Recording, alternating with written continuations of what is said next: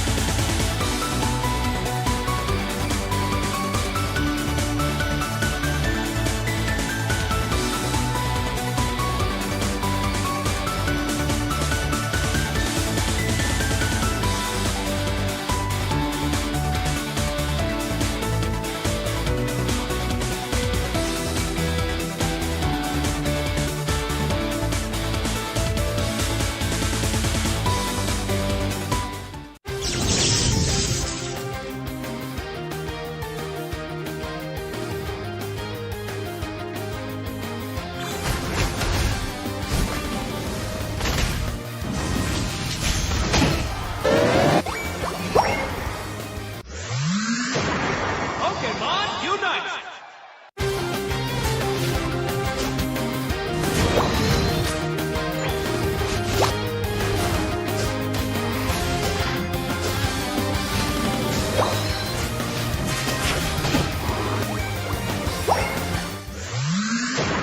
Pokémon Unite!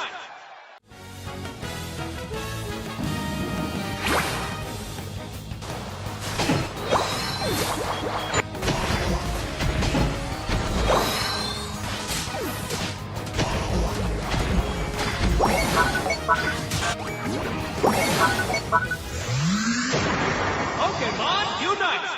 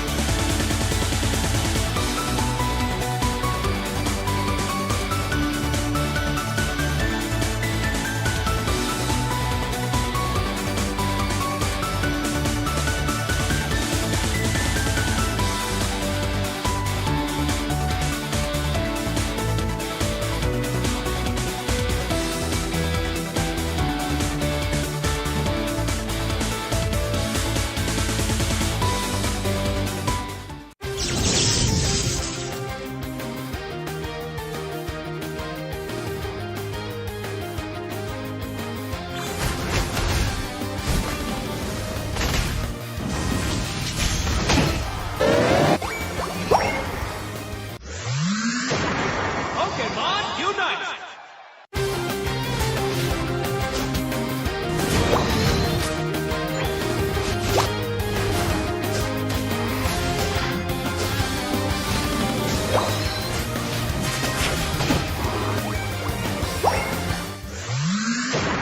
Pokémon Unite!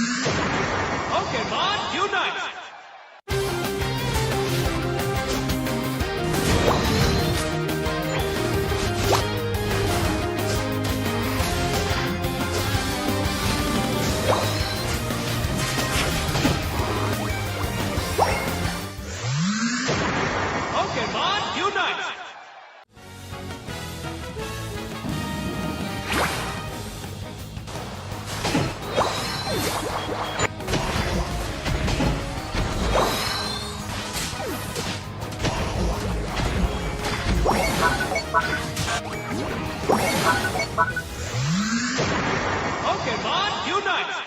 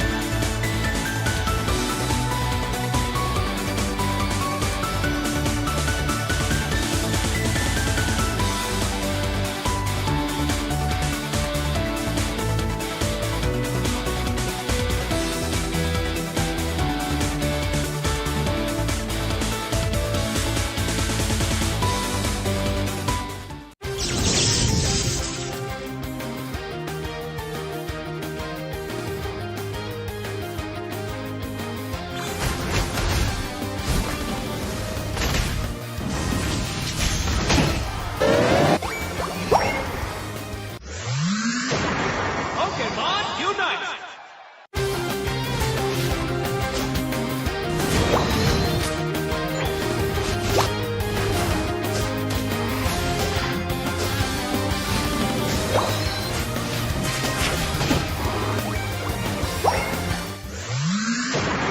Pokemon Unite!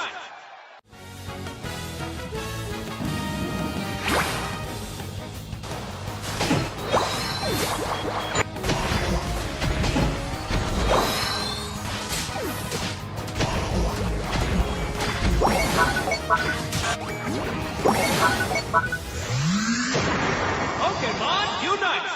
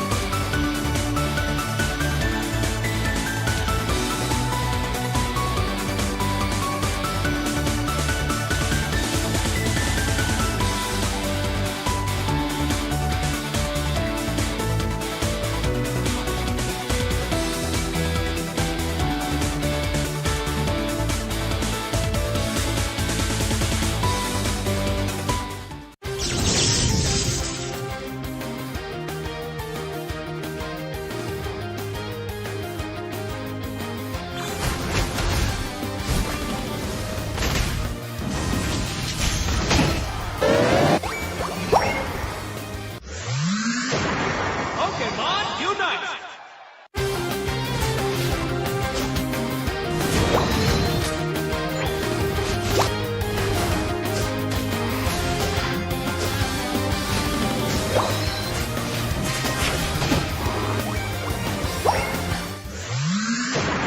Pokemon Unite!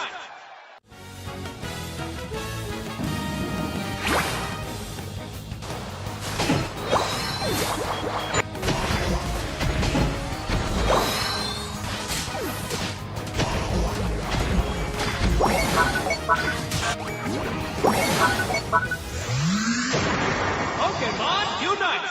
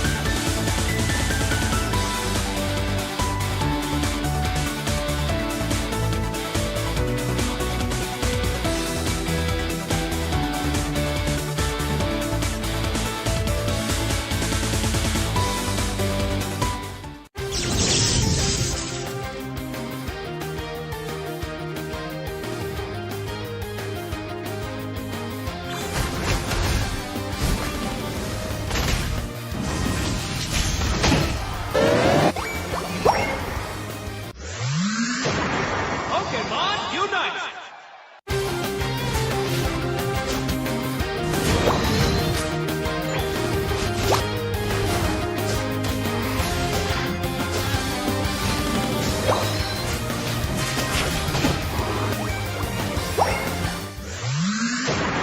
Pokemon Unite!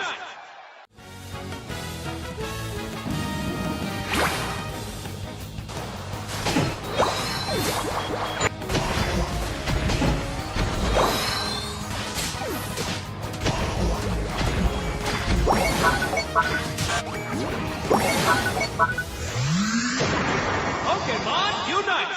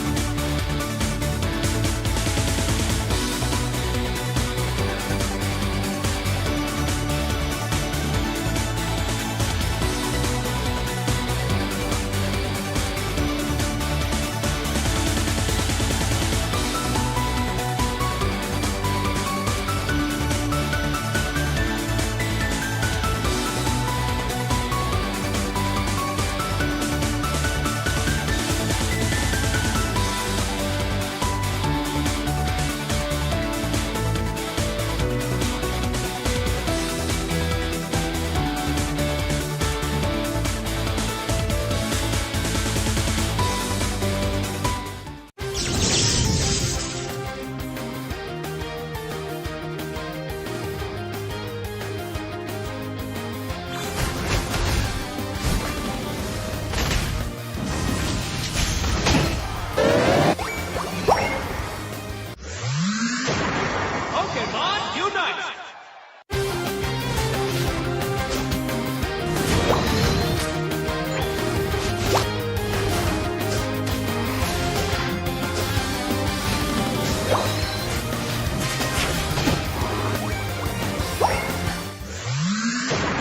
Pokemon Unite!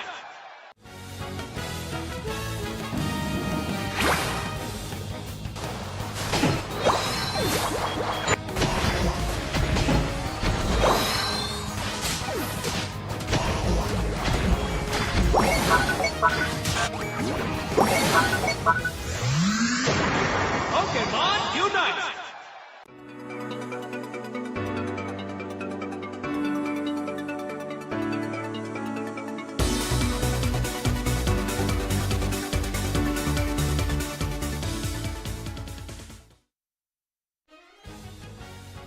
Welcome everyone to the 2025 Pokemon Unite Asia Champions League, to the fans that will be watching at home. Hello everybody, I'm Infinity and together with me is no other than Pikachu's. Pikachu's, how are you doing?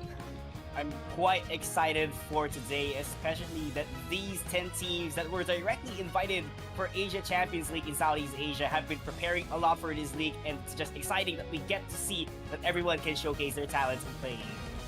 Oh, for sure. Like, today is the start of Pokemon Unite Asia Champions League, and a lot of teams came in prepared, the best in the respective regions. I mean, we saw a couple of teams, the third place straight out of the gate coming from the World Championship Series on our very first matchup for the day. So very exciting stuff to the viewers that will be watching at home. How about you, Pikachu's?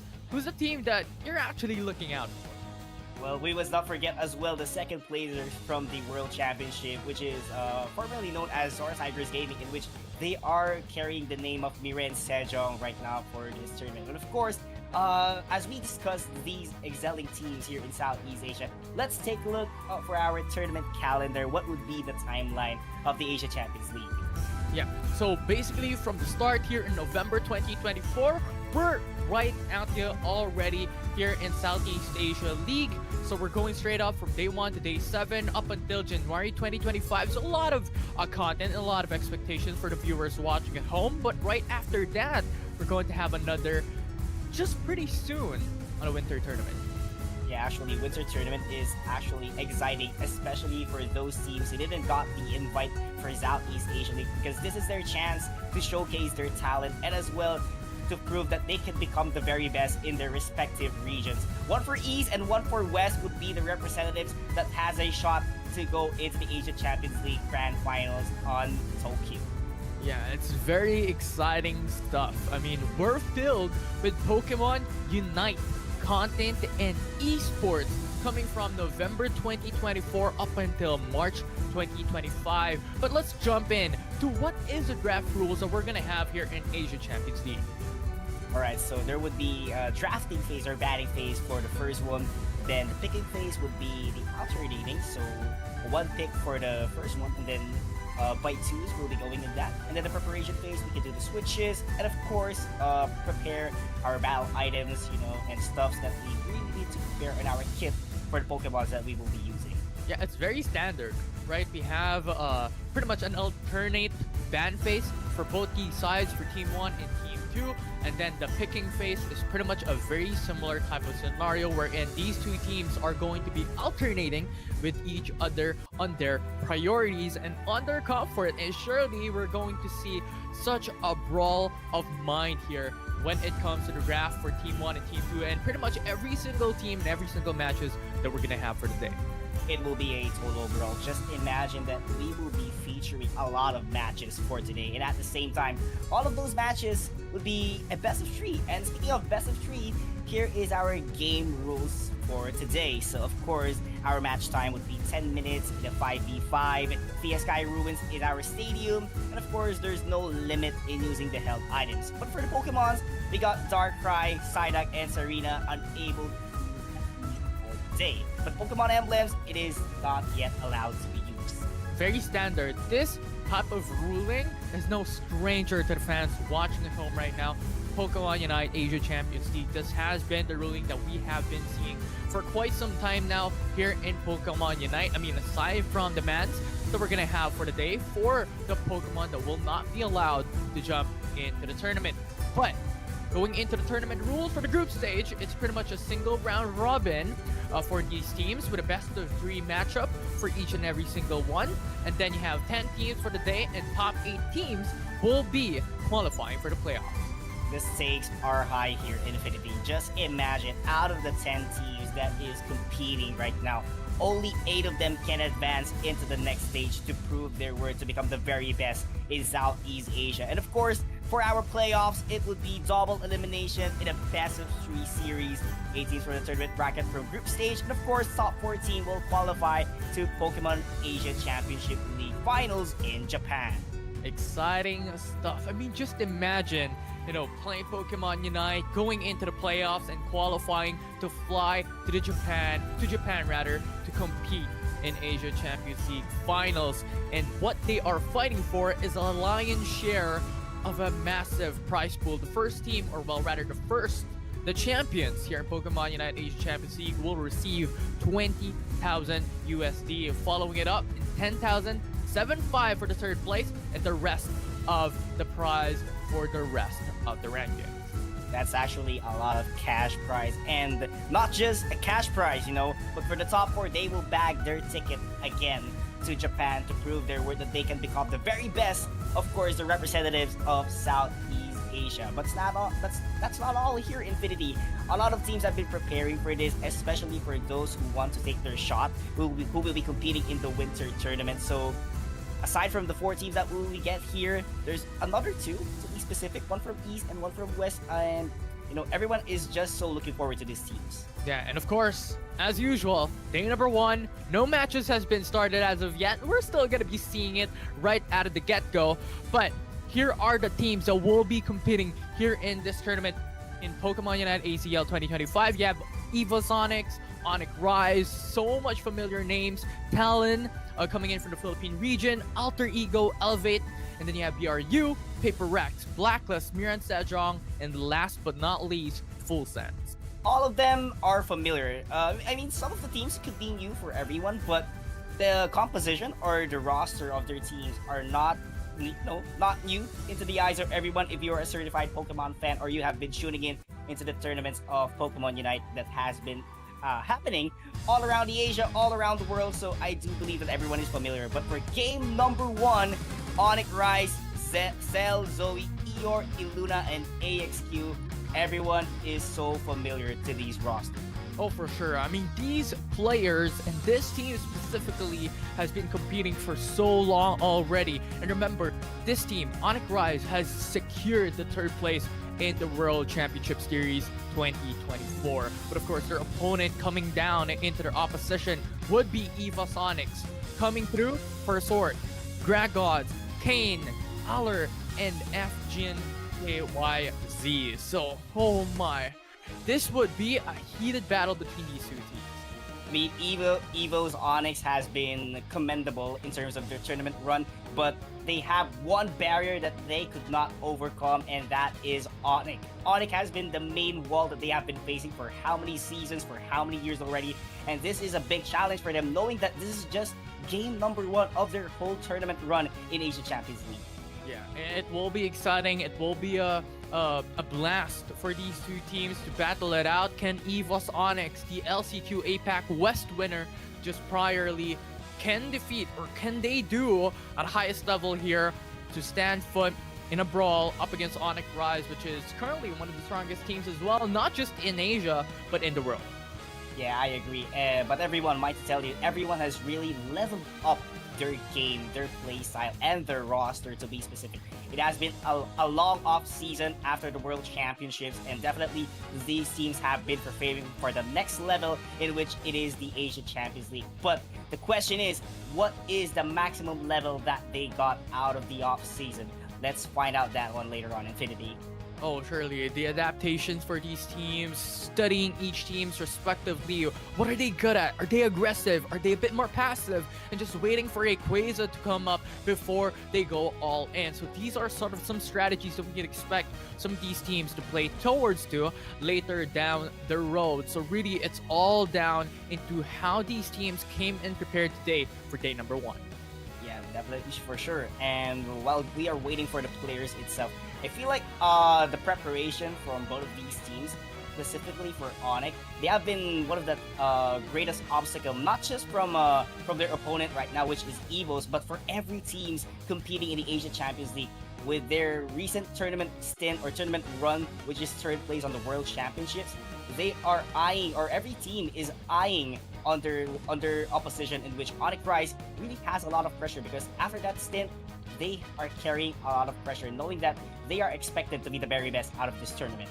Yeah, and these are just not any teams for the ones that we have for today. We have seen prior on the 10 teams that will compete here in ACL 2025, but these are no strangers to Pokemon Unite in terms of their esports and in terms of their competitive prowess and history. They have been playing for so long already. In terms of their achievements, they have been here for so far. So I think coming down to it, aside from the studies that they have done for each respective teams, their history, their knowledge and experience coming down into Pokemon Unite in general would be a huge benefit and huge help here today. Oh yeah, and actually they have retained their roster. That's another factor that we have to look forward to. Retaining their roster would definitely strengthen their chemistry even more, so that they have been together since, day one, even day zero, and having that kind of advantage towards any other teams here, like they can solidify all of their ideas, all of their strategies, forming it into one explosive key factor in order to pull us their way, of course, from the very best in this tournament. Yeah, don't fix what's not broken. If your team is already one of the strongest, not just in Asia, not just, locally, but in the world, why fix it? Because this team already has been through a lot. Their chemistry is top-notch already. And I think coming down today, it's all about fixing some minor loopholes or some minor things that they could adjust, coming down into strengthening their power in the ACL, in the competitive scene, and also studying their opponents. And then we're going in for the respect bands, going in through the drafts, looking at the strengths and the weaknesses of each and every single Pokemon in general to fit in their composition would be a really, really good advantage coming down to it. But Pikachu's, just recently we have seen Darkrai coming through Mhm. and Psyduck coming through as well in Pokemon Unite, and I've seen a lot of good things coming from these Pokemon. Unfortunately, it's banned away here in ACL 2025, but coming into the ranked games, ooh, Oh my god. It is a big obstacle and a big challenge for all of us players playing in ranked games. You know, Darkrai has been one of the phenomenal Pokemons out there that you can use, especially if you're a solo player. You can actually benefit a lot of it because you can just solo carry your way all the way into the leaderboards. But same thing with Psyduck right now. It has been the quite opposite. I'd have to tell you that because it really does cater a lot of support coming in from your team, and I love the Unite move. It's called something Sayayayaki, as far as I can recall. And yeah, a lot of players have been already using it in their ranked games. oh yeah, surely. It's all about adaptations. Who are the teams rather, that will be able to adapt quickest, coming down into adjustments, patch notes in terms of new Pokemon coming through in Pokemon Unite. That will be huge upscale coming in from these teams as well, to be able to understand each Pokemon at their tip-top shape and what can bring out the most out of each and every single Pokemon in terms of composition as well.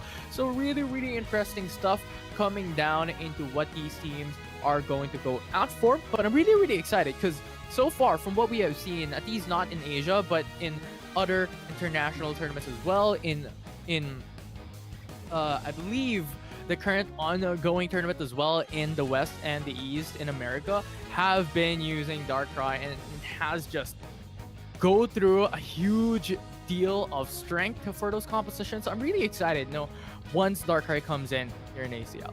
Oh yeah, for sure. Maybe we'll see Darkrai on day number 3, day number 4. Who knows? But for now and for tomorrow, I believe Darkrai and Psyduck cannot be used. Same thing with Serena.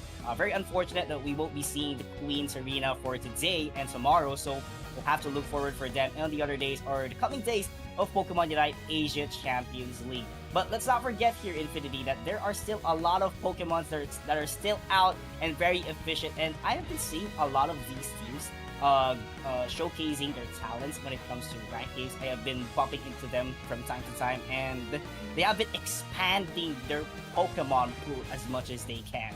Oh yeah, you're at the pro level. You're competing with the very No. best in your ranked No. games.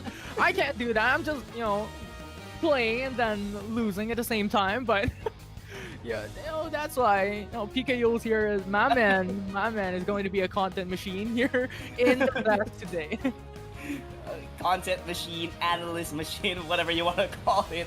But yeah, speaking of expanding their pool as much as possible, I've been seeing them for quite some time, just like you said a while ago, and together with their roles, actually we have here AXQ from Onyx Rise being the main attacker, Dev, which is the all-rounder, same thing with Eeyore, all-rounder but on a central perspective. And we have our tanks and support Iluna and Zoe from their team. Yeah. So these are some of the players that we really have to look out for. I think a lot of these players, especially coming down to Onyx Rise, we keep on talking about them, but they are just really strong at the moment. I mean, they were the champions in the Indonesia qualifiers. When it comes to World Championship Series, they were able to secure third place in WCS 2024 as well. So these players are pretty much top-notch and pretty much all-star players coming down into this roster. So a lot of expectations for Onyx Rise to perform here today. But EVO's Onyx is no stranger to the Pokemon Unite fans. So a lot of pressure on their shoulders as well to perform and match up against Onyx Rise. Yeah, this is quite early for them to go head-to-head because they are the top 2 teams specifically on their country and region. So definitely, this is a big head-to-head bout between of these teams. EVOs on the other hand, they haven't retained their current previous roster from the World Championships, but the core stays with it, and they are no stranger heading towards game number 1. And now we are jumping into the picks and bans. You have immediate bans coming right through already. Umbreon for one, and then you have Mewtwo removed as well here in Pokemon Unite. I think Umbreon is just really strong. You have so much utility coming down and also a lot of defensive capability. So banning it away is a huge advantage coming to EVO's Onyx to not wanting to battle up against it. Yeah, actually, because of the kit that it can have, especially when you use Miluk that could isolate a Pokemon or two, that would maximize the value it out later on. But I love the banning as well here from Mewtwo specifically, because we all know how powerful and the cooldown reduction of the utilities that Mewtwo has could definitely provide a lot of damage in your team fights. Then Mimikyu right out of the gate. It will be locked in by EVO's Onyx. Really, really strong. And then Hoopa and Leafeon as an answer. These is really strong and a huge staple already in competitive scene. Hoopa just gives so much capability in terms of resets. Yeah, in terms of reset. But I love the Leafeon pick here as well. I was using it a while ago, and it does offer a lot of mobility and damage still, despite of all the patches that has been going forward in Pokemon Unite. But one thing that you have to look forward is Kane using the Urshifu. It could be the dark, it could be the water, but let's see what would be the utilization of Kane later on. Oh yeah, for sure. A lot of Pokemon being locked in already, but Cerledge and also Mamoswine locked in for Onyx Rise. So very standard type of composition so far, but EVOsonics going in for the Espeon. They need those damage to come through, but on top of that, you have the supports locked in already. Eldegoss will be the final one for EVOsonics, and Dragonite to be the final one for Onyx Rise. I actually am curious on how AXQ would try to utilize the Dragonite, especially that you would want it to have an attack rate in order to have a powerful Hyper Beam later on into the later stages of the game. But look at the battle items that Onyx has on their hands. 3 of them actually are using X, actually 2 of them are using X attack that could boost a lot of their kit in the late stages of the game, in which they do really need that, especially that the sustain is looking good at the side of EVOs, knowing that they have 2 all-rounders, 1 defender, and 1 supporter, which is Dragons, the man himself. Yeah, it's really exciting. I mean, these 2 teams are going all out immediately in the very first match of today in ACL 2025, and Mimikyu as the pick for EVOsonics is a really huge advantage as well. If we're gonna think about it, the ultimate play with me just locks in onto a single target. Really huge. If we're thinking about some of the targets that EVOsonics could really look out for, would be the likes of Leafeon if they want to remove those damage. Cerledge and the Dragonite are some of the good options as well to lock in later on. So Mimikyu would be a huge thing for EVOsonics here in match 1.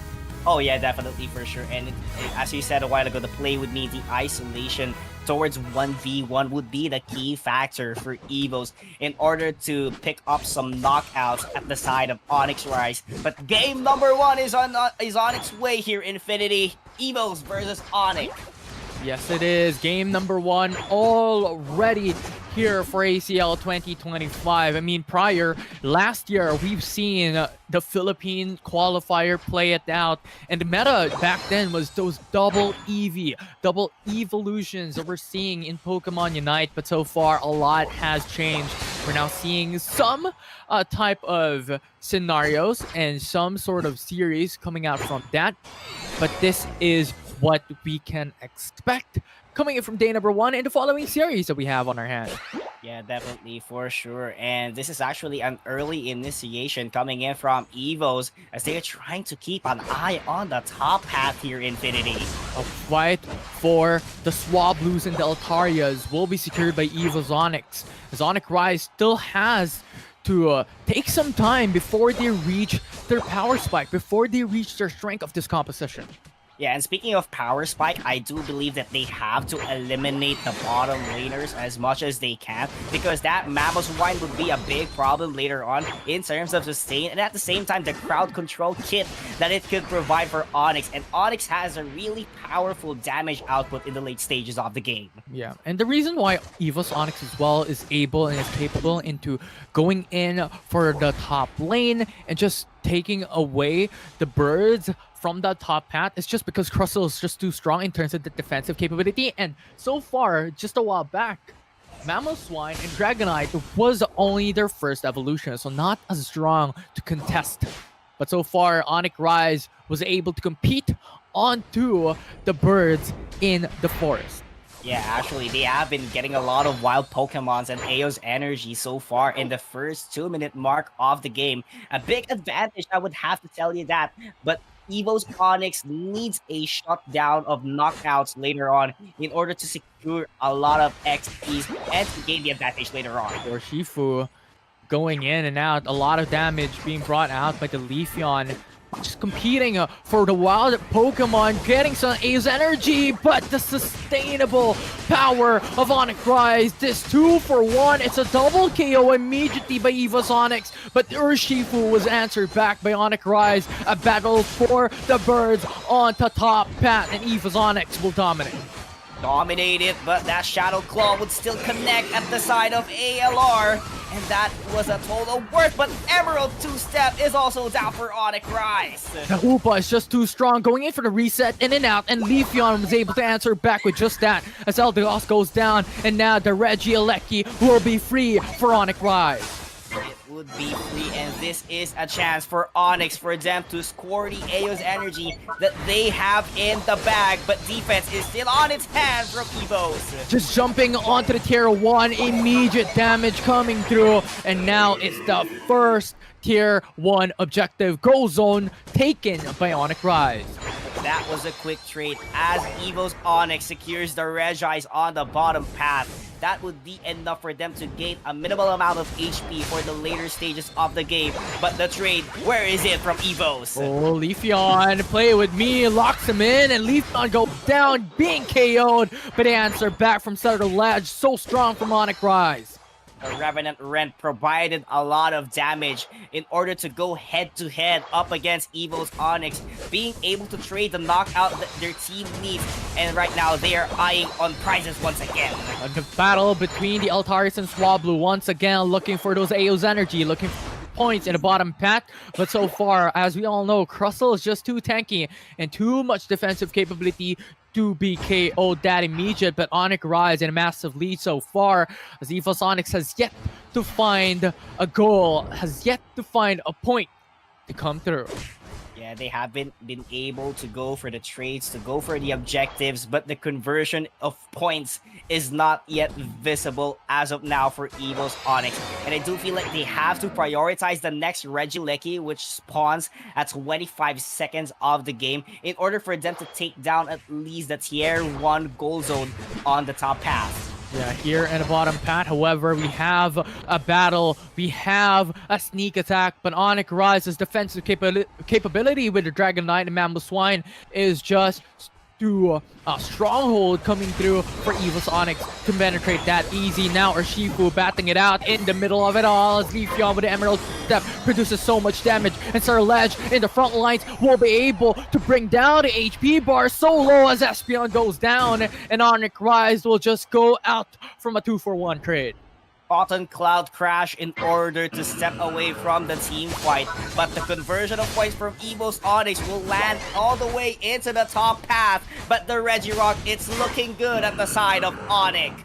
Yeah, Evo's Onyx going in for first dunk in the goal zone, 40 points immediately. Regieleki will be the next target, but Onyx Rise with a steal on, or well, rather with the elimination as well. It's just on now. It's Onyx Rise to dominate it. 2 KO already immediately jumping through, and Onyx Rise is not here to just stay. Shadow Sneak coming through for Mammoth Swine, looking for an opportunity for them. As we have mentioned a while ago, Onyx Rise was able to steal the Regieleki with just the Hoopa. Perfectly executed from Zoe. Just imagine, he had the hyperspace hole ready all the way to the top path, and he had the rings unbound for the response for their team. And now they're not stopping here in the bottom path. They're still looking for more. They're going through with huge damage upscale, and Onyx Rise will be able to take a double KO, make it triple, as another goal zone will fall to the hands of Onyx Rise as they have secured over 80 points from that engage. The maximum value of Unite moves from Onyx has been to its maximum state. Mammoth Mash was able to disturb the formation of Evo's Onyx in order for them to force the knockout against them. And right now, they have taken 2 goal zones so far, and they are still eyeing on the forest of Evo's Onyx. Yeah, they want to remove every single sources of Eva's energy points coming from Eva's Onyx. Disable them to go and take more points for themselves. But so far, Eva's Onyx have yet to still take down a single objective, a single goal zone away from Onyx Rise. Their defensive capability with a Hoopa as well on their utility just enables them to come through and respond quickly on top path or bottom path. Oh, this is looking good for Onyx. Just imagine they can get another objective all the way into the bottom path, and it would be an additional HP for their team, and they could actually go for the formation already all the way into their Rayquaza. But I feel like this 9 seconds would be enough for Evo's Onyx for them to take down the Regieleki, but they would have to focus their attention in scoring the goals. And this is the thing, Onyx Rise have that hyper priority onto Reg Eyes just a while ago, just because Rayquaza will come up next. And at this point in a 5v5 brawl, Onyx Rise with that Reg Eyes buff will have that huge advantage. Huge advantage in order to prolong their lives from being knocked out in this situation, but they don't have to force the fight. They just have to watch out for the Rayquaza, and Evo's Onyx needs to double step up their time in securing this objective. They have to play defensive. And I reckon Mimikyu, if they want to, they can just sneak themselves up onto the top path and just dunk some points. That's 100 points immediately if they just able themselves to come through into dunking out 50 points. At this point, Rayquaza now being started. Onyx Rise just playing tag your red up against their opponents. Look at Urshifu from the bottom position, just waiting for that sneak attack. Now Aldegos going in for Unite in the middle of those fights, as Hoopa as well with the Unite move going through, but Onyx Rise is still a complete 5-man team, but Eva's Onyx will be able to take down the Rayquaza, and now they're looking for their points. 190 immediately, 100 points from Mimikyu in the bottom path, and they're looking for more, and Onyx Rise on the precipice of defeat as Eva's Onyx was able to just take an objective out from their foot. Evo's Onyx taking down the largest wall that they have been facing for how many seasons, but this is just game number 1, ladies and gentlemen. The Revenant Ren was too early at the side of Onyx Rise. It could have been better if they utilized it at the later stages of the Rayquaza fight, and that Revenant Ren at an earlier stage was the price from Evo's Onyx taking game number 1. What a phenomenal start here by Eva's Onyx. We were mentioning just before the match was started how Eva's Onyx will be on par up against Onyx Rise, and this is it. Eva's Onyx takes game 1. Wow, what an upset against the top contenders, not just from their region, but for the whole Asia Champions League. Onyx Rise, Evo's taking game number 1, and they would have to retain the same kind of gameplay heading towards game number 2 later on. Yeah, and the strength of Eva's Onyx coming down into the Rayquaza fight was insane. It was really, really good. Urshifu's positioning, Kane's positioning was more towards the bottom path, just waiting for the opportunity to go for the sneak attack on their backs, and then you also have the Mimikyu to really just lock in into a single target for Onyx Rise. You have mentioned this during the draft, it's just too strong when it comes to those team fights. Yeah, actually, you know, the mobility, the rotation, it was really there for Onyx Rise, but I feel like they needed more in terms of the kit that they have to provide in zoning their opponents a while ago, because it was just a total dance in the Rayquaza's pit a while ago. Actually, it could have been better if that Mimikyu from Evo's tried to sneak in for a 100-point goal zone. That would actually be very possible if they really wanted to utilize that kind of gameplay, but they focused their attention on teamfight, which was actually a worth it utilization coming in from Evo's in order to secure the objective for themselves and get game number 1.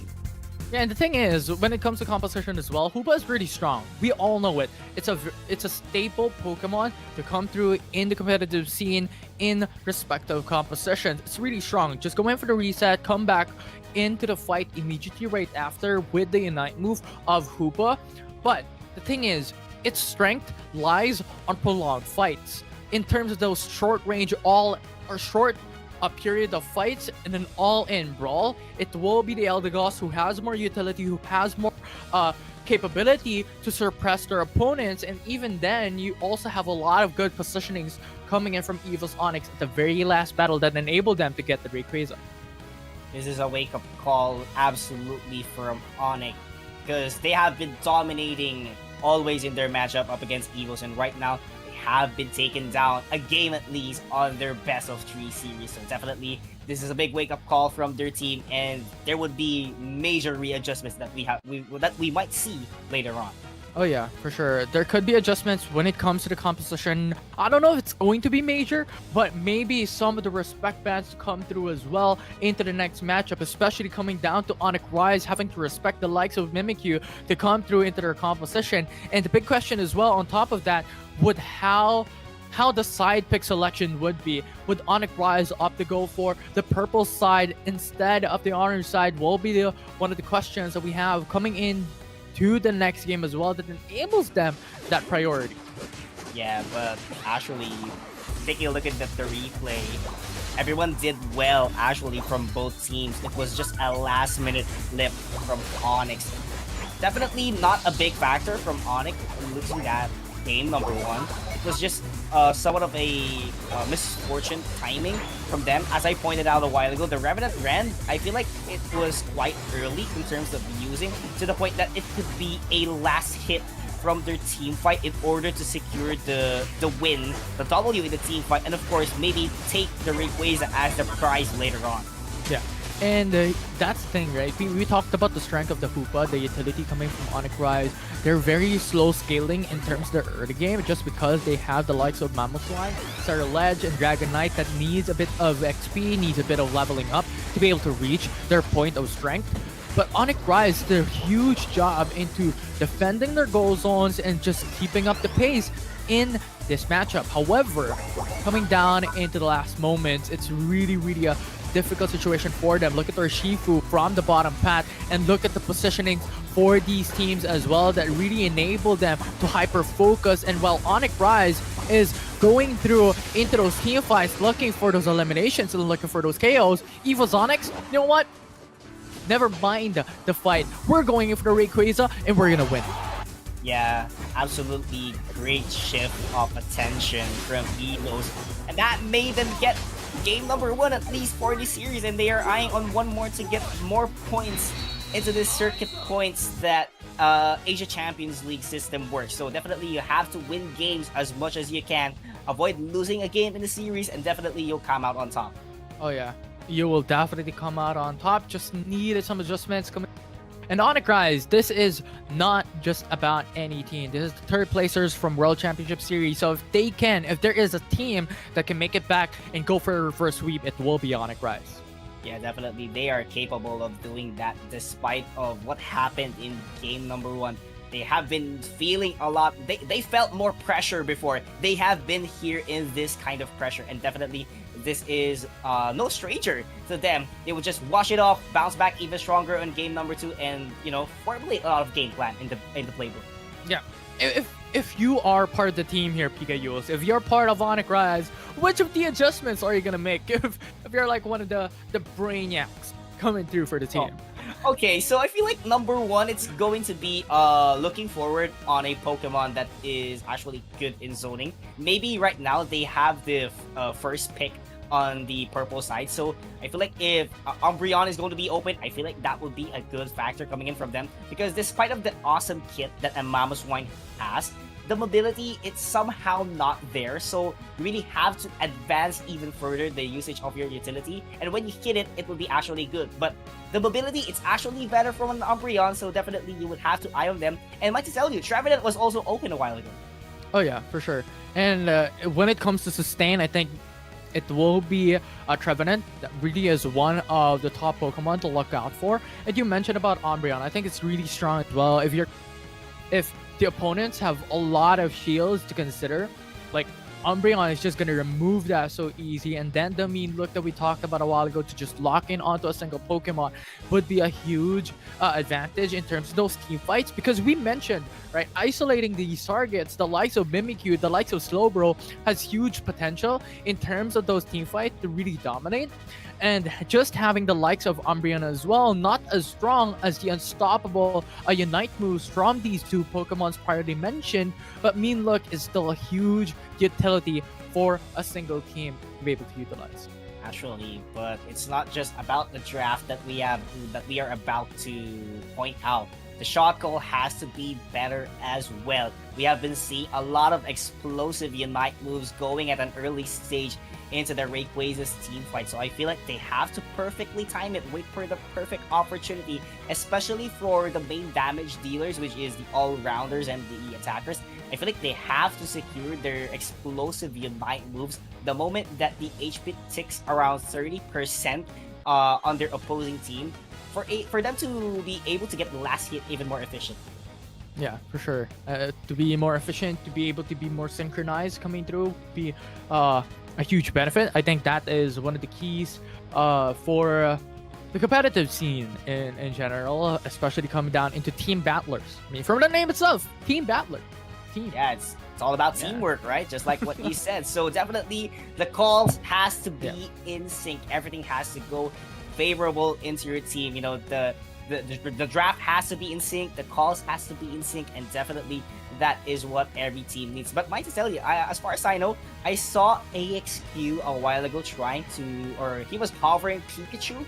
I feel like Pikachu is also a great factor additional into your team. Not just the damage that it provides, but the 1v1s that it could go with the Volt Tackle plus the Thunderstorm or the Electro Ball that it could give. Definitely a huge amount of damage. Oh yeah, huge amounts of damage. I think that is one of the good things about what we saw. At least for Onyx Rise, their composition is very standard across the board. But now we're jumping into game number 2 when it comes to the picks and bans, and immediately Mewtwo Y will be removed. Oh yeah, it's a must ban. Just like I pointed out a while ago, the cooldown, it has been very efficient. You could just deploy numerous amount of damage to your opponents and they will just be knocked out immediately. But I love the banning here of Leafeon once again, ladies and gentlemen. The Solar Blade has been giving a tough time, especially if it is going to be a Leafeon all the way to the backline with a great support or a defender. Definitely, it could just deploy unlimited Solar Blade in the game. But right now, Umbreon is still banned, might I tell you, Infinity. Well, like this, Urshifu has been removed. They do not want to fight up against Urshifu that has been used by Kane in the prior game. But Mimikyu, as always, would be the hyper priority here by Onyx Rise. Yeah, high priority, I would have to tell you that. 1v1s are very important in this kind of gameplay. But Dragods, trying to hover the Blissey, the Soft Boiled, and of course the Egg Bomb that could cancel a lot of moves set. So this would definitely benefit their team. And this Crustle, yes, it hasn't been, very visible in ranked games, but when it comes to the competitive scene, this would actually benefit a lot, especially from the Rock Tomb that could definitely close a way for your opponents to advance even further. And now Hoopa, once again, one of the staples coming in for the side of Onyx Rise, will be locked in. And Ceruledge to follow. Well, the performance a while ago mentioned this, very standard and very strong when it comes to utility. But in addition for Mimikyu, if they go in back again with the same composition with Mimikyu, just in addition to it, I don't mind. I feel like it will be really strong to come out for a win here for Onyx Rise. But here, Eva's Onyx with an answer, with an Espeon and Garchomp. Actually, this is very identical composition, and AXQ locks in the Pikachu. So there are two Pokemon specifically for Onyx that could go for the 1v1s. One is the Pikachu, second is the Mimikyu, very identical. They have the mobility in terms of rotation, but the zoning capabilities, I feel like they would have to rely on AXQ and Illuna as much as possible, because Illuna, yes, the slow phasing is there, yet once you land those moves, that would be a big impact coming in from your team. So high risk, high reward, I'd have to tell you that. But AXQ could be the secondary option of their team. Yeah, for sure. So we'll see how these teams are going to change things up and are going to perform, because Eva's Onyx has drastically change their composition. As for Onyx Rise, there are a couple of changes here.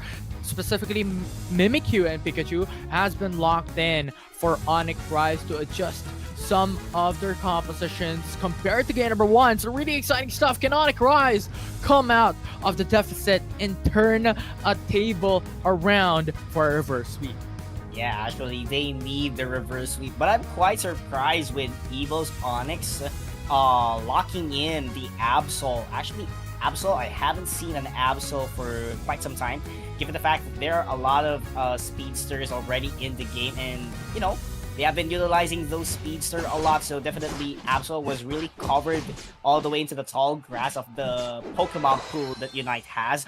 But let's see what could be the execution of Evo's Onyx as they are eyeing another game to take the series down. Yeah, and the thing is, I believe Evo's Onyx going in for this competition really want to go for a hyper-aggressive early game type of setup, considering they went in for the Absol. Absol is in the early game, so they really have to capitalize on it and bank onto the Absol pickup, along with the likes of Espeon at level 4 already that could get a huge bump in power. So Evo's Onyx, those early games are going to be something to eye on for Onyx Rise. Yeah, you definitely have to eye on that, and especially with the proper cooperation with the sand attack of a Gible that could definitely close out the vision of your opponent. But Resorte has to back away for his life to avoid being knocked out in the early stage.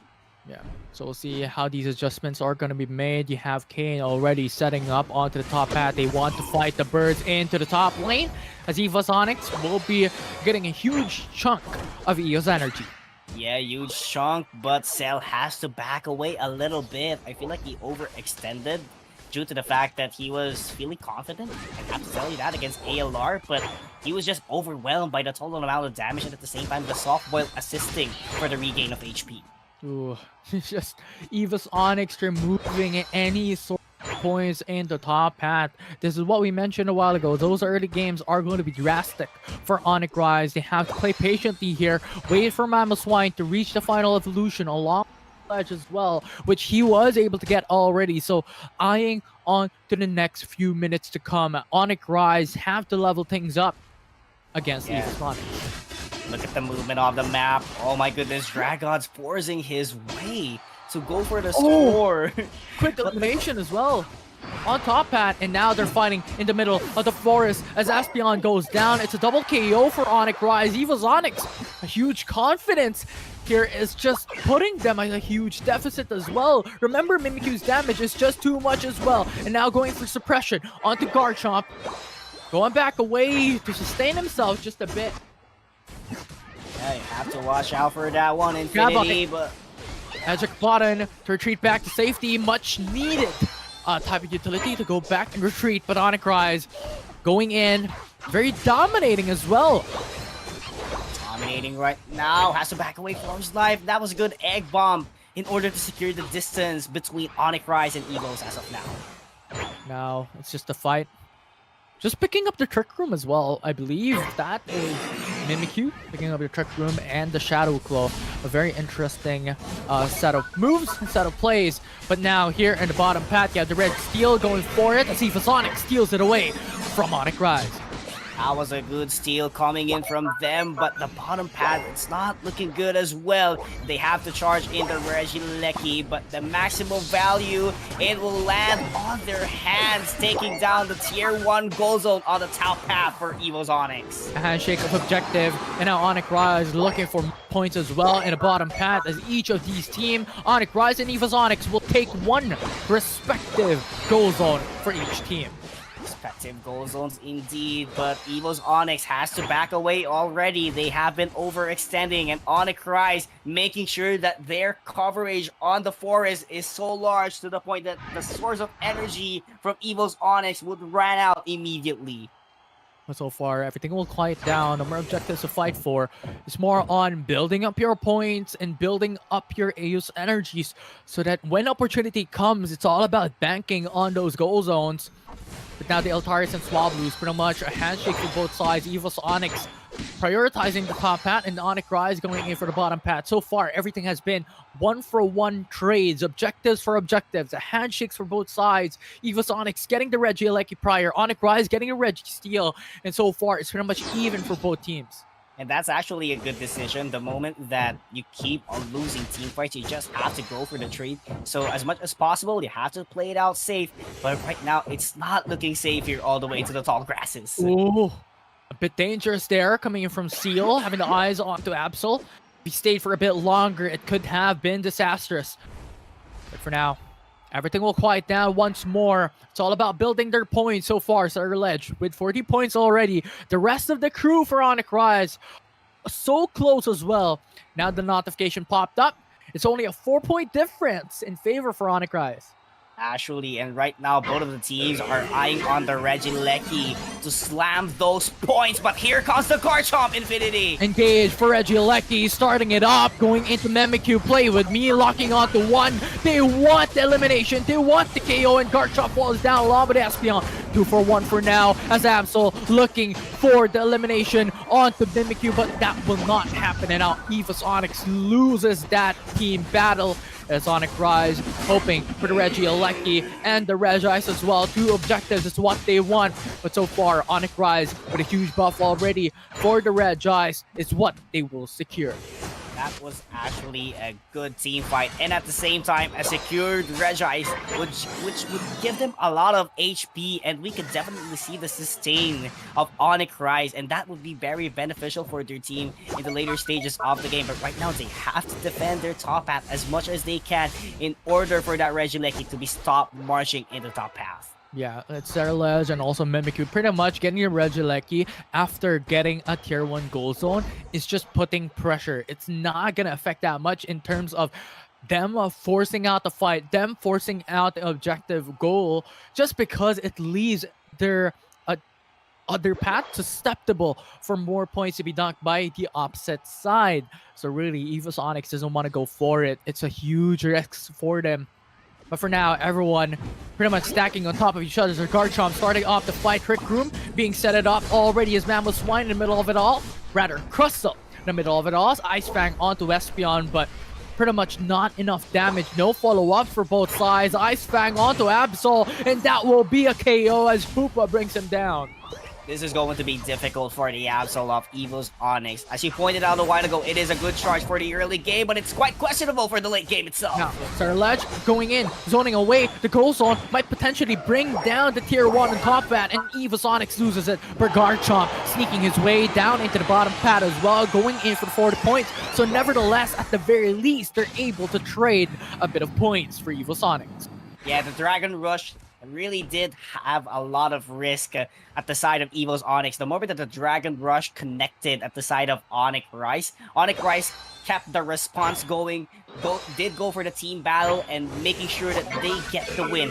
Right now, eyeing on the prize once again on the Regice. Additional HP once again for their team is the prize. Yeah, in 16 seconds before Rayquaza comes up, it might be Onyx Rise once again doing something that they have done just prior in game number 1. But remember, despite them getting the Regice, they still lost on that last-minute fight that EvoSonics forced away. So we'll see what can happen this time around. Can EvoSonics do the same thing that they did in game number 1 and repeat history once again? Evo's Onyx, they did the flip on game number 1. Just have to do it again. But right now, look at Mimikyu. Just going into the bottom patch, just sneaking himself way downtown and going in for the dunk on points. That might just secure them a huge advantage at this point. And now Hoopa rings him down, so Mimikyu can jump into the fight once again immediately. Rayquaza once again will be secured by EvoSonics, and they have so much points for themselves as well as Serlej and Pikachu removed from Onyx Rise and EvoSonics. This will be history repeating itself, and the upset from the third placer in World Championship Series, EvoSonics set foot once again and making an historical play. They are now on the lead, 20 points above Onyx Rise. ALR needs to secure this goal for them to secure the W, but this is too risky for Evo's Onyx to advance even further into the map. And right now, they would focus themselves on defending their Gold Zone's Infinity. It is pretty much them going in for the defense. Their only way to be able to make it through, as Onyx Rise has to force something. Mama Swine going and patting himself way uptown. Here in the top path, that 40 points is going to be huge. Nice dodge away from Blissy's capability on removing that. And now you have the catapults going through. Will not be denying that 40 points. And now Onyx Rise will still not be in the lead, as Eva's Onyx is still on a huge advantage. Art Scarchomp goes in. 100 points comes through. Onyx Rise trying to deny it. Trying to go over those dunks. Trying to go over those points. 14 before the goal zone is removed. But Eva's Onyx's defense is just too much to handle. 10 seconds remaining for Onyx Rise to be able to change things up. But with a team elimination, Eva's Onyx will come out on top and win up against Onyx Rise. And the upset will make it happen for Evos. ALR doing wonders a while ago, knowing that it could be a possible takedown from Onyx Rise all the way into the top pass. So he waited an opportunity for everyone to advance even further onto their base, and that opening made him secure a 100-point goal zone in order to bring back the lead for Evos. And Onyx Rise had a huge amount of skill set that they could have done, but they decided for Self to sneak in for a goal, and that one Pokemon that they lost in team fight cost them the game itself. Yeah, it's so good. The upset coming through. I mean, these two teams are very familiar with each other. They are from Indonesia region, and at this point, if we're batting it out, if there is any team that is familiar with each other, it should be Onyx Rise and Eva's Onyx. But Onyx Rise, remember, they are the third placers coming from WCS 2024, and Eva's Onyx here in ACL 2025 just came through with a bang. Came through with a huge advantage, just getting the Rayquaza from game 1 and game number 2 to change things up for them to take a win. That was actually a phenomenal performance from Evos. As you said a while ago, both of them knew each other for quite some time, but they managed to get away with an obstacle that they have been facing for how many seasons in the Asia Champions League, and right now Evo's Onyx at least is at the top of the leaderboards. Yeah, we'll be at the top for now. They will get a 2-0 win up against Onyx Rise that puts them at a huge footing here in ACL 2025, at least here in day number 1. Remember, it's a round robin best of 3, so each of these teams will be batting up against each other. 10 teams to be more specific, so a lot of ways to go for Eva's Onyx to secure that top 4 spot. But for now, they are on a really good position here in ACL. Yeah, for sure. They have the early advantage, I'd have to tell you that. And actually, that was just a phenomenal performance for them. And Onyx Rise, this is actually a wake-up call for them, knowing that their top contender in their region did an upset against them. This is a sign that they have to look forward on the other teams as well here in the Asia Champions League. Yeah, but nevertheless, this is just the very start. As day number 1, there's still a lot of ways to go for them to be able to make points. And I believe, if I remember correctly, top 8 will be proceeding into the playoffs. There's still a lot of opportunities for these teams to be able to garner some points and garner some wins here in ACL 2025 before the playoffs will happen, before group stage will come into conclusion. And Onyx Rise is one of the teams that has to do something. Yeah, definitely, for sure. They have to eye on those goals. They have to step up their game as much as they can. Yes, it's very far from concluding who would be advancing into the top 8, but definitely every wins or every game is already at stake here for Onyx Rise, and they have to make sure that they get most of their games right now is a double lead. Yeah, it's a good game, well played. I mean, that's pretty much the storyline for the teams. A huge upset for Onyx. Remember, from the beginning up until the middle of the matchup, up until before Rayquaza came up, it was Onyx Rise who consistently garnered the advantage, who consistently was in the lead. Game number 1 and game number 2, it's a huge difference and disparity as well to take into consideration, but just one Rayquaza fight changes things up. Yeah, definitely a flipper, I'd have to tell you that. Once you get that lead on going, when the Rayquaza appears at the last 2 minutes of the game, definitely you have to look at your backs. And definitely that was a good and phenomenal performance from Evos, and they will be banking the 2 Ws already in their bank. Right now they will have to rest for, of course, and look forward on the next games. Well, we have a couple of more games coming here today. It's Talon and FS coming up next, game number 2. But before then, we're gonna take a short break. I'm Infinity and this is PKUs. See you then.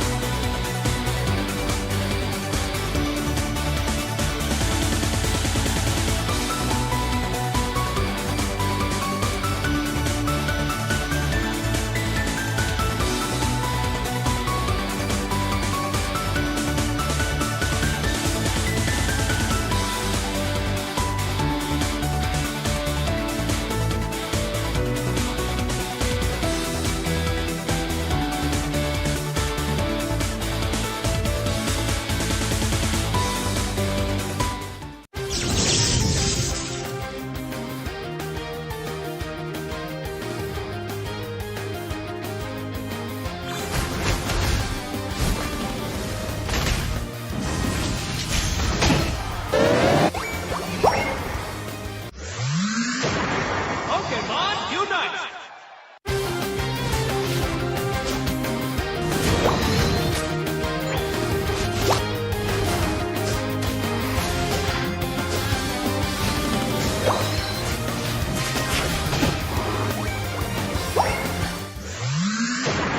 Pokemon Unite!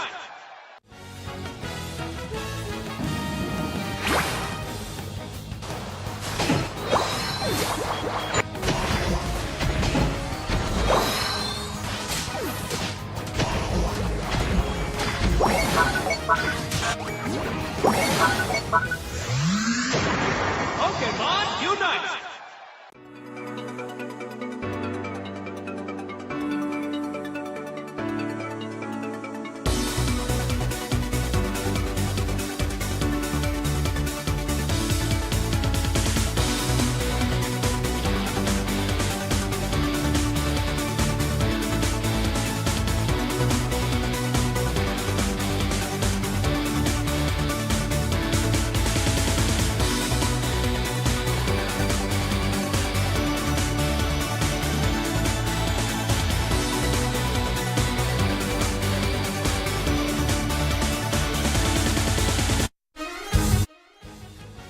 Game 2 on our hands here in Pokemon Unite ACL 2025. It's Talon versus Full Sense. We're still the same caster, same people. I'm Infinity in this because Yeah, very excited, of course, for game number 2, just like what happened in game number 1. But right now, a different set of teams. Talon versus Full Sense, just like what she said. Talon, they have retained their roster, but, you know, there's a slight actually that happened.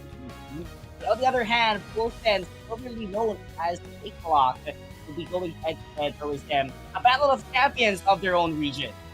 Yeah, for sure. And this will be a heat battle between these two teams. I mean, you all know Talon is a really strong team coming down into the Philippine region. They have been performing in the international stage as well in years prior. And then you also have the likes of Full Send that are one of the strongest in the Thailand region as well. So really, these two teams and this matchup will be a huge thing to watch out for, especially for the Pokemon Unite fans in the respective regions that we'll be watching here today. Yeah, for sure. A lot of expectation from both of these teams, specifically for Talon. I know a lot of Filipinos have been really wanting for them to see once again into the bigger stages of the tournament, of course. But let us not deny that that is also the case here for Full Sense. A lot of expectation from their team as well after their tournament run on the WCS, and teams right now keeps getting better and better. Yeah, teams have been getting in better and better. I think that's pretty much what you have to do if you're a team, if you're a part of the competitive scene. It's a continuous progress. It's something that you really have to do. You have to evolve each and every single step of the way. You have to become stronger and stronger so you don't get left alone in the dust. Yeah, actually, and for sure, these teams have been preparing a lot for this day to come, just like the other teams. And I can definitely see that a lot of fans out here from the YouTube stream are actually watching it as well. A lot of people are waiting for the comeback of Onyx later on against Talon, so we'll get to see that one later on. But let's focus our attention, of course, to Full Sense and Talon, you know, retaining the original roster, Mark Gods, Stu, Noltiza, Sungaze, Terra Watabe, and Oatmeal as the sub player of Full Sense. Oh yeah, it's Talon and Full Sense. I think at this point, I believe Talon has been just really strong overall. I think we talked about this already, but I want to reiterate that Talon Esports so far has been in a couple of tournaments. They are in the top 8 WCS 2024. Not as high as Onyx Rise, that we have seen as a third placer, but they have still performed. They have set foot in the World Championship Series. They were the top 3 in ACL 2024 as well. And I think this time around, they're here for the vengeance. They're here for a win. And they're looking for that top position to go into the playoffs. And as for Full Sense, they're pretty much Thailand champions. Yeah, actually, and I just noticed that every single teams here who competed in the WCS, specifically into the playoffs or the top 16, I do feel like every one of them lost their tournament run up against Fennel, champions of the WCS from the Japan League. Yeah. So definitely these teams, they have been familiar to each other, but overall into the tournament atmosphere, I feel like it's going to be different. So definitely we'll have to look at that one later on. The thing is, Fennel as a team is one of the strongest, especially to come down into the World Championship Series, especially on the tournament in Hawaii, in Honolulu, Hawaii. They're just too strong. They're one of the strongest coming down into that tournament. Every single team that they faced up against, they were just crushed. So I think it's just out of the paper, just out of the well, coming through. Fennel is one of the strongest right now in the world. And so far, these teams that we have right now here in Asia have to step up their game, have to step up on the same level as well if they want to beat the best, to be the very best. Yeah, actually. And speaking of Japan teams, ACL for Japan is actually happening simultaneously as well, together with the India region. So definitely interesting, and definitely a lot of tournaments happening around the sun. So definitely we'll have to be there as much as we can. We need to catch up as well in order to see what are these teams preparing for or what they have to offer. But Southeast Asia region is our focus here, ladies and gentlemen, and quite a matchup that we will be having for today. Talon, they retained a lot of their man into their roster. Mike coming into the team, of course. There was a departure from Lance in which he transferred to Blacklist International, formerly known as Izen Omento. But the core here from Talon is still very solid. Yeah, for sure. I think one adjustment definitely took a hit, but it will not drastically change the power of Talon. As we see the roster, you have Sync 1, RBX, you have Dylan, Kai, and Mike as well. Very familiar names if you're fans of the Pokemon Unite, the Philippine qualifiers, and the Philippine competitive scene of Pokemon Unite. Really strong people. Yeah, really strong. But that is the same case here for Full Sense, Terra Watabe, Spoo, Sunzig, Notiza, and Mark God as very familiar names as well. We have been seeing for quite some time, specifically in their region and in WCS as one of the most consistent teams in their region. But grab your popcorns, ladies and gentlemen. This is going to be a show that everyone has been waiting for.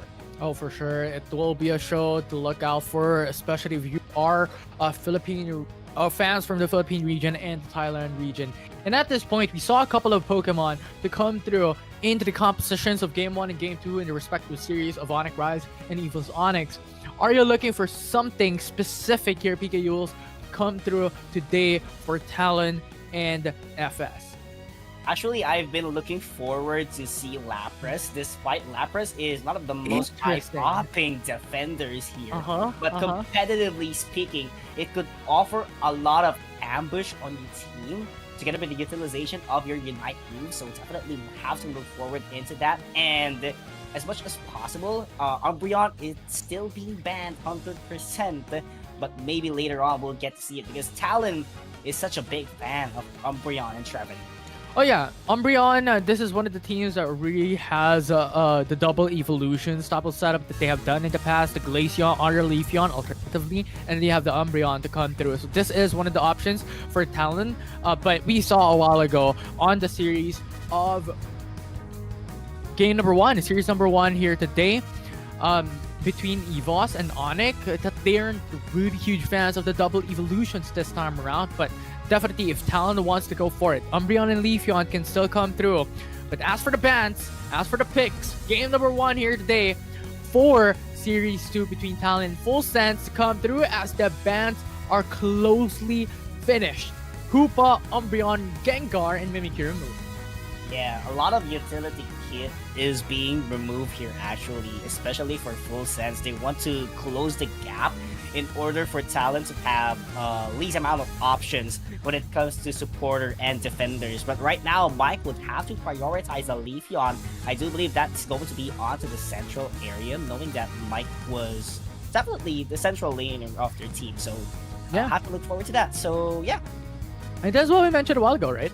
How Leafeon would be one of the priorities for Talon because they're just too strong.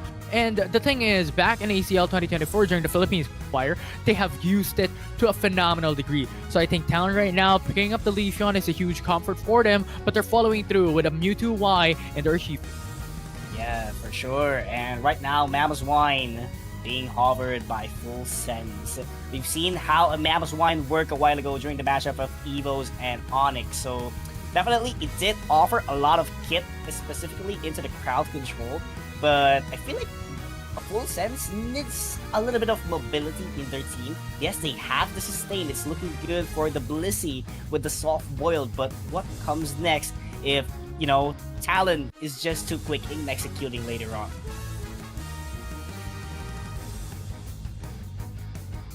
Okay, so right now, let's see what's on the bag here, ladies and gents. Pikachu being locked in by Full Sense, and right now, this is a very well-rounded composition here in Infinity. What do you think? Yeah, for sure. And I think picking up the Slowbro is really good coming for the side of Talon, because that will deny the capability of Surledge to come into the backside to gain access to the likes of VY, gain that ease of access. And Slowbro, as we all know, in terms of that slow beam, is a huge headache in terms of that team battle. Yeah, actually, and the access to slow beam, being able to target the Pikachu later on in the team fight, because that's for sure the primary target of Talon with the utilization of the slow beam. So definitely they want to narrow down the damage output of Full Sense later on when it comes to team fights, and that has been their target.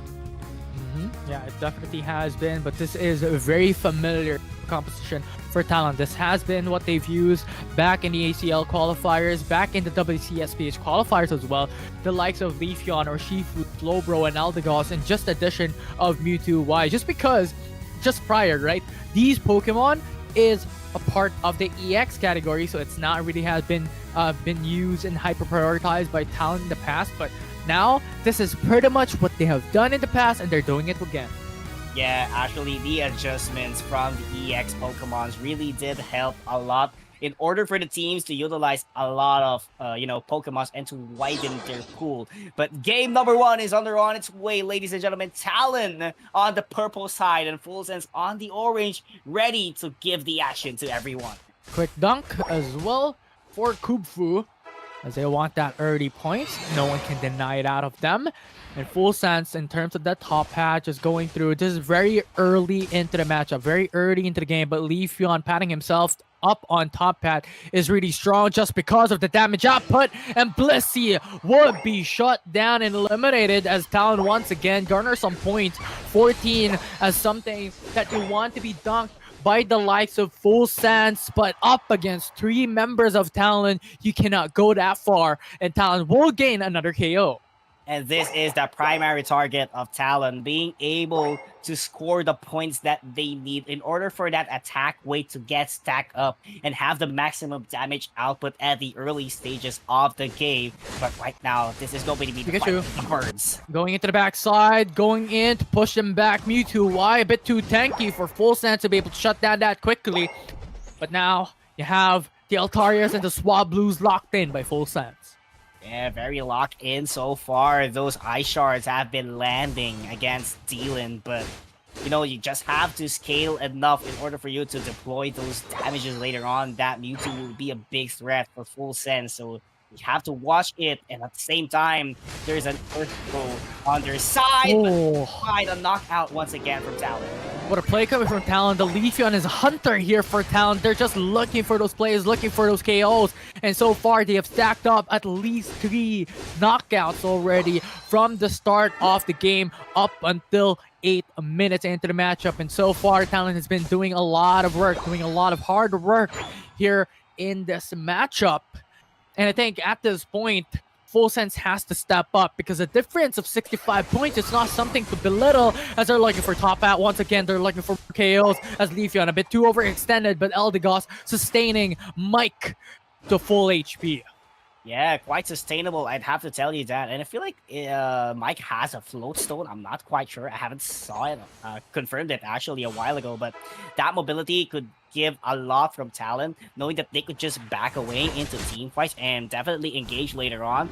But they have to look forward as well on their goal zone here. In the backside, you have 21 points immediately for Full Sense, but I don't think he's going to go away unscathed from that, as 3 people are just readily waiting after he dunked onto the goal zone. 28 points for Full Sense at a cost of Surledge's life. Okay, the cost is going to be very large here. Full Sense has to back away immediately for this Regirock. Objective being targeted by Full Sense. They want the Regirock in their favor so far, but Talon is here to play. You have Mewtwo Y gaining damage onto Blazy Ken coming through. Who's gonna take it down? It's Full Sense who secures the objective. They're trying to retreat, they're trying to go away, but KO'd, already secured as Pikachu goes down, sent back to the base, and Talon will be dunking on their goal zone in the bottom path. And this is absolutely Talon gameplay, ladies and gentlemen. Score the points as early as you can to get the maximum damage with an Emerald 2-step. And now you have Piloswine in danger onto their own forest. Remember, Talon got the Regieleki and then came through immediately into the bottom path. And so far, they are able to dunk away and secure 2 Tier 1 goal zones of Full Sense.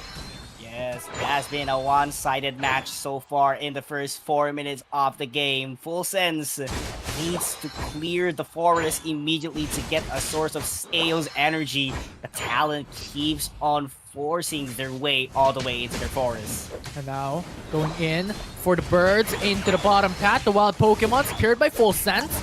Bit of damage coming through. Slowbro in danger. That's a KO for Saralu.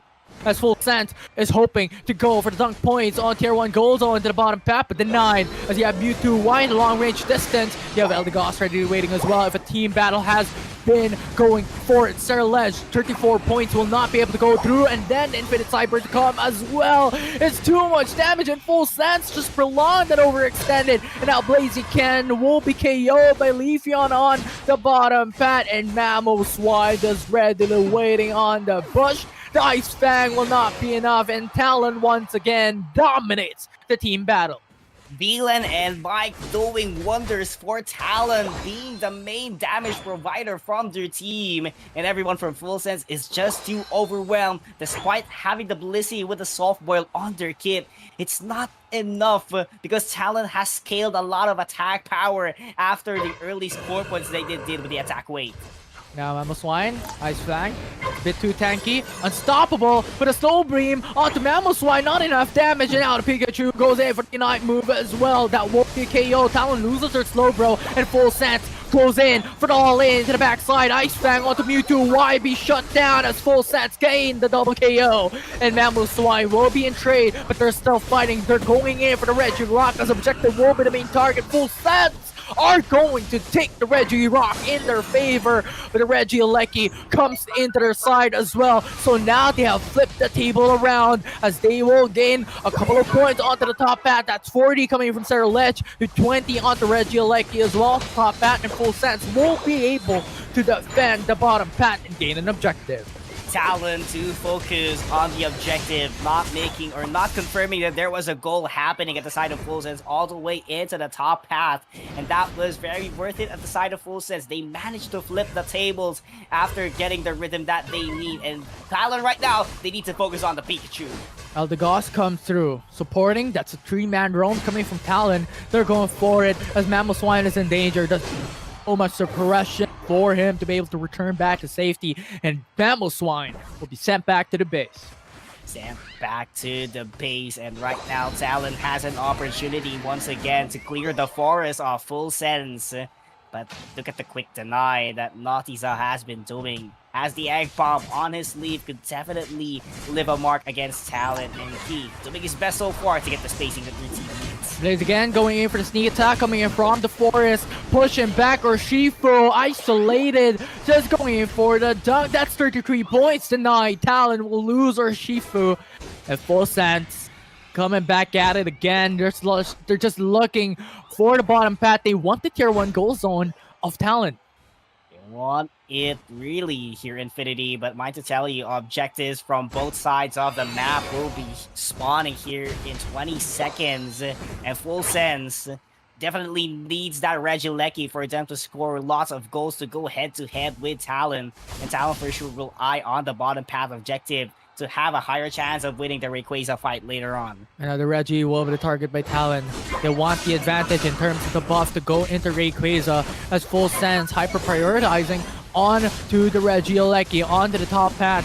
Can they do it? 10 seconds remaining for them to be able to take it down. That's huge. That's massive. Here in the last 2 minutes, that will be the double points that Full Sense can capitalize and put pressure on top hat. And now the Rayquaza comes up. That's actually an easy 100 points coming at the Full Sense, coming at the side of Full Sense, and right now they're trying to take it as much as they can, but Mike did a trade. Massive stuff coming in from Talon, getting the 100 points, getting the tier 2 goals on into the bottom pat, and now Full Sense trying to go for the all-in. Mammal Swine, half HP already. That's a bit dangerous, but you still have Blissey to go in for a bit of sustain. Full Sense has to force the fight. Talon is more playing defensively this time around as they are on a 100-point lead. All of the Unite moves are available for both teams. The Mammal Smash has been in the bag of the Mammal Swine for quite some time, and they need the perfect opportunity to use it right now. Scald went through onto Mammal Swine. Rayquaza still being played around by Talon, the Full Sense. Sarlej looking at it, sneaking attack onto the bottom patch, just waiting for the right time. Or she, that will be the target, that will be the signal for Talon to go in, as well as Full Sense. KO's coming left and right. Sarlej goes down from Full Sense. It's a 1-for-1. It's a 4v4 for both Talon and Full Sense. With 50 seconds remaining, Full Sense has to force out the Rayquaza. Despite this, yeah, Mike going in for the top pad as well, going through onto those points. 393 now for Talon. Rayquaza is still up and running. They still have to yet take it down for themselves. Sync 1 trying to buy some time, zoning away Full Sense, come through for the objective. Rayquaza will be defeated. It will be Full Sense who takes it down, but Blissey is the only one remaining in Team KO. Talon secures it. Rayquaza no longer be of any use for Full Sense. Talon making sure that they prioritize the Mammal Swine in order for the Zoner to be taken out at the side of Full Sense. And with that, everything comes into a follow-up. No frontline means that the U2Y could definitely deploy a lot of damage at the side of Talon and making them sure that they get a team knockout plus the Rayquaza on their back. You may have gotten the Rayquaza, but we have gotten the Team KO. There's no use for buff wherein there is no one to take the goal zone for themselves. It was really a close call, but 1 minute remaining for Full Sense. They had to go full all in for the Rayquaza fight. Unfortunately, Talon was prepared. Yeah, Kai doing the works of wonders in the last 2 minutes of the game. Being able to frontline for their team was absolutely phenomenal despite not having the same amount of sustainable gameplay compared to RBX.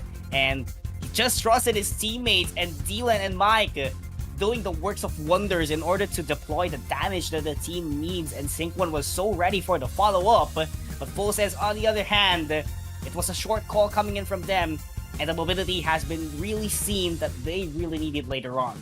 Yeah, and the thing is, this is the composition of Talon ever since like 2 years ago, 1 year ago. Talon is very comfortable within this type of composition. Surely they have exceeded the expectation this time around. I mean, the difference of 260 points in game number 1 is a huge statement for Talonese. Yeah, definitely a huge statement, and they are very confident taking this game number 1. And just like what you said, they have been using this strategy for years already, and it still has been very effective on their side at least. And this is showing that their dominance is really very visible still, despite the numerous patches that there has been. They make sure that their chemistry, their utility usage, and the movesets that they have been picking for their team will be used in the maximum potential. For sure. And I think that is coming down into an expectation for game number 2 here for Talon Esports, and Full Sense has to step up. Full Sense has to do something at this point, but definitely if there is someone that can make it through, if there is someone that can adapt here, it's the Thailand region champions for Pokemon Unite. Full Sense is now on their toes, is now on full pressure this time on their shoulders as well, and they need something to alleviate that pressure. Yeah, for sure. And right now, heads of Full Sense needs to be rising immediately to bounce back even stronger towards game number 2. It was a close call for them, but the amount of execution that Talon is using, they were always one step ahead of time in order to make sure that their team battles will be converted into something that they would benefit a lot. Yeah, it's something really, it's very difficult for them, and I think you have to take note as well. What made it a little bit more difficult on top of the what Talon is already doing in terms of that early aggression, especially coming from Mike. I believe the MVP, especially for Talon Esports from that game number 1 would be Mike, just because of how much KOs he's able to get in the early game, in the middle of the game. It's a lot. It's a lot to consider.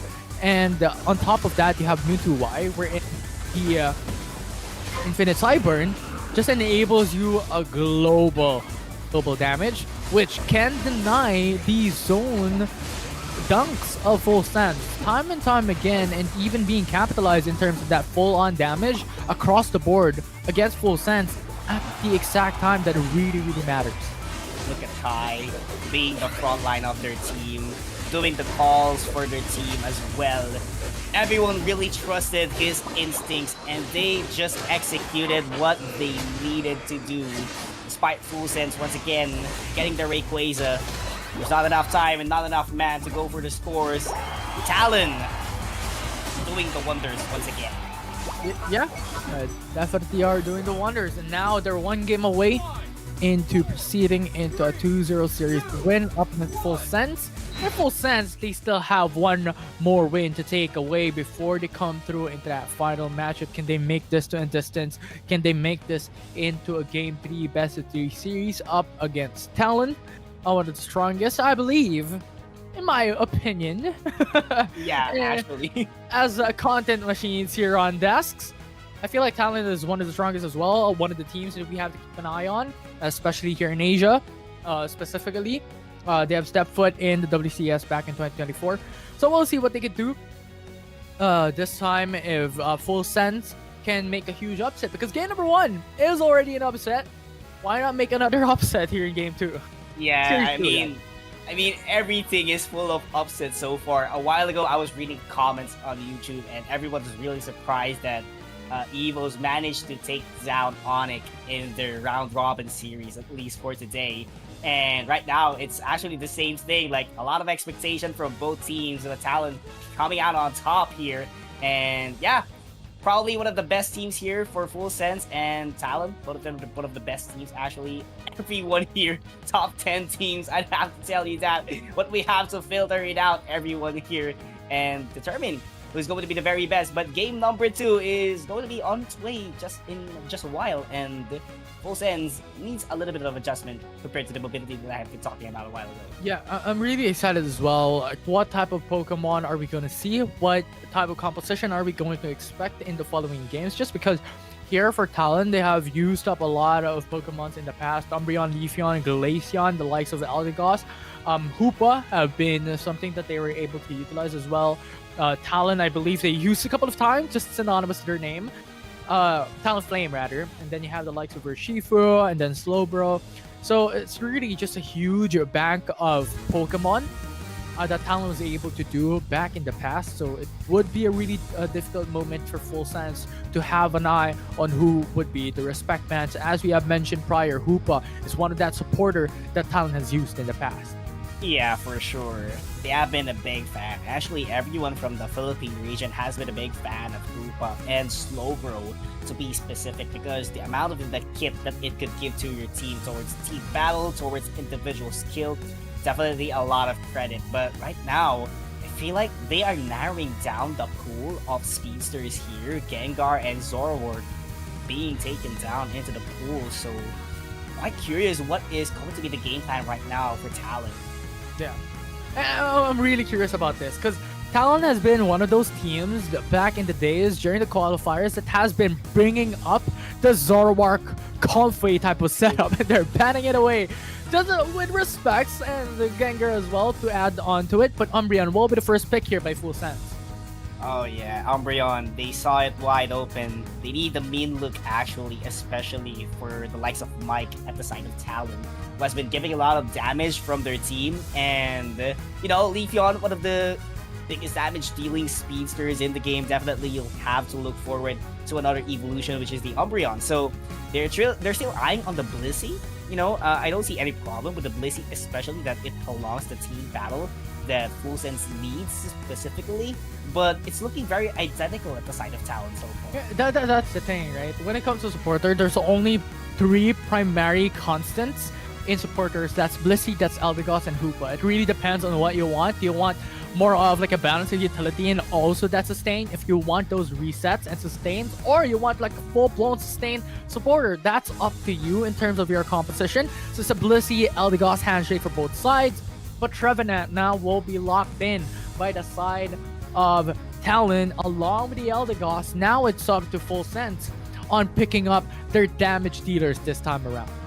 Yeah, for sure. And I can see that Miran is being hovered, but U2Y will be taken immediately by Full Sense. That's a good trap steal at the side of Talon. And Talon right now needs to find a replacement on that U2Y, because I feel like that is what they have been eyeing to do immediately. You know, Slowbro was taken away because of the ban that Full Sense did, so definitely RBX has to switch things around.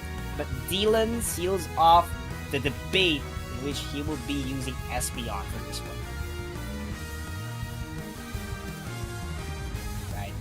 To get a lot of this to undergo here Infinity, and right now as far as I can see here, the attack weight would land at the hand of Mike and Synquan, so we would be seeing a lot of goals in the early stages of the game once again.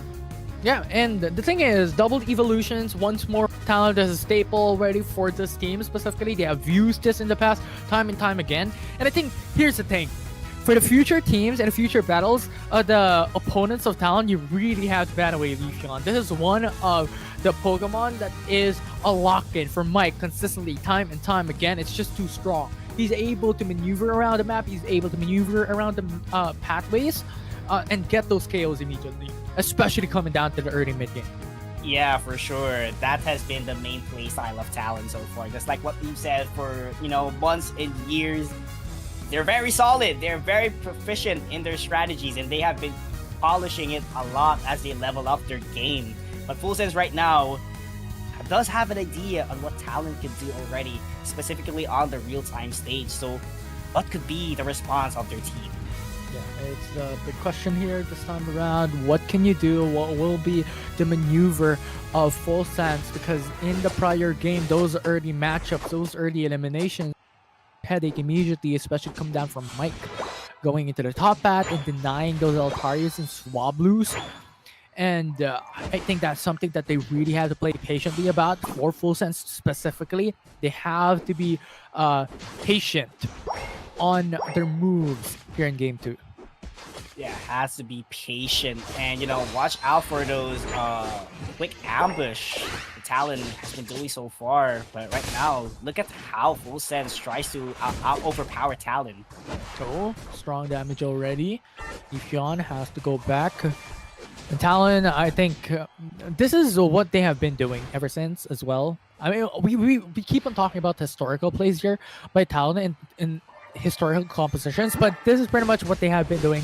This is their characteristic, if you may, in the game or in early into the matchup. First couple of seconds, they want to dunk in 8 points, 10 points, 7 points, just to immediately garner a couple of points in their favor, because that is very hard to deny.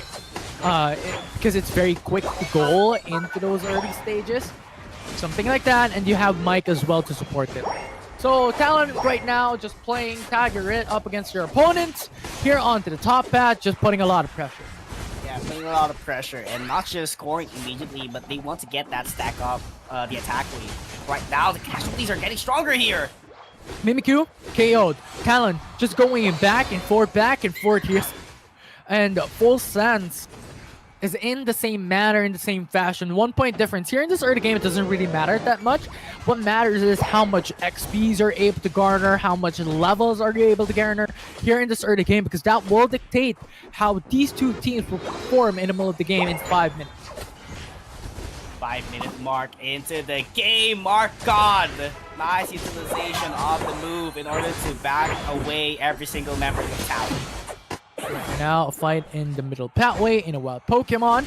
Just being caught up. Mike trying to go for those KOs as a Leafeon. One skill and one more move will not be able to suffice, and Leafeon goes for the 22 points. Massive start here by Talon Esports. Yeah, this is the startup that they want. Get that scores on going. Make sure that the attack way is fully stacked at 7-minute mark before the objectives has already been appearing all the way into the sides of the map. But right now, this is a full trade of blows immediately coming in from Talon. Woodhammer goes for it. Mimikyu might be in danger, but the overextension. And now, yeah, the Emerald step, go for it. Mike once again with a KO. With a KO, and right now eyeing on the prize on the Reggie bottom objective. But look at this, Kai trying to lead the charge once again for their team. Yeah, and now you also have Trevenant going for some points, going for some dunks. This is a 5-man rotation for Talon, by the way, but a tier 1 goal zone on top hat already broken down. Yeah, broken down, and Mike to tell you, Reggie Lecky is still available, and Full Sense doesn't have a response in order to get that objective immediately, knowing that Talon was already dealing with the Reggie objective on the bottom path, and right now, Talon is eyeing on the prize as well. Yeah, and they're now going for a full team rotation once again onto the top path to deny and defend their tier 1 goal zone. As Mimikyu go down for Full Sense, this will be a hard time for Full Sense to actually capitalize onto Reggie Lecky, and Talon will be able to defend for it. Trevenant, very sustaining Pokemon, can solely defend onto the bottom path, and so far, Talon just has to play defense this time with no tier 1 goal zone left for Full Sense. Actually, they just have to clear everything at the side of Full Sense. Don't let them take the AU's energies all the way into the forest, and as much as possible, go for the team battles that you can actually secure or guarantee the KOs. And for now, Talon, with them taking those tier 1 goal zones already, they can go and invade the opponent's forest.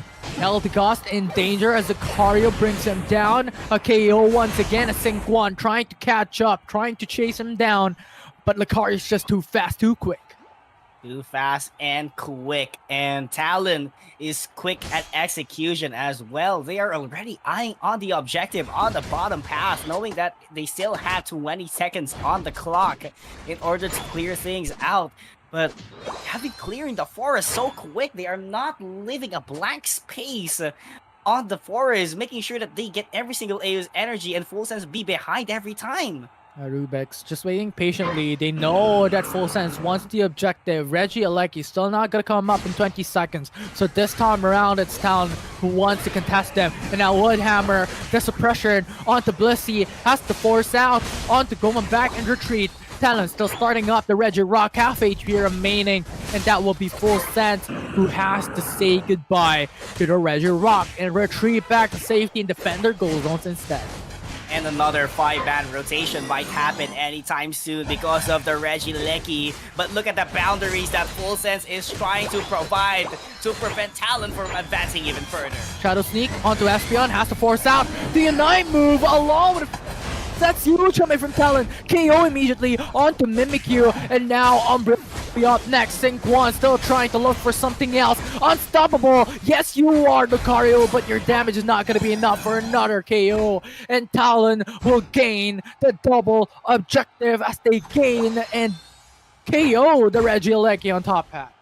Despite giving a challenge, Full Sense did their best to put an obstacle against Talon, but Mike was there all the way into the top half, securing the Regieleki to delay even further the hands of Full Sense, making sure that they defend things out and they would just clear the forest on their side. Yeah, Rubix is there just playing up against Full Sense. Talon, their damage is top-notch this time around. And I think stacking up these 50 points, stacking up so much AOS energies is really good for the side of Talon. Because once 2 minutes hit, and they get the Rayquaza or not, that's a huge point potential for them to dunk onto those tier 2 goal zone. Yeah, for sure. And right now, look at how Talon is far from their base. They just keep on advancing even further, and that Urshifu all the way into the top path, making sure that there is someone that will look all the way into the Regieleki later on. But 17 seconds on the clock is remaining, and another objective will land in the hands of Talon for sure. The thing is, they could just go for a 1-3-1 type of setup. One to defend the top plat, one to defend the bottom pat, and the three would go in for those rotations and go for those rolls. really important here for Talon, just because they need those pressures to come through up against Full Sense. Reggie Steele will now come up.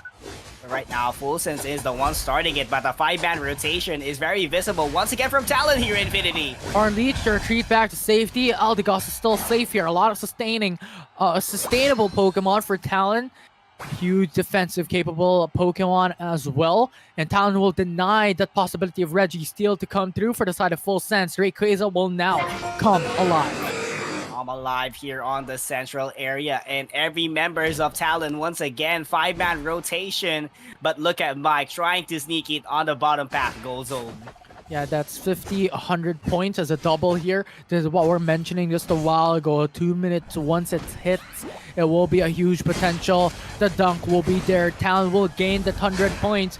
But Talon is just buying time, but Rubik's might just get eliminated. The Phantom Force will not connect, and he's stuck. He's isolated. The Horn Leech as well. How he still up and running. And now Trevenant goes down. That's a KO for Full Sense, but still 1-for-1. But Talon now in a bit confused state as only one is left alive. Vespion, can you make it out for a steal? The Shadow Sneak goes through, and Play With Me is a huge deny, and Talon will be on a deficit. They now have to play on defense. They have to deny those Rayquaza, but now at this point 200 points pending for Full Sense, dunking on those tier 1 goal zones, and Talon does not have the capability to deny it.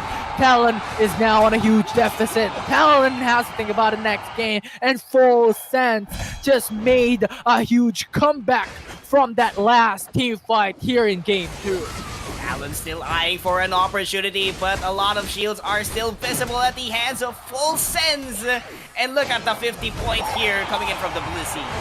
Really unfortunate timing there, and Talon cannot do nothing here at this stage of the game. And this series, our very first one came through in long distance. Game 3 in the best 3 series, Full Sense came back and turned things around. Quite phenomenal performance from Full Sense, making sure that the lesser quantity that Talon has after Mike scored the 100 points all the way into the bottom path, they have to guarantee that they need to engage the team battle as fast as they can in order to secure the fight and the Rayquaza that is very much needed for them to take the victory in game number 2. That's the thing, it was Rubik who overextended a bit. If you saw a while ago that Rayquaza fight, Mike was still patting himself way onto the Rayquaza pit, but then Rubik's overextended, used up the Phantom Forest. Yes, he has that Horn Leech to go back to safety, but not for long as Full Sense caught up and chased him down, and that was the end of Talon from then on forward. Yeah, actually, that was really the end, and I think another factor that could have been better, actually. Yes, we've seen the Psychic Solaire by Dylan, making sure that it would be a secondary setup after Rubik's being knocked down immediately towards that team fight, but I feel like it could be a setup play in the terms of offensive, in terms of defensive, because they use it in a defensive way, so they just have to buy enough time for Mike to come back into the central pit. So definitely they need to have a better timing. Yeah, for sure. So now, game number 3, Full Sense did it once again, and now it's only up to the next game to decide it all. Full Sense, Talon now both match point to gain the series, to gain those 2 wins out of the best of 3, and for now, those Rayquaza fights, those Rayquaza objective takes has been the game decider so far in series number 1 and here in series 2 for game 2. Yeah, this is the first ever deciders match that we are about to witness, at least for the start of the ACL regular season. But quite interesting that this is going to be a head-to-head battle. We've seen how both of these teams could definitely flip a matchup, and Full Sense, despite being down at around 7 minutes off the game, 3 minutes was enough for them to take the rhythm and of course flip the tables around. They just had to play patiently, get the energies that they need, and of course the perfectly executed timing all the way into the Rayquaza fight. Yeah, for sure. So that's really unfortunate because Talon's game plan is really the game. That's why they picked up the Leafeon. That's why they picked up these evolutions. so far from what we have been seeing consistently time and time again on how Talon has been playing it. But on those Rayquaza fights, we all know once a team gets the Rayquaza and they're able to sustain themselves to go in for those dunks, there's no stopping them. They're unstoppable going in for those dunks and those goals and those points. It's just really unfortunate how Talon lost that. Yeah, very unfortunate. But I feel like the pick of Espeon from Talon, I feel like there could have been a better picks. Actually, Sylveon could be one, a good shredder. But losing that Mewtwo White gave them a lot of downsides, knowing that it has an overwhelmingly powerful utility kit compared to an Espeon. And Espeon is somewhat more of a secondary attacker and support because it could give a lot of sets, specifically with the Psychic Solaire.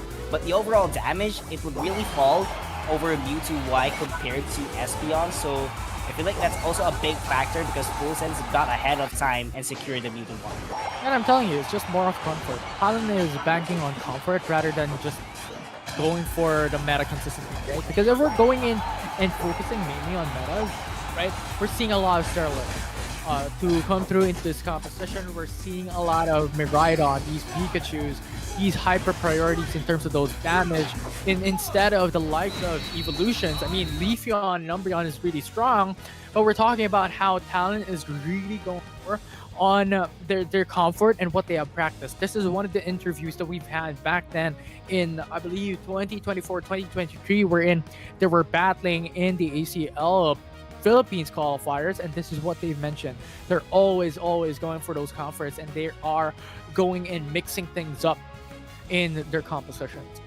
Well, yeah, I mean, definitely it would be better to go into your comfort because I feel like there is no bearing, at least, if you try to stick with the meta and you don't know how to perfectly utilize it. So, yeah, comfort really comes first, and of course, you have to study the meta as well, or the perfectly used, or the currently who has received some buffs into the future updates of Pokemon Unite. But this is Talon, ladies and gentlemen. They have proving a lot so far. Yeah, for sure. So now we're jumping into game number 3, the deciding match for this series for Talon versus Full Sense. And now we're seeing these bands, Mimikyu, Brion removes the Talon. This signal is going for a Leafeon as a first pick.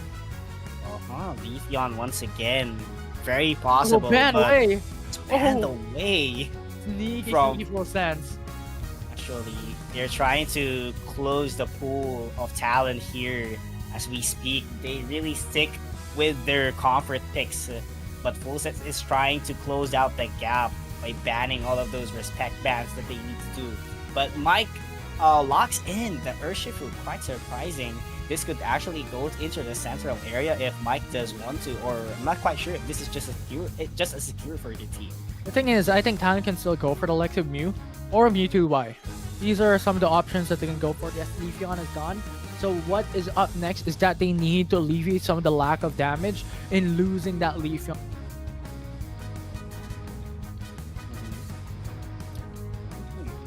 Okay, so a little bit of a shuffle here. Over the side of Talon. It's a huge shuffle, I can tell you that. But I might tell you, Ho hasn't been used yet, knowing that it could give a 4-man revive into the later stages of the game. Oh yeah, and this is pretty interesting. I mean, Ho-Oh is one of the meta picks as well, regardless. In terms of the competitive scene, it has been seen quite a bit, at least not near here in ACL so far. It's a very first day. We haven't seen it in series number 1, but in terms of its strength, in terms of its power, it has seen the light of day, and it's definitely up there. So Ho-Oh and Slowbro for Talon, and Full Sense answers back with a Crustle and Starlit. But yeah, this is actually a tougher Talon that we are seeing. Double defender setup compared to a supporter coming in from their team. So actually, I think they would try to over a defender as well. But this one, specifically the Ho-Oh, it would be a secondary damage dealer, just like how they utilize a Blastoise with the SP attack. So this would be the same case here for the Ho. As you can see, attack weight is very present on its skin. Yeah, and these are some of the Pokemon we mentioned just prior, discussing about some changes, discussing about the meta picks, and Oh boy, we're now seeing the Ho-Oh. We're now seeing come through in the second series, game number 3 of the day. And so far, I think in terms of those damage aspect, Talon is banking on the likes of Mike and Dylan to put out those damage, and Kai with a Hoopa as well. Has been done before by Talon, and what they want to do here is pretty much go aggressive, or at least play on that early mid game, have those resets come through as a huge benefit and as a huge utility for the team this time around for this game. And a lot of second chances as well at the side of Talon. Just imagine they have the Rekindling Flame from the Ho-Oh. They have Rings Unbound in order for them to respond at a much faster time when it comes to team battles. And your kit is just full of support, you know. You still have a lot of defender kit that they have, you know. So definitely this would really rely a lot on their damage dealers, which is actually, one is going to be Mike, which is the Urshifu, and Dylan going to be the Espeon. So they really have to protect those Pokemons or members of Talon, because if one of them falls immediately over the team fight, yes, they have a secondary option, which is the Rekindling Flame, but you would want to use it specifically when a lot of your team is already in trouble. Now we start game number 3, the deciding match here today. Pretty much here to win it all. Can Talon make it through, or can Full Sense make it through and secure the series in their favor? And look what they are doing for Talon. They're leaving up those double wild Pokemon on the top bat, and I believe they're leaving it for Urshifu, because time and time again, remember, Mike will be the one who will carry Talon in these respective damage categories, and even in the game as well. Those early KOs are going to be very important. Yeah, for sure. And this is not the first time that we have been seeing this actually. In scrimmages, in, you know, World Championship qualifiers, they have been doing that, leading the 2 Bubble Bees all the way into their primary spawn rate. This aggressiveness coming in from Talon. Yeah, Full Sense. I want to be able to push them back here as Urshifu, as Mike comes through, almost getting down and going for the KO onto Dodrio. A huge retreat. I mean, Dodrio is just too quick of a Pokemon. Yeah, too quick. And Talon is executing quick as much as they can. But mind to tell you, there's also a Miraidon at the side of Full Sense. It does have a high risk of usage, but high reward later on if they can definitely protect it, because there's a lot of frontline on their side. Now Hoopa comes through, going in for the elevator. Comes for the bottom pad here. KO onto Dodrio as Full Sense loses their Speedster. Now Talon answers back with a couple of points of their own. It's double the amount of Full Sense for now, but still too early into the game. Too early. My God. Going for the scores for their team. We haven't been seeing them stacking up a lot of scores actually when it comes to the utility usage of the attack weight. So it's really the traditional setup, not just for Talon, but actually for the whole Philippine region. I haven't seen that for quite some time. But, you know, it's just a matter of executing itself. Yeah, Full Sense now just contesting onto Altarias and Swablu's in the middle. Ho-Oh solely defending onto the top pad. And this is just the strength of Hoopa. We were able to touch up on it, but the capability on putting a portal into the bottom pad and top pad is too huge. And now there's 4 people and 4 players for Talon in the top pad immediately just because of Kai. Yeah, for sure. They want to apply the pressure against Kai, because Kai has been really aggressive despite having a supporter role a while ago. So for sure, they would have to apply a lot of pressure right now. Slowbro, Rubik's in danger. There are 4 players looking to take him down. And now Hoopa comes through at the right time. Ho-Oh receiving and doing a lot of damage, as Full Sense won't be able to come through and retreat back to safety unscathed, but at the cost of Ceruledge being brought back into the base. Now Ejecta as well will be the high priority here by Talon. You have Urshifu going for the Regieleki, while the rest of the crew going for Regirock. Yeah, for sure. They have to focus on the objective itself. Sky Attack was used in order to secure this Regirock at an earlier stage. And now just pulling through. They want to force out a team battle up against Full Sense. Regieleki pushing onto the top pad, and Talon here into the bottom pad as Crustle in danger has to retreat back to safety, and then there's Shifu in the back with a sneak attack, a huge chunk of damage, and now Full Sense will lose their tier 1 goal zone for both top and bottom pad. Perfectly executed for Talon. They know the timing of their utilities, but right now, Tai has to deploy the hyperspace hole for his teammates because this is going to be full sense banking in the points, but never mind, the response comes in from Talon. So close. Oh, go for it. As Ho-Oh just came through with a KO onto Ledge. That was very quick of him, very quick thinking as well. This is what you want in terms of how full sense, if they overextend, you have to be able to punish. Yeah, for sure. And that's a good punish from Talon, making sure that after the score is converted by full sense, they manage to trade some knockouts on their team or on their side specifically. So what they have to do right now is clear the forest immediately, but it's looking good for both teams. Neither of them is backing off, and the gap, it's not that big so far. Yeah, definitely not that big. I mean, 50 points. Well, rather, not 50 points. What? Is that 70 points? Something like that. Yeah, 70. Yeah. Well, you're the smart guy here. Just No. That's why you're the analyst. I'm the play-by-play. No, I'm not the smartest guy here, dude. Anyways, going back into the game. Oh, I'll tell you, you're smart. But here, Ledge coming down into the top path. It's just very difficult for them to come through for the goal zone of Talon Esports because of the availability of Hoopa, just because you also have the Ho-Oh readily defending. And now Reggie Steele will be up next. Full Sense has eyes on it as well, has information of it. It will be the Blissey who takes down the Reggie Steele, and Full Sense will take it for themselves. And Talon wants a trade of their own. They want those KOs coming through with 1-for-1 for now. But Talon has to retreat back to safety as they lost Low Bro already. And Urshifu will be up next. And Full Sense turn things around once again with the Reggie elect in their favor. And now Espion going for the chase onto one. KO comes through, and Espion will be able to take it for themselves. But Full Sense here in the bottom path, putting up a lot of points for themselves. Point for themselves, and that egg bomb was really maximized into its fullest potential, making sure that Full Sense would try to take away the objective all the way into the bottom path. And I do believe that they would convert the points that they need already because they have the advantage. Oh, that was so quick for Dojo. I was not expecting for them to be able to still capitalize onto Reggie Alecki from down on forward, as Espion was able to remove Ledge and bring him back to the base. But Dojo, I mean, he's fast, he's quick, but he's too fast, too quick, unexpectedly.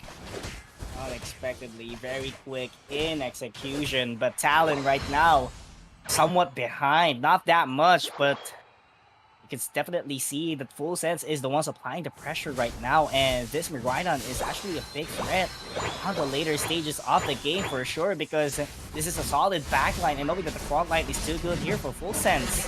Now, Hoopa going through, bringing back his teammates. Talon still going for the fight, but Hoopa will be KO'd and will be eliminated. So 1-for-1, and even trade for both sides for now, as they will be waiting and playing for the Rayquaza that will be coming up in 50 seconds. So these two teams have to play it patiently and have to play it methodically from here on forward. Yeah, they have to think forward ahead of time on what they have to do, because that would cost them really a lot. And right now, Talon has to eye immediately on the Regieleki for them to score a couple of goals until the final stretch starts. But this is looking good for Full Sense being able to prioritize the Regis in order for them to have the buffs later on in the fight. Yeah, but Talon as well going in for the objective on the top path. They want the Regieleki. They want that pressure. Once the pressure comes through, this will be a lot of points that they could dunk on. 10 seconds before the Rayquaza comes up. This will bring them at a very, very good spot here. And Full Sense has to be ready on what Talon is gonna do. But now Rayquaza is up and running with their Shifu, having that information for Full Sense that he's on top path. They can start it off. Have to wait, Mike, immediately for here in order to engage the team battle that they have been eyeing. But look at that charge beam from the Miraidon doing a lot of wonders and damage for their team. And now you have Hoopa just steadily waiting.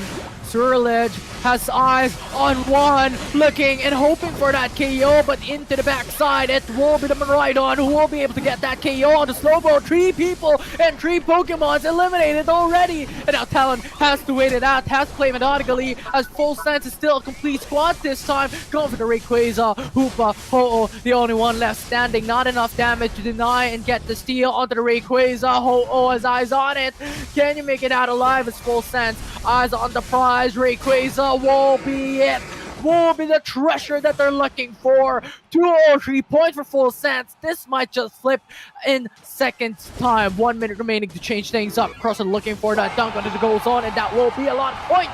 And Full Sense with just one objective once again will repeat history coming in from game number 2, and will turn things around. 100 points once again for Surledge coming down into the bottom pack. And another goal zone, and now Full Sense will be on the lead. Hoopa going in for that portal, hoping for those points. That will be 6 points. That will not be enough. And now Full Sense, 100-point lead. They will secure that massive advantage for them to completely dominate this series 2-1. Talon accepted the fact that it is too late for them to go for a comeback once again. After Full Sense securing the Rayquaza, they are just maximizing the knockouts that they can get here.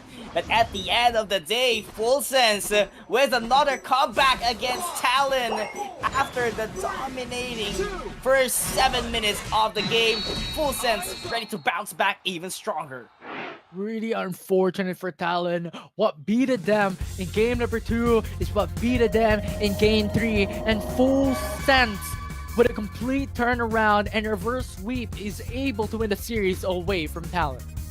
Yeah, for sure. And right now, Full Sense, this is actually a good start from their team, knowing that Talon has another match later on, making sure that their confidence would somehow lower down, specifically. And this is actually a big pressure for Talon, knowing that they will go head-to-head later on with Onyx on game number 6, I do believe. But both of them has the same case already. Both of them were taken down in the first game that they had here in the ACL regular season. So definitely Talon and Onyx later on would be hungry for victory. Yeah, and I want to really talk about something that happened, especially considering that 2-minute mark. I feel like I understand what Talon wants to do. They want Mike to be able to dunk up a couple of points to just secure that advantage and locking onto the advantage in terms of points. That's 100 points. That's huge. That's massive. But you have to consider, once you put Mike onto the top path, once you put Mike somewhere else before a fight or out of the fight, you lose one huge player in a team battle. And that is what Full Sense capitalized in game 2 and game number 3. We're in. It's a 4v5. Let's go all in. They dominate time and time again. Yeah, and might to tell you that the Ho-Oh was far behind as far as I know, all the way into the team battle, all the way to the central area. And I do get the fact that why they need to protect that Ho-Oh as much as they can because of the Rekindling Flame that could give a second chance for their team, you know, in order to go for the revives as much as they can. But losing Mike on a team battle, just like what you said, really did cost a lot. You know, not having the damage output from their team, it's just going to be dealing with the Espeon dishing out the damages and the wonders from their team would definitely have a lot of trouble. And specifically, they don't have a specific Pokemon that could go behind Full Sense in which to knock out immediately the Miraidon, who has been really a good threat on the backline with the Charge Beam. Yeah, it's really unfortunate. And you have to consider, right? The only ones that can deal damage for the side of Talon would be Mike. No one else can. Yes, Ho-Oh is there. Yes, you have the Slowbro that's there. But can they really deal damage? Compared to the likes of Urshifu, wherein that's the only dependency of Talon along with the Espeon. But Espeon at that time was being just pushed and shoved away by Full Sense's all in. Yeah, and it was actually very unfortunate for Talon, knowing that they have been eyeing on the prize to seal the deal on game number 3, but Full Sense really outsmarted them into their fullest potential. Knowing that they don't have their main damage leader, they had the confidence to engage the team battle in the central area and make sure to protect the Miraidon on their hands. And you know, it's just going to be Charge Beam behind the back. Yeah, Definitely so. But we'll see what will happen in the following games and following series because we have a lot in store for the viewers watching at home. We're just gonna take a bit of a break. When we come back, it's Series 3 for ACL 2025 Day 1.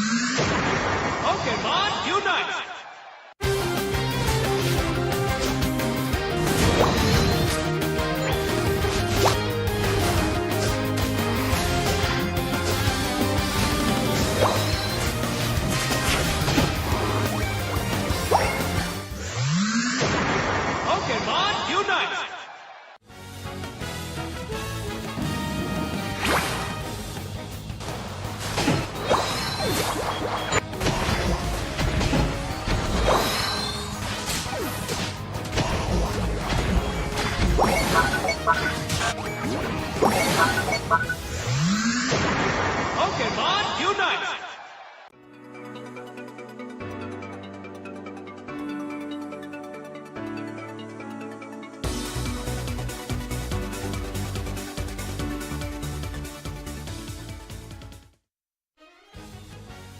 Welcome back, everyone. We're now down in third series here in Pokemon Unite ACL 2025. It's between Alter Ego and Miran Sejong this time around, and a lot of exciting stuff and a lot of expectations for this series.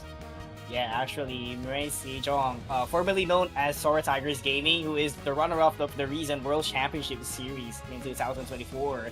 So definitely a lot of expectations, just like what you said. But on the other hand, Alter Ego, aka they were known for Shin and Rude before, and speaking of this team, they have been together since day one of Pokemon Unite, so solid chemistry that we can definitely say it will be present later on heading towards this game.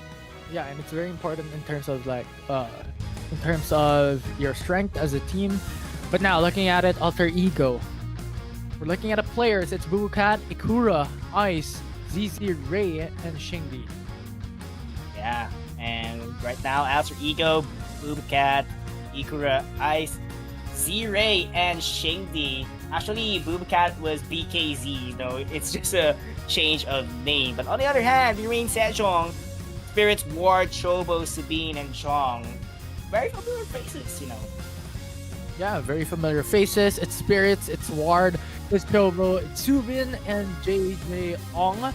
But yeah, looking at it, these two teams is two highly competitive team in the Asia region generally. Alter Ego Esports is one of the favorites coming down here today in ACL 2025, but Miran Sejong is slowly coming through right after Alter Ego Esports as well. So really, this series will be massive, and I think this series will dictate how these two teams will come into the following days on how they can really show up a huge performance up against the rest of the teams that we have in ACL. Yeah, and every series is very huge here in Infinity, because a while ago we had a matchup from the best teams from Indonesia. We had championship matchup a while ago between two different regions, and right now they're considered to be the strongest teams here in Southeast Asia League of ACL, which is, Miran Sejong and Alter Ego, formerly known as Shin and Rude, as just like what we said a while ago. And speaking of the fact that they have been together for since day one, solid chemistry, but Miran Sejong, they also have that, and it just proves a lot because they placed second in the recent World Championship Series. Yeah, for sure. And I think that really dictates on how they can perform here today. But now, going into the picks and bans, game number one already, Blissey missed the move by Alter Ego.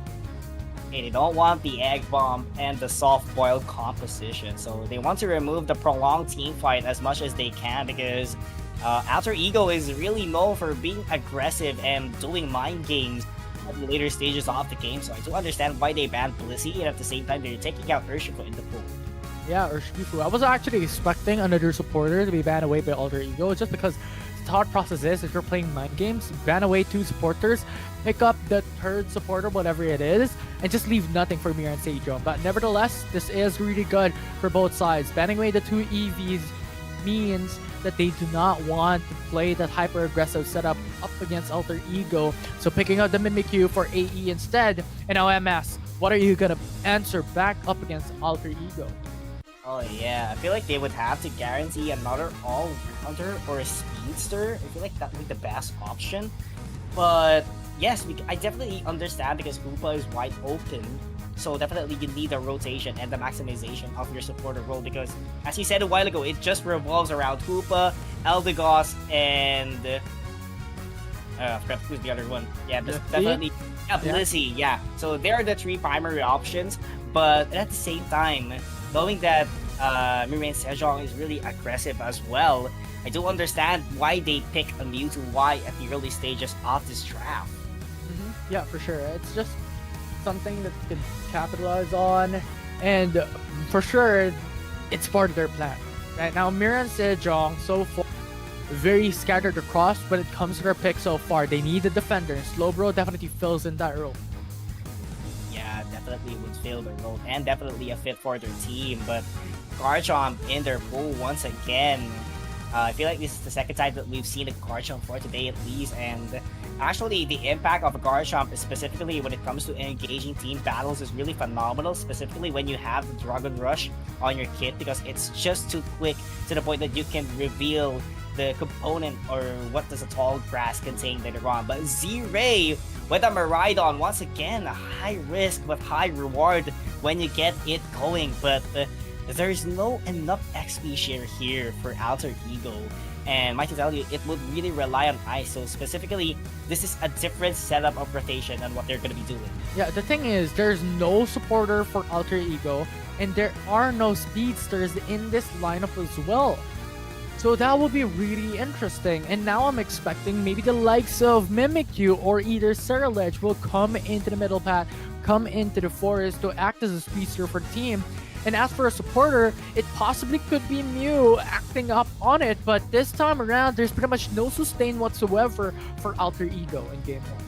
Yeah, no sustain, definitely. So when it comes to sustain, it would struggle a little bit, but I can tell you, Alter Ego has a very powerful composition here, in which they could just deploy every single damage that they can against Miran Sejong. So definitely that would be a big threat if Alter Ego makes the first move in every single team battle later on. Sure. If we're talking about damage solely on damage alone, they definitely have a massive difference compared to Miran Sejong. But, well, team battlers are not all about damage. Yeah, not all about damage. Sometimes it could be sustain, it could be, mind games, actually. So a lot of flipping of a coin will happen here in this matchup. Specifically, they are I would have to tell, they are really on top as of now in the power rankings of Southeast Asian League for ACL. But game number 1 on its way, Alter Ego versus Miran Sejong. Yeah, for sure. And now we start off in game number 1. Surely Alter Ego has a game plan here on why they're not going for any sort of supporter or any sort of speedsters in this lineup. I mean, speedsters are kind of understandable. Mimikyu can act up as one, strong damage and strong capability to deny and suppress their opponents, but a lack of supporter is new.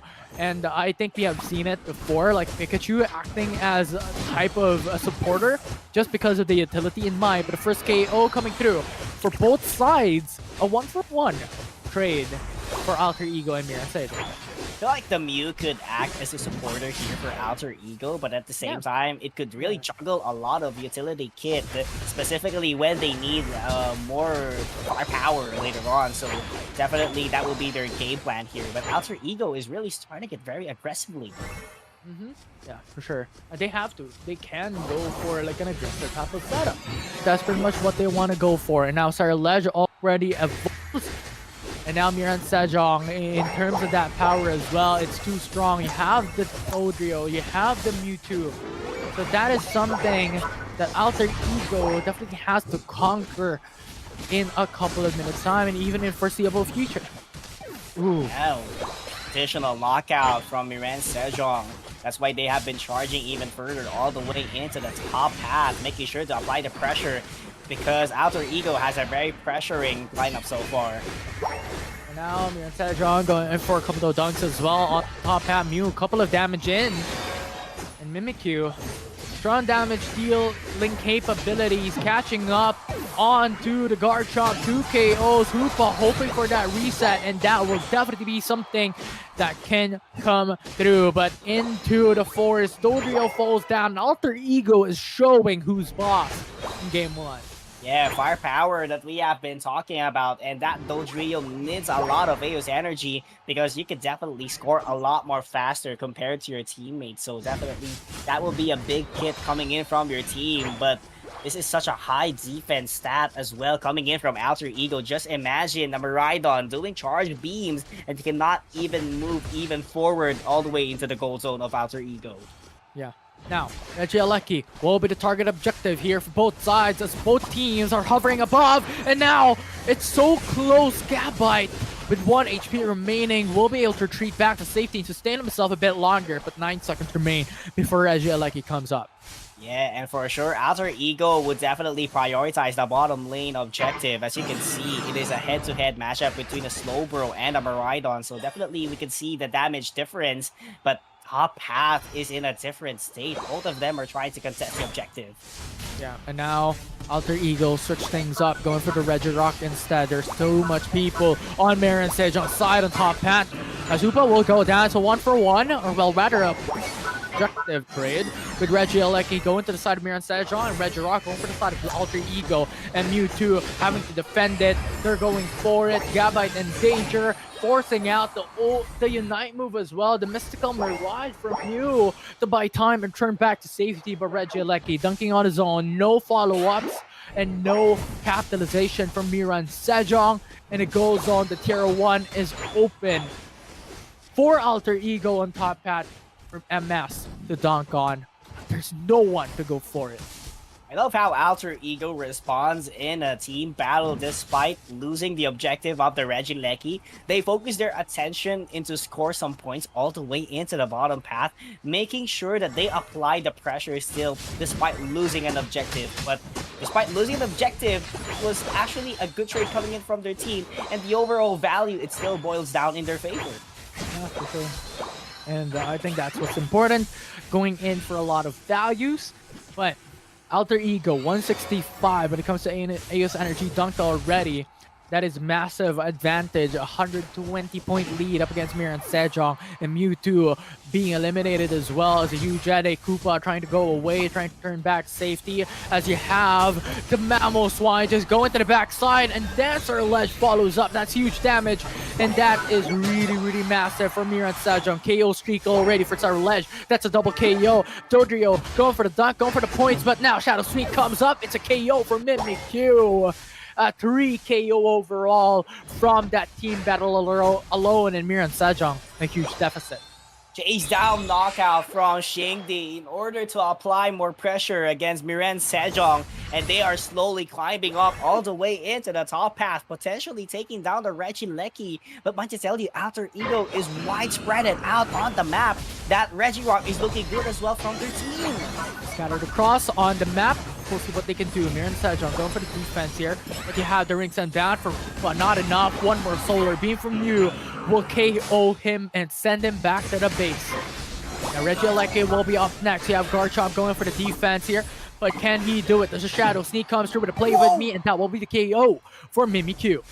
That's a good play with me in order to clutch the last hit of the Unite move from the Garchomp, making sure that the maximum damage output will be minimized at the side of Alter Ego. And right now, they are applying the pressure still here. They want to shoot that Regieleki down into the goal zone. Mimikyu, Shadow Sneak onto Hoopa, and there's no escape with that amount of damage. And now, Miran Sejong, bit of a scatter. They have to retreat back to safety. Unstoppable with a slow beam. Not enough. It's a KO for Mamoswine. And they will dunk onto the tier 2 gold zone, and over dunking it as well. 325 points already secured. One-sided match so far. 3 minutes and 30 in this matchup. They are applying the pressure, making sure that Miran Sejong will have difficulties in securing those wild Pokemons on their forest. Now, that will be another KO as Dodrio has too much damage, but can he make it out alive? Here's Mewtwo, will be shut down by Mew. And Miran Sejong, 1-for-1 trade. Sarah Ledge will be KO'd as well. Dodrio is doing a lot of work here, but Hoopa will come out as an even trade, and so far, a brawl for both sides. Even footing. Both Miran Sejong and Alter Ego in terms of KO, but not in terms of points. And objective as well here in Infinity, because Alter Ego keeps on forcing their way to get more objectives as much as they can. And the overall value of the Regieleki at Miran Sejong hasn't been used into its fullest potential the moment that they got it a while ago at the first objective mark. And right now, Alter Ego once again marching all the way into the bottom path. They know they have the score advantage, so they don't have to get the Regieleki already, so they would have to shift their attention on the buffs that the Regis can give them in the later stages of this game.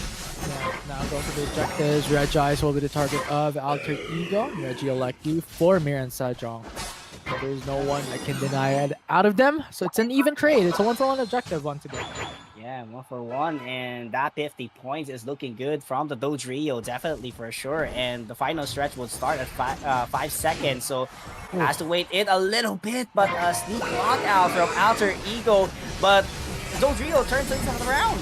Yeah, and now Rayquaza will be taken away by Alter Ego, and that will secure the buff that they need to gain more advantage in game number 1. Miran Sejong trying to buy some time here as Garchomp being a huge headache up against Alter Ego's side, but in the end it will be a KO for both teams as Miraidon will be eliminated and sent back to the base, but there's still a lot more points for Alter Ego to go around.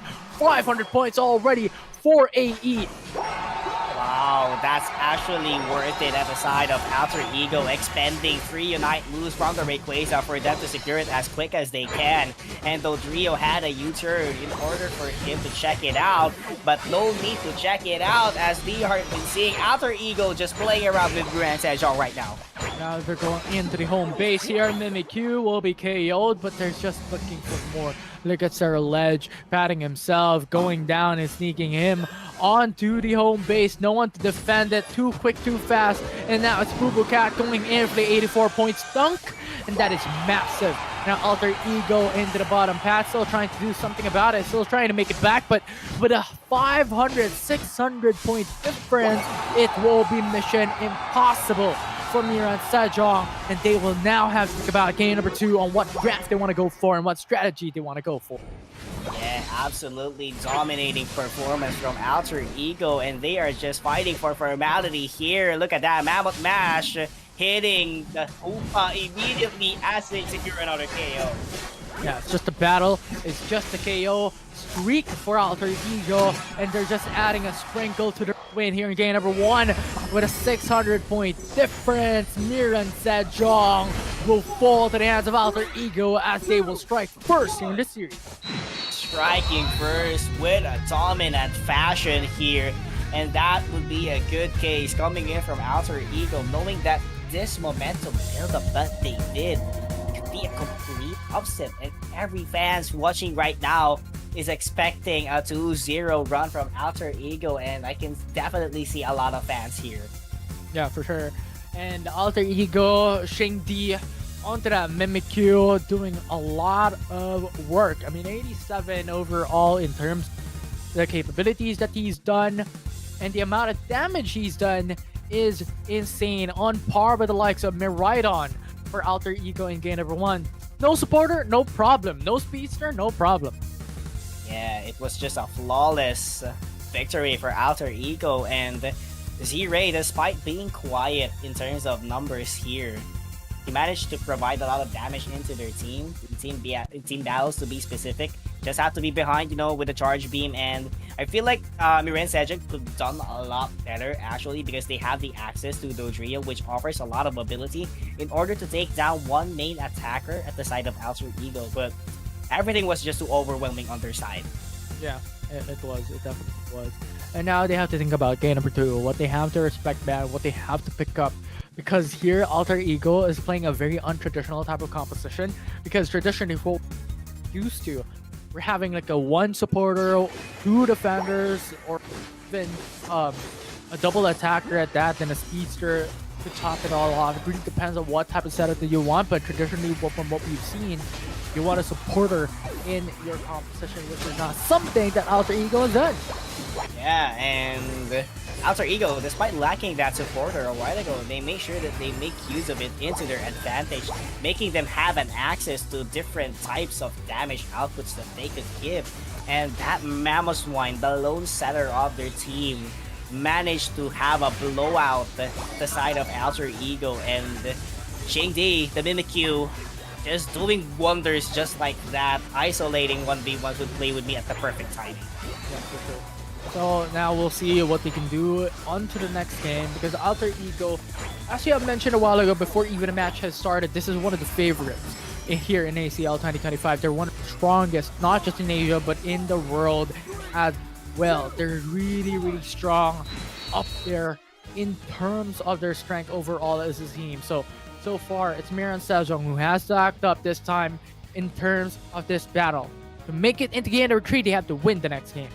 Yeah, and for sure, if they have to win the series itself, they would have to do a reverse setup at the side of Alter Ego. Miran Sejong right now having a lot of pressure, knowing that they were the runner-ups of the WCS, and Alter Ego won the first game.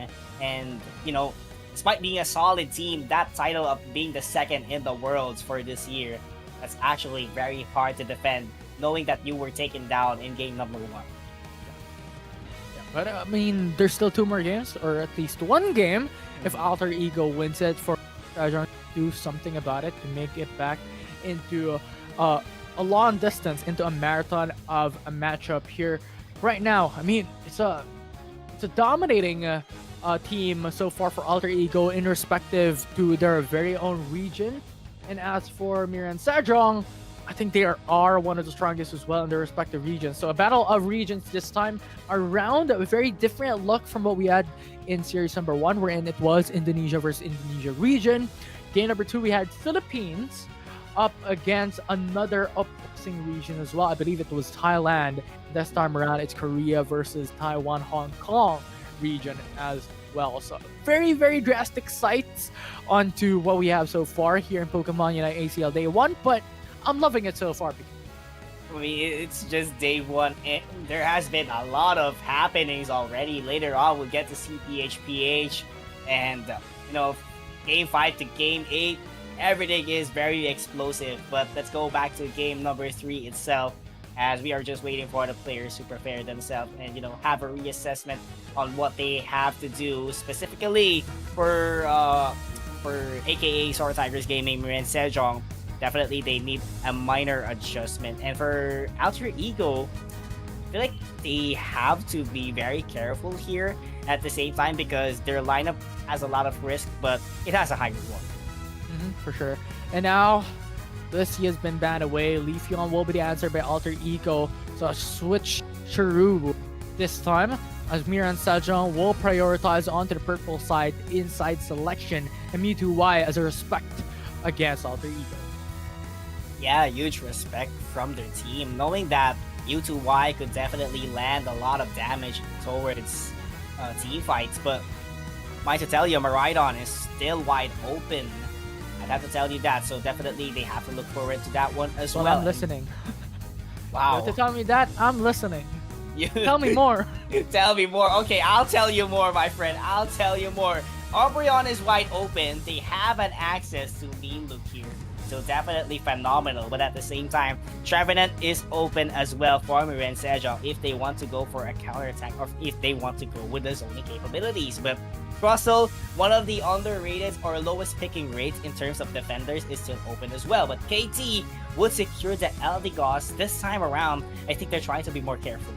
Yeah, they're trying to be a bit more careful going into the standard type of composition here. And Hoopa is a great option for the likes of Miran Sejong. But Inteleon, it's been a while since I last saw you, but now you're here back at it again for Miran Sejong to capitalize on this Pokemon. And now you're pretty much set in terms of standard comp. You have pretty much an all-rounder, you have a supporter, and you have an attacker. Yeah, and might to tell you, having an Inteleon is actually a huge thing, because you have the Azure Spy Vision that could definitely reveal the content of the tall grass, and that would help a lot, specifically whenever Alter Ego has to play safe in the Rayquaza zone. But that's not their main thing, to be specific, but once they do it around, that Azure Spy Vision would definitely benefit a lot the side of Miran Sejong. Zacian being locked in, a former EX Pokemon that has really dominated the meta in years past, but now it will be locked in once again for Miran Sejong. But so far, in terms of the international scene in America, we haven't seen such a huge successful sight onto Zacian. We'll see if Miran Sejong could turn things up. But Garchomp will be the final lock game by Alter Ego. Yeah, and Shindy with the Dodrio and Z-Ray sticking with the Miraidon pick. This is actually phenomenal, and they have a better backline right now, or a better front line to be specific, that could really protect Z-Ray. So he would just have to go with the Charge Beam on the backline, and Ice and BKZ Blue Cat would just protect him. We'll see what they could do. But in terms of those damage, I think at this point, for Miran Sejong, we've seen Zayshan to one of the farmers and the speedster fill in for the years past that it has been used time and time again. So expectedly it will be roaming around, or at least going around as an alternative. For Shifu is going into a path, Zayshan can be an alternative. Really depends on Miran Sejong on what they want to do. But Alter Ego, back to the standard composition, a drastic difference from what we saw from them in Game 1.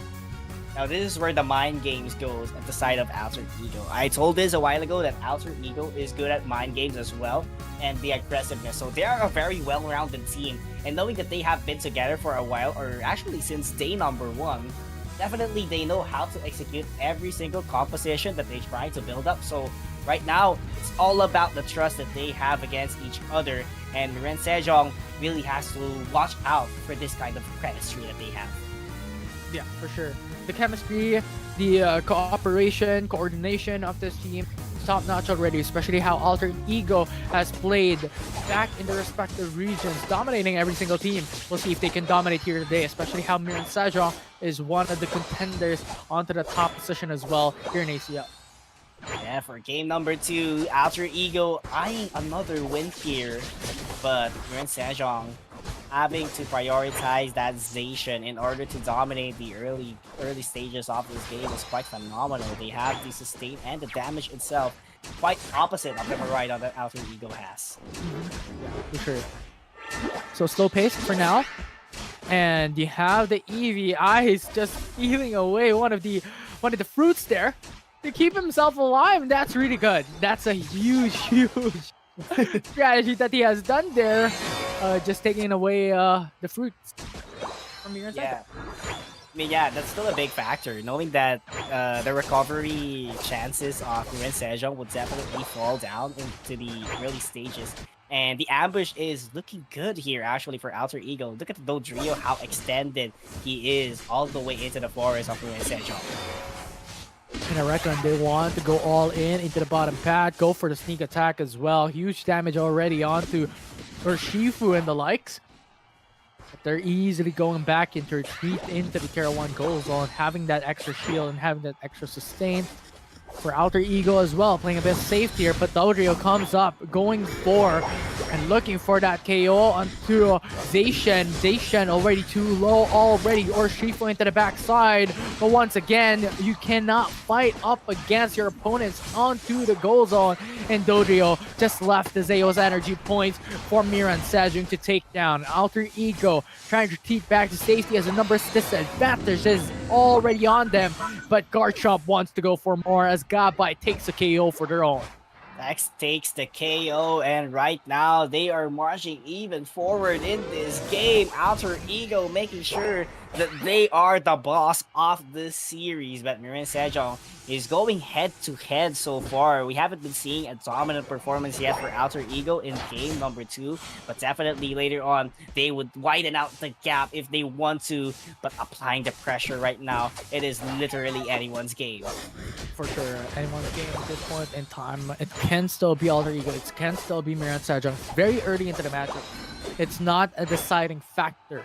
It's not very decisive and who will be able to take game 2, but surely Miran Sejong has to do something about it. Alter Ego now going and forcing away an all-in Hoopa being KO'd already, and Zayshan playing defensive onto the top path, but there's just too much people for Alter Ego, well, rather Miran Sejong to defend. Yeah, you have to defend that immediately, but look at the trade that they have been trying to build up. 30 points in the bank, making sure that they closing out the gap, but look at this. Leech Horn to make sure everyone backs out the side of Alter Ego. And now, you have the beams coming through from Alter Ego. Alright, on. Trevenant will be KO'd. And this is very difficult for Miran Sejong, as an objective is up in the mids, as Alter Ego will start it. Reggie Steele will be the eyes on the prize here for Alter Ego. They want to take it down. They want that extra buff, as Miran Sejong still scouring away, and that will be a free objective for Alter Ego to take down. This is the start that they have been looking for. Knock up here for Alter Ego once again. Trevenant has to say goodbye along with a Hoopa. Alter Ego going on to the goal zone, wants to go for those points, and so much Pokemon are being sent back to the base. Eliminations left and right, and Alter Ego will be happy with a 120 point lead that they were able to take down in the past couple of minutes. Vision wasn't into its maximum value. Same thing with the snipe shot. We weren't able to see the value connected at the side of Alter Ego. So Miran Sejong really has to look forward that they have a good backline in which that is going to be the Inteleon. So I would have to give props for Alter Ego not being threatened by that kind of damage that the Inteleon can do. And now Miran Sejong wanting to go for points as well, wanting to go for goal zones. So far, Alter Ego has secured a huge map control advantage for themselves. No more tier 1 goal zones available for Miran Sejong. Alter Ego with a 120 point lead. It's too much, and Miran Sejong has to do about it.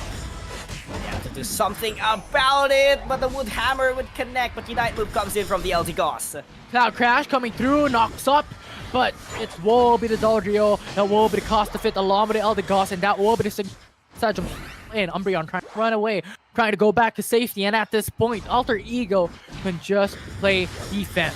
Inteleon will not be able to go and shoot himself, or well, rather shoot their opponents with that skill. The sniper shot will not connect. Alter Ego playing defensive on top at Trevenant and Inteleon will be eliminated and KO'd, and Regieleki will be open.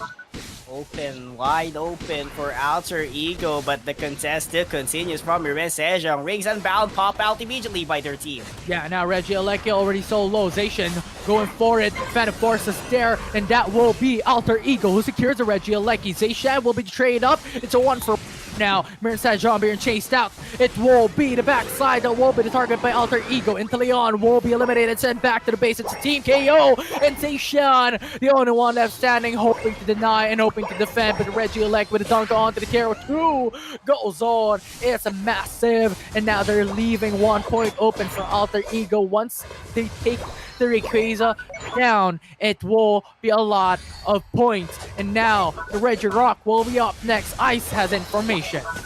Ice trying to go for the Snarl here to apply the pressure all the way into the bottom path, waiting for his teammates to secure this Regirock. Going for the Unite move. Can that be enough? Zacian will be able to take down the Regirock. No more teammates to be able to come through. Miran Sejong, you have to retreat. You have to go back to safety, but they're going for it as Alter Ego. It will be the turn of tides. They will lose 2 of their players, and that will be Miran Sejong who goes through for another KO. And now Eldegoss coming into the backside, wants to go for suppression. Miraida left alone, isolated, standing into the back, and that will be Eldegoss trying to run away, but Inteleon, 1 more snipe shot to take it down. It's KO streak, and Miran Sejong, a triple KO for the team. They have to look forward to that Inteleon, Alter Ego's biggest threat. They have to make sure that it will be isolated later on with the mean look coming in from their Umbreon, because that is the biggest threat that they have to face in the late stages of this game. Together with the Azure Spy Vision, they could be revealed immediately all over into the forest. But the question remains here, can that Inteleon solely be enough for Miran Sejong to take down this game number 2? And so far, Alter Ego has been eyeing in every single objective so far. Yeah, for sure. And now, the Regieleki that will come up in 5 seconds. Alter Ego is eyeing on it. Miran Sejong as well. Looking at it. It's all about those top paths. Everyone is there readily waiting.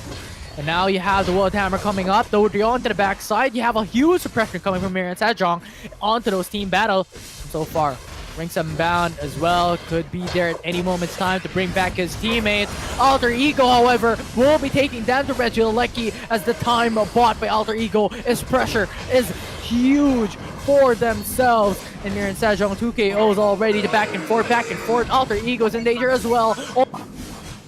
Standing, trying to go in for a bit of damage as a team elimination, a team KO. Miran Sejong on the lead. Time to flip the tables here for Miran Sejong as they would rush down the Rayquaza here all the way into the central area. Despite using the Unite move, that Eldegoss wasn't enough to challenge it. And now Garchomp not going to be enough to defend those top pack tier 2 goal zones. The only one remaining. Dodrio will be KO'd. Zacian incapacitated as JJ Yong wants to retreat back to safety. That 31 points could change and turn the tides around here. Alter Ego still going for the defense, but Trevenant and Teleon onto the top path, chasing down onto Umbreon, wanting to go for points because it's pretty much dead even for both sides here. 333 points for both sides, going for it, going for KOs, stacking up, and now Trevenant, the only one left for Miran Sejong. It will be a close battle indeed, and Garchomp will go for the KO streak. Going into the top path, you have 50 points left for Hoopa.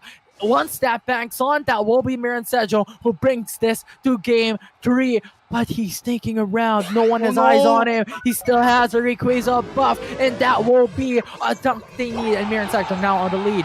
But now, Miran Sejong just has to play defense, going for it. It's a 4-man rotations, going for the dunk, going for the point into the bottom pat, and that will be the dunk that they need. 433 for Miran Sejong, and Alter Ego still has to go for 100 points. Rinks unbound already. Miran Sejong wants to bring his teammates, going through it into the home base, and then Alter Ego still catching up. 16 seconds remain. You have a couple of points coming through. 50 points. Garchomp has to go for it, but he's KO'd. And Leon just won. Miran Sejong the game, and Alter Ego will be shut down for game 2 as MS brought this series to game 3. Have to watch out for that Hoopa who was trying to go in for another way for them to score a goal.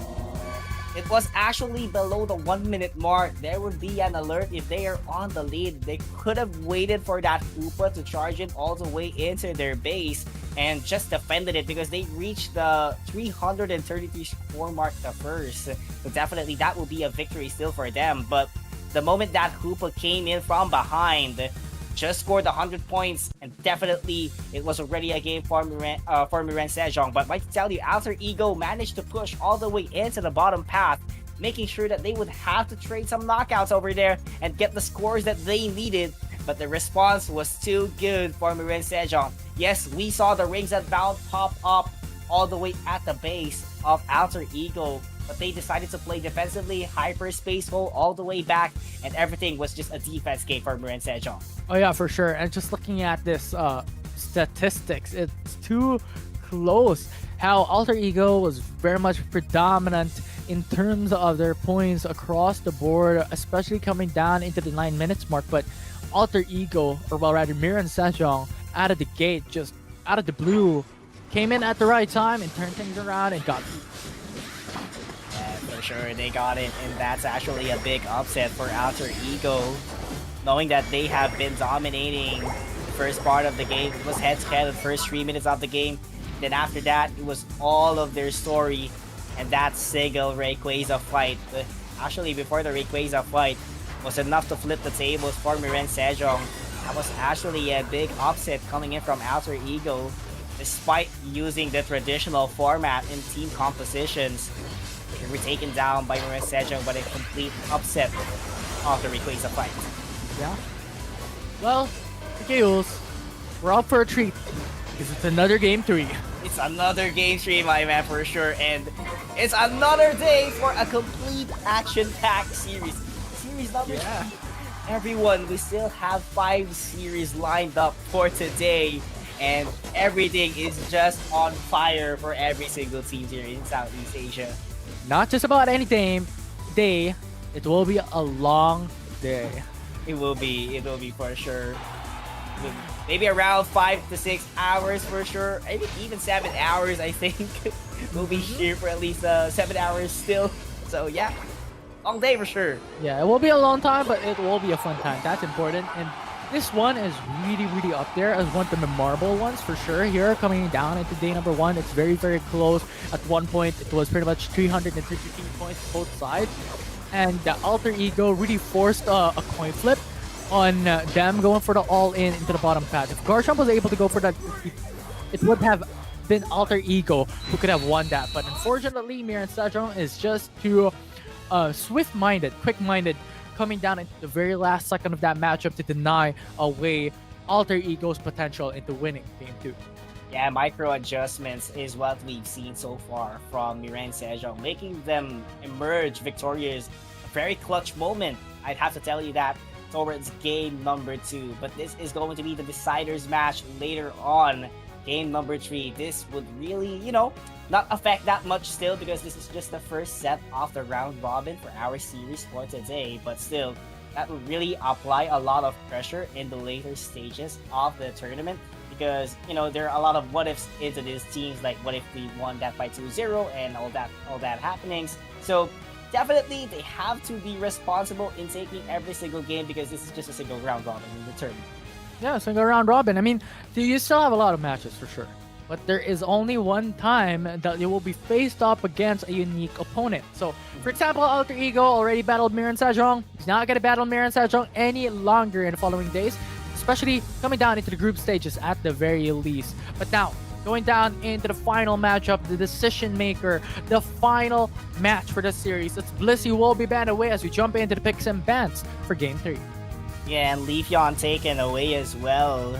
The agile damage dealer, at least for the speedster composition or the speedster category. So definitely understandable that they would have to take down out of the list. Same thing with the Mewtwo Y, who has been doing a lot of damage. And I feel like Z-Ray, it's actually phenomenal. I think he had to stick with the Miraidon pick that they have. So I see nothing wrong actually with the composition from both teams. It's just a matter of fact of execution and timing. But Ward takes away the Umbreon for their team. Yeah, for sure. So Hoopa and Umbreon will be locked in here by the side of Miran Sejong. They want a little bit of that sustain type of setup for now. But on the opposite side, Snorlax will be locked in. Oh, This is actually quite surprising to the fact that Snorlax is very situational, at least for me. Knowing that the heavy slam and block is actually the most useful kit that you could use, specifically if you're trying to be a solid defender. So I feel like that block would be a response towards that Blaziken who really loves charging in towards team battles, and at the same time that Umbreon. So definitely if there's someone locked in with the mid loop, there's actually a good trade with that Snorlax with the heavy slam, but there is a Zoroark back in action with PKZ. I love this. I only saw this with Talon using it in a Zoroark Comfey type of matchup and type of setup, but now we're seeing it Alter Ego play it. And they're one of the most dominant teams coming down into the Pokemon Unite competitive scenes on Route. Now, in terms of what Alter Ego can provide here in the final game for the series. Yeah, this is really surprising, especially for the Filipino fans watching this game. Like, that's actually the first time that we've seen someone use this composition, as far as I can tell. I feel like there are other teams who has been using this composition as well, but very rare. I'd have to tell you that. But it's a risk, right? It's a risk to go for a Zoroark Comfey type of composition just because you're really focusing on Zoroark. If Xingdi will not be able to excel coming down into the game, but Zoroark Comfey cannot do anything about it. It's all about Zoroark. It's all about banking everything, like putting all eggs into one basket. That's similar situation here for Alter Ego, for Zoroark and Comfey. Yeah, very similar situation. But right now, it's all about execution on what they have to do, and this Comfey has a really good amount of set or kit that it could offer to their team. Not just to the Zoroark, mind to tell you, there are other secondary options as well, just like the Mimikyu, who has a lot of sustain, and with the proper utilization of the moveset of Comfey with the floral healing, or it could be the grass knot or magical leaf, actually anything goes, and that would be a big support coming in from their all-rounder. Yeah. So a lot of expectations on the line here. Alter Ego, it's the favorite. And Miran Sejong definitely showing up big time in game number 2, and they can be the ones to do another upset. So far today, it's filled with upset. It is EVOS 1-up against Sonic. It was at Fest 1-up against the likes of Talon. This time around, I don't see any opportunity for that to not happen again for another upset, this time for ACL. It's day number 1, baby. Let's go. Day number 1, full of fire, ladies and gentlemen. Early scores coming at the side of Alter Ego here, Infinity. Yeah, so relax. A dangerous position here, but still have that. Yawn. That could, that could definitely bring back his HP. Yeah, that's Snorlax for you.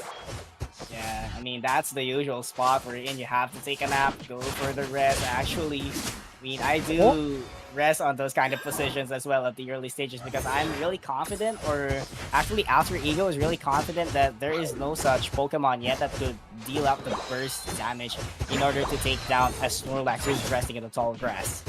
Yeah, we'll see now. Zoroark positions himself, going onto the top path, wants to go for those Swablues and Altaria. It's very important for him. And we mentioned this. It's putting all eggs in one basket. Since that's Zoroark, you want to have every single bit of capability and single bit of points and XPs and even levels to come through for Zoroark. But Sejong wants to retreat here, but being chased down by one of the swiftest and quickest Pokemon in the game so far will not be enough, but it will not suffice, as Machoke will still be alive. Yeah, that bulk up was really clutch for that movement speed that they need. But Alter Ego keeps on converting scores here on their side, mind to tell you. And they have a couple of attack weight users as well, so definitely does provide a lot of advantage for their team. And now Ice in danger, has to sleep but incapacitated, and that will be Hoopa who will get that KO on Snorlax. Resets coming through. That will be really, really huge for Miran Sejong to bring back his teammates back to safety. But now it will be Miran Sejong who lose Umbreon, sent back to the base. Alter Ego showing who dominates this early game. And huge damage from the Zoroark Comfey combination from Alter Ego, making sure that they are the ones dominant here in this matchup. But look at that, it tries to fall back just to secure the goals from their team. Yeah, we'll see. Alter Ego now going for the all-in Mimikyu, however, to play defense into the top path. Another KO as Comfey will be able to shut down these Umbreon onto the top path, and that will be massive. And now Snorlax just going to play defense at this point. That will be one of the expectations so far. Defenders will be the ones to defend that KO streak already for Zoroark. A lot of damage putting out. Comfey sustaining onto Mew with that Solar Beam is huge. And Umbreon as well to follow things up. And Alter Ego, Zoroark and Comfey so far has been so good for them. Yeah, so good so far, but the last hit would land at the hands of Miran Sejong. And right now, that Snorlax is really trapped all the way, but Heavy Slam was enough for him to go for the escape. Now the Regieleki is coming up with a dominance so far of Xingdi, already at level 10, up above compared to every single one compared to Miran Sejong's side, so he can definitely go in for the jungle, rather forest invade up against their opponents and even have that confidence to go for a sneak attack time and time again into the backside. For now, Alter Ego, 100-point lead up against Miran Sejong. Yeah, this is actually a very good lead, despite on a triple digit. Miran Sejong hasn't scored a single point yet, so that's actually a big pressure from their team, knowing that they weren't able to even things up against Alter Ego for the first 4 minutes of the game, so definitely they have to find their footing and get the lead as much as they can. Huge damage coming into matchup, but still have Comfey for that extra stain for Xingdi. That will not be that easy for matchup to go for the all-in. So far, Miran Sejong, even Alter Ego, just playing onto the middle path, just waiting for the right time. I think they want that Altarius and Swablues that will come up later on, just because it gives you a lot of AOS energies and even XPs. And so far, what I want to highlight here is that Zoroark Xingdi already at level 11. Yeah, that's actually a huge gap compared to the level 10 Blaziken and the other members of Miran Sejong. Definitely could dominate the battlefield later on, so we'll definitely see the impact. But I definitely saw Ice utilizing Yawn instead of the block, so definitely this is somewhat of a very behind Snorlax that we are about to see. So it's not the protective ones, because block simply blocks out your enemy, but at the same time it would definitely lose a lot of mobility on your side. Regiseal now up. Miran Sejong, Alter Ego has eyes on it. You have Umbreon going for the dunks on top cap, but I don't think it matters. Alter Ego wants the objective instead. Miran Sejong, I don't think it matters. I don't think they can actually go for the deny here, considering that there are only 3 people for themselves to contest the bottom path objective. And now you have the Ring Sun Bound already used up as Alter Ego goes for the all-in. You have the Mystic Mirage as well used up by Mew, going for the Solar Beam, and Zoroark into the back. It's just too much KO, too much power to stop him down. Miran Sejong in a bit of a confused state as Umbreon will be KO'd up. Next, it will be brought back into the base. Alter Ego, 130-point lead, and they're looking for more as the forest will be invaded by Xingdi.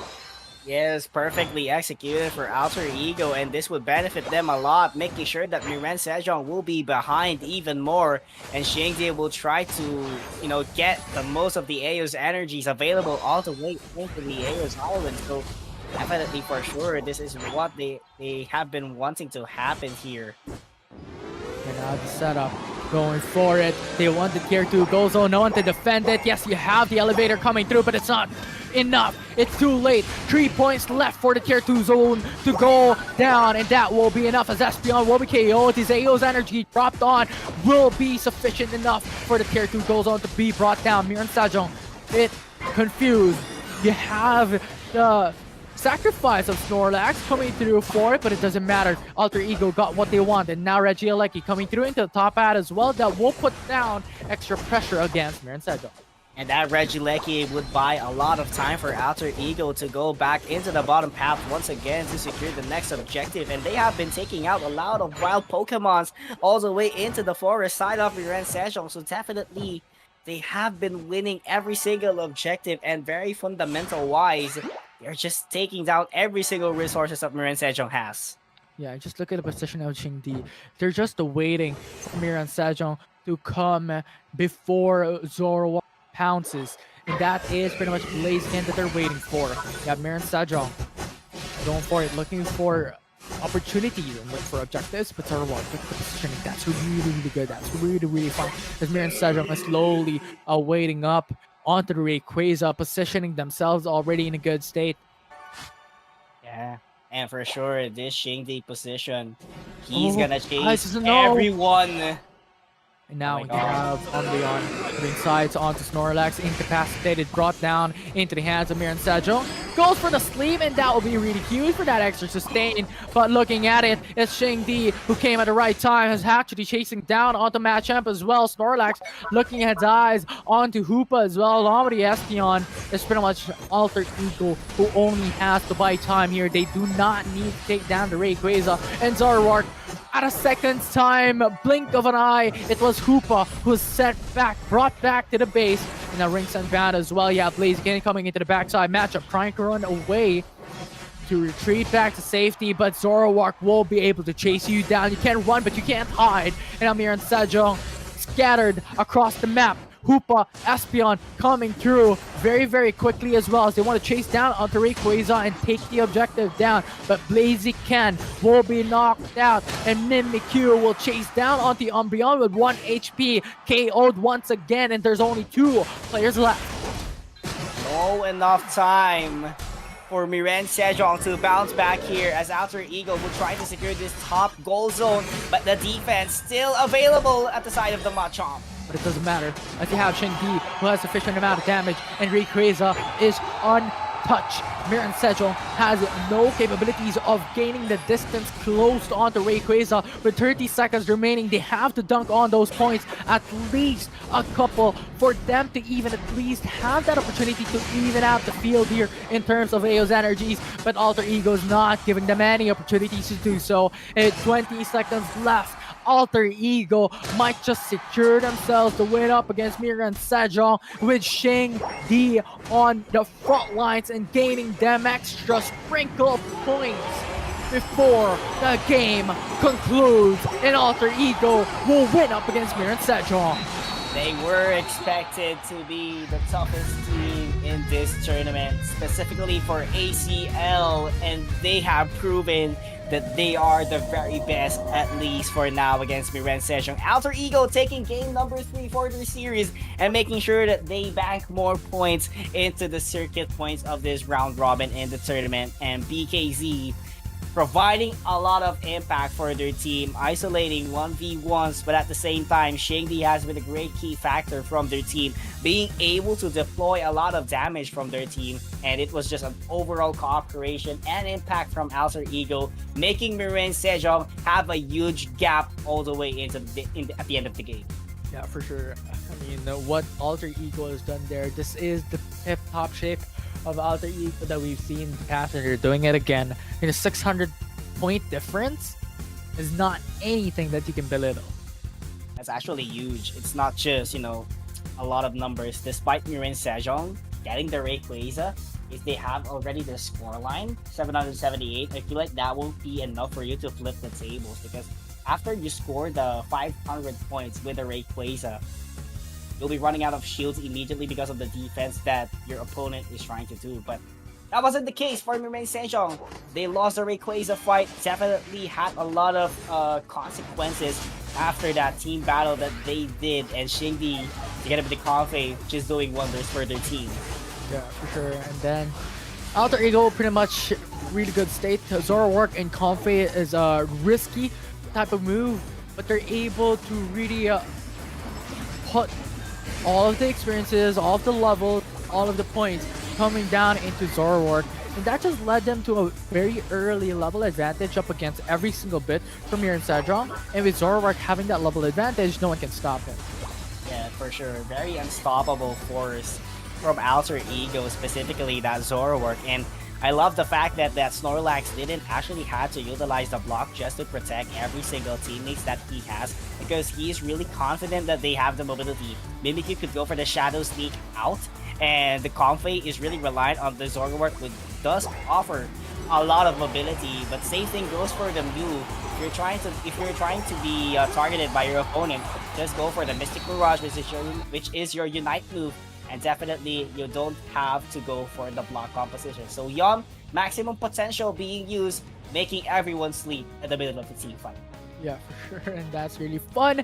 I mean, it's a series that is going to the side of Alter Ego. And just a quick recap, right? We have Onyx losing up against EVOS in a 0-2, and an upset that EVOS has done. Talon losing up against FS in a 1-2 series. And then this time in the third series that we have for the day, Alter Ego winning up against MR. That's really huge coming through. But we have 5 more series to come. It's going to be Elevate Blacklist that will be up next, along with BRU, Pure Rex. You have BRU, Blacklist, the final one, EVOS, Pure Rex before then. There's still a lot of matches that we're going through for the day, and it's really a lot of exciting stuff coming in prepared for the viewers watching at home.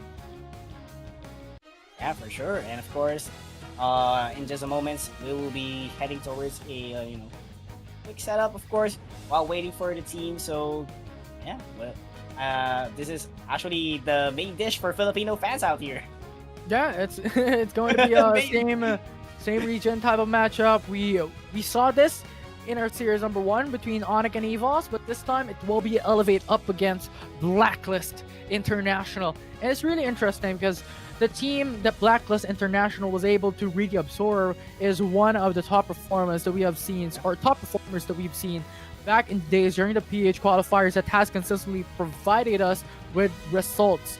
If there is a top 3, because top 2 and top 1 would be Talon and Elevate, they have been here ever since. Blacklist International has taken that spot. So we'll see what they could provide. Can they make an upset happen as we've seen over the first 2 series for the day? Yeah, and not just into the Philippine region, mind to tell you, they also did an offset on the recent World Championship, being able to take down the defending champions, former defending champions of the World Championship, which is Luminosity Gaming, in the group stage, and making sure that Luminosity Gaming would have an early exit in the World Championships. That is what Blacklist International, formerly Izanamento, did on World Championships. So definitely a lot of teams are having an eye towards them. Well, let's see what upsets can happen here in ACL as we have 5 more to go. We're just going to take a short break. When we come back, it's a PH versus PH region matchup. See you guys then.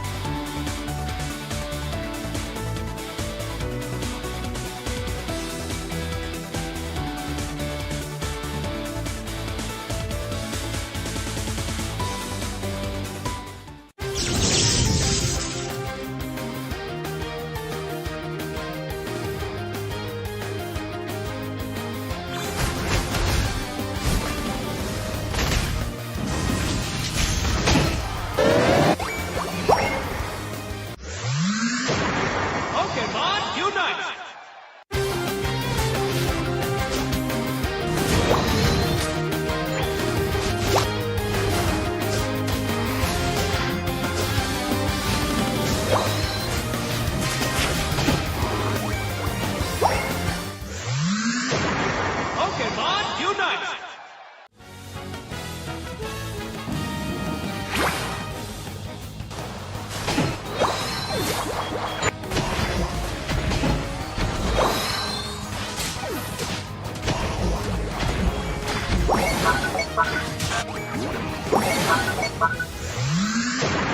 Pokémon unite!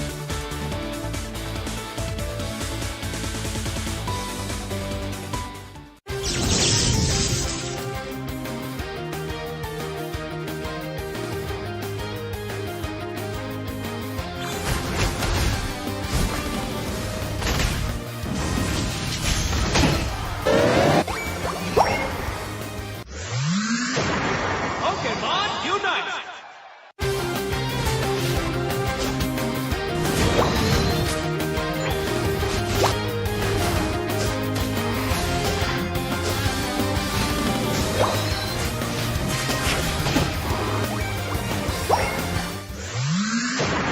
Pokémon unite!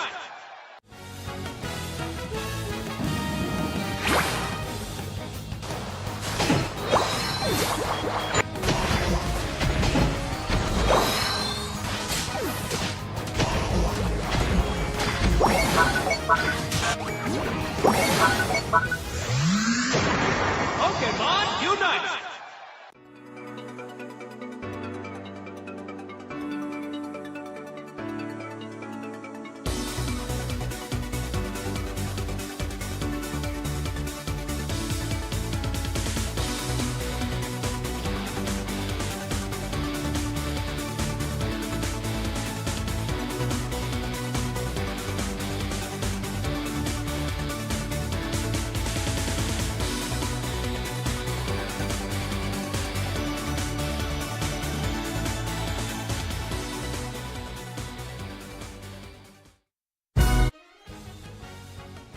Welcome back, everyone, into the fourth series of the day of Pokemon Unite ACL 2025. It's a series. It's a PH versus PH region type of matchup that we have on our hands. Once again, it will be really exciting on who will come out on top.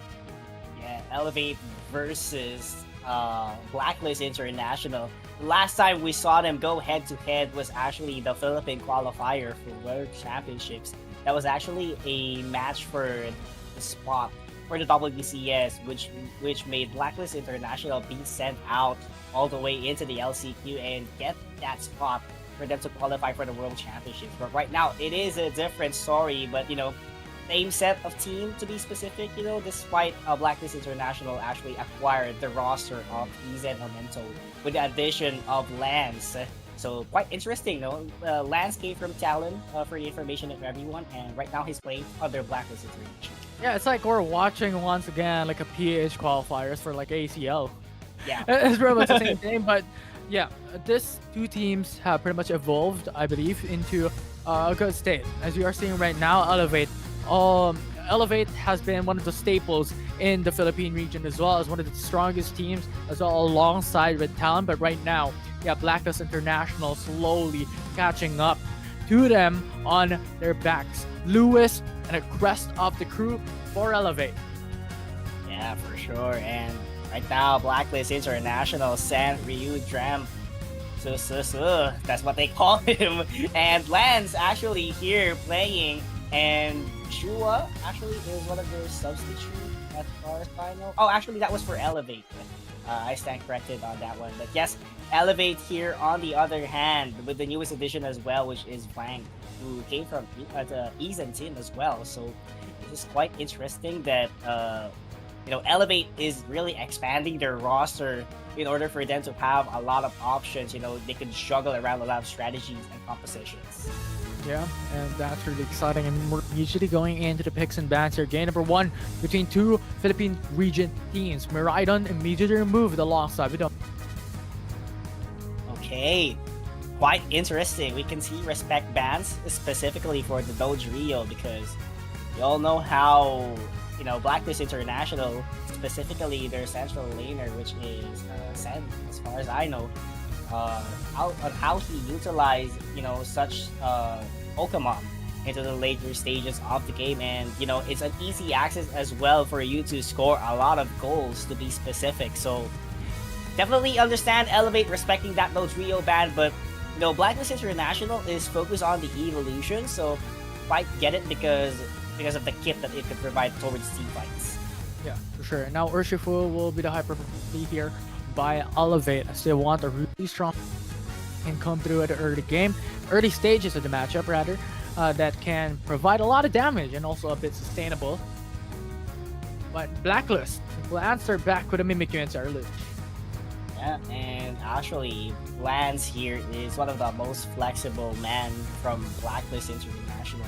He could play defender, he could play all-rounder and attacker at the same time, so definitely has a lot of options. But I love that Zero Ledge. I've been seeing it for quite some time in the Philippine scene, and they have been using Zero Ledge a lot into the central area, so that's why we see Send. Oh my god, Infinity and beyond! They have a Ho-Oh that could definitely go for the 4-man revive. Same thing with a Blissey, who could definitely sustain a lot of team fights. Yeah, for sure, and that will be something that Blacklist wants to do. I mean, they already have 2 Pokemon that produces a lot of damage. That's Mimikyu, that's their ledge. Pretty much having the Ho-Oh and also having a Blissey will give them a huge up in terms of that defensive capability, and Venusaur to finish things off.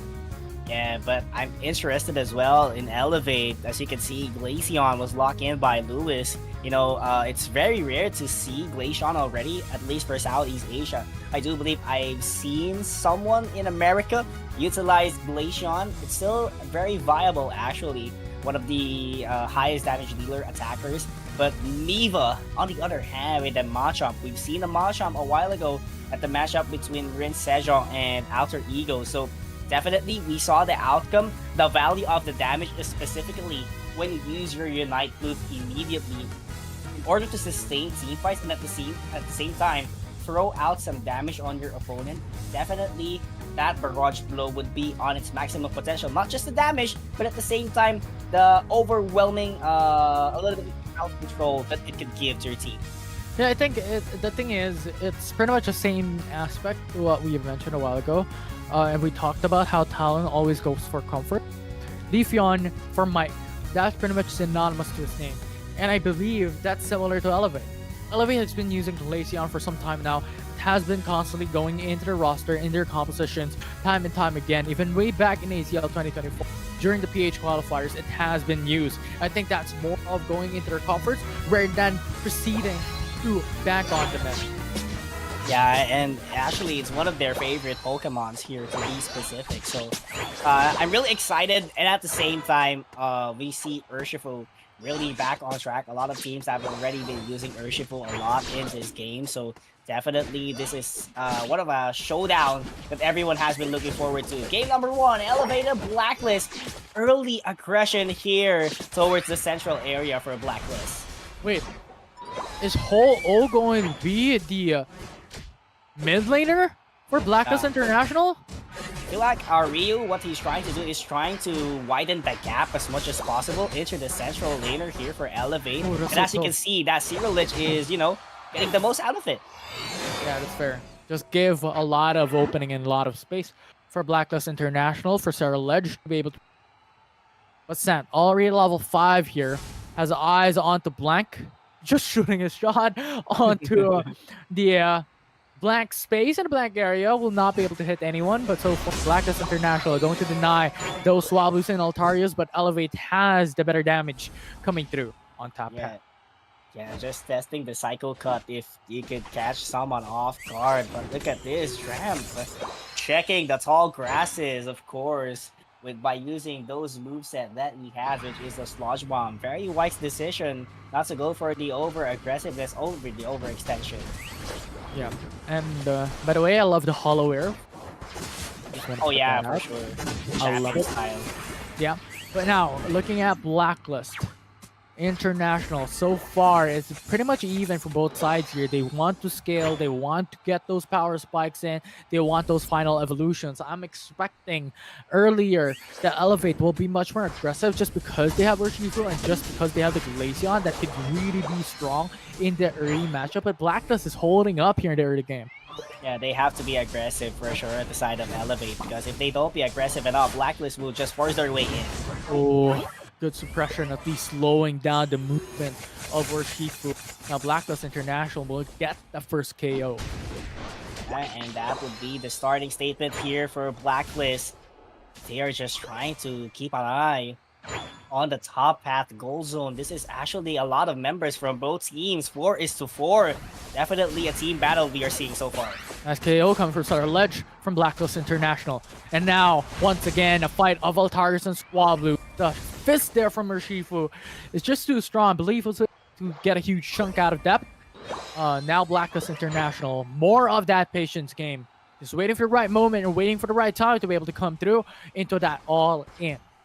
Yeah, and this would be an all-in fight as far as I can tell. The elevator's hyperspace hole has been popped out immediately. Potentially, they would have to retain all the way into the bottom path, but shift of attention for Blacklist as they are trying to apply the pressure in the top path. That's what we're saying, on the right moment. That will be the first tier 1 goal zone removed and taken away by Blacklist International, but a trade back for Elevate, getting Reggie Steele.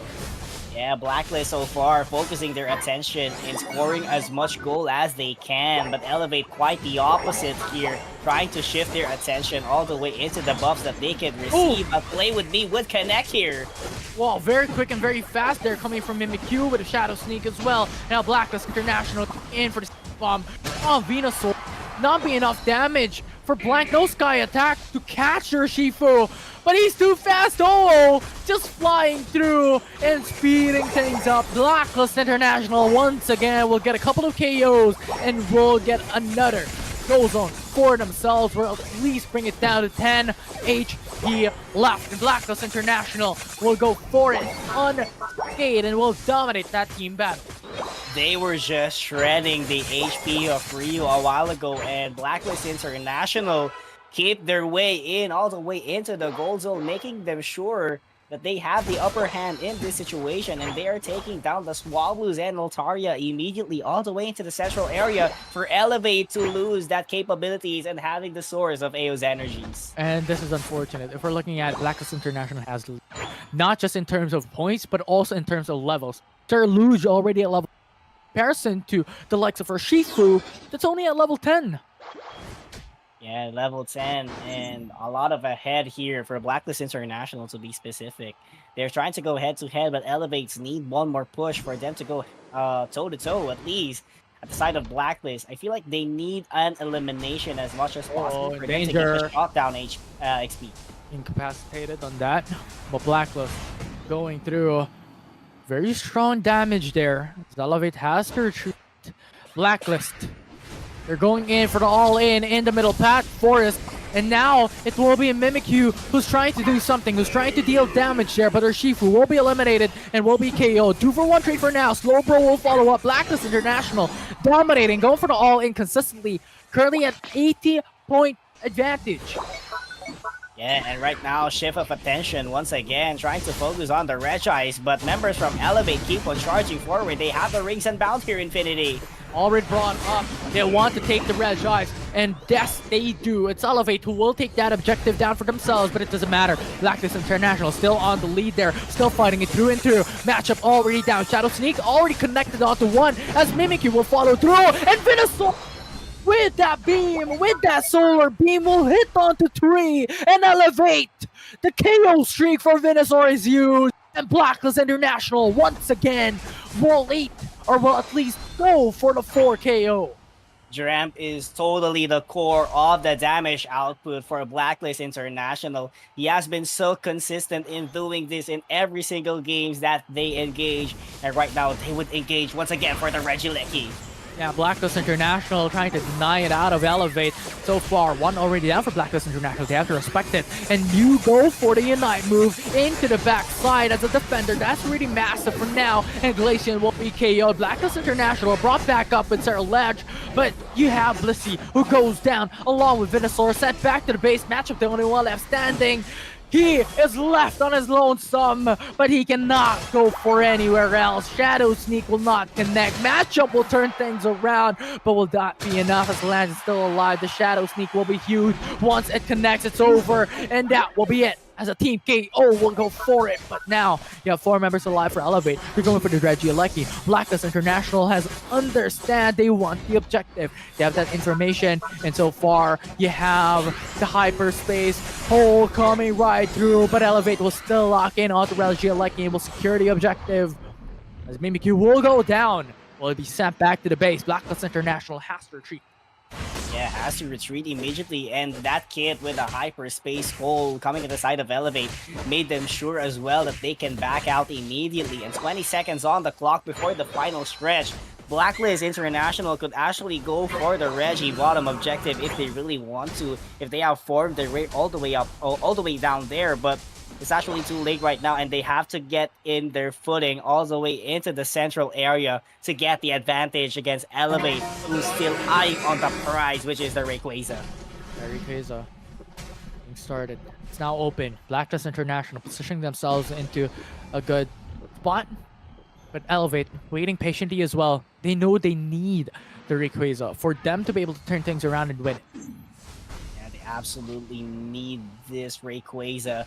Both of the teams actually eyeing on the prize here, but Blacklist trying to get Elevate ahead of time, making sure that they engage in the first place and reverse things down. Oh, very unfortunate. Urshifu goes down immediately. Elevate loses the hugest players for them to deal damage, but matchup into the backside. Venusaur's in danger. Go beam, that will be enough to bring down one as an elimination comes through. 3-for-3 trade from now, both sides, but Hoopa and Glacian, the only one left standing for the side of Elevate, will not be enough. That will be Hoopa and Urshifu left standing alone, going through and through. Rayquaza will be the target there, but Blacklist International as they will take the objective, and that will be Blacklist, who will dominate game number 1, who is looking for the win on this series and will go for another upset. But now it will be the Blissey. Sususu is trying to retreat back to safety, but that 3 player that we're talking about, that will be the elimination that Elevate would be looking for.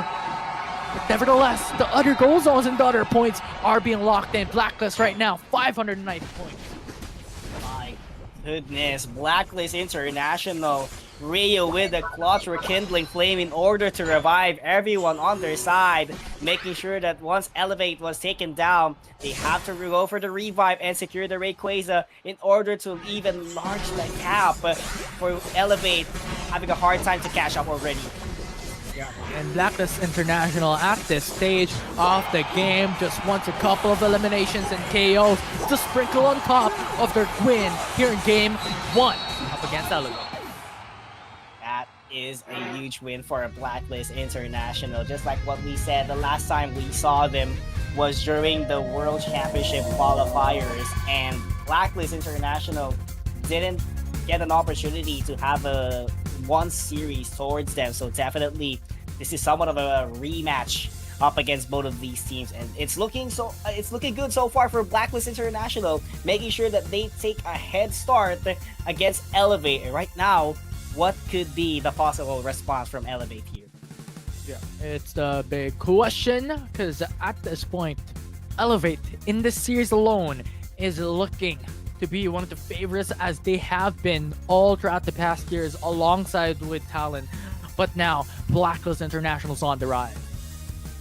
Definitely on the rise as they keep getting stronger, keeping the core of the team, and at the same time having new additions little by little in order to make their forces even more powerful and have a huge impact heading towards ACL. But mind to tell you, it wasn't really a one-sided match.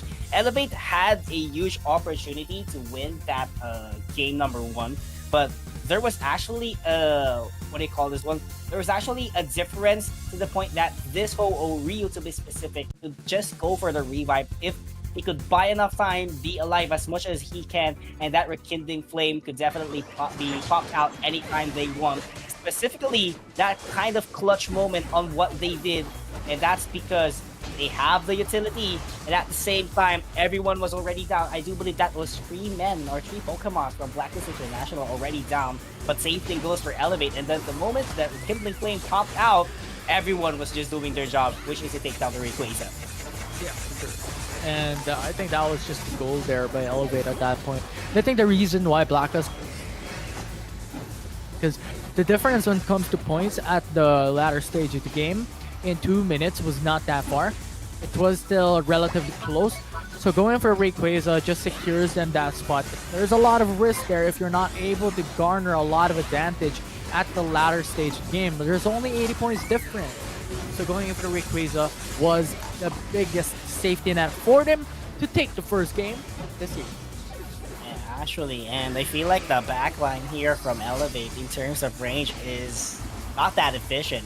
Yes, Lewis was actually a good backline from their team, but the range really wasn't enough for their team. It could have been better if they were trying to go for a Miran, but Miran has a huge risk in which Blacklist International has someone like a Mimikyu that could actually go for the play with me Unite move and just, take out of the context that Miran.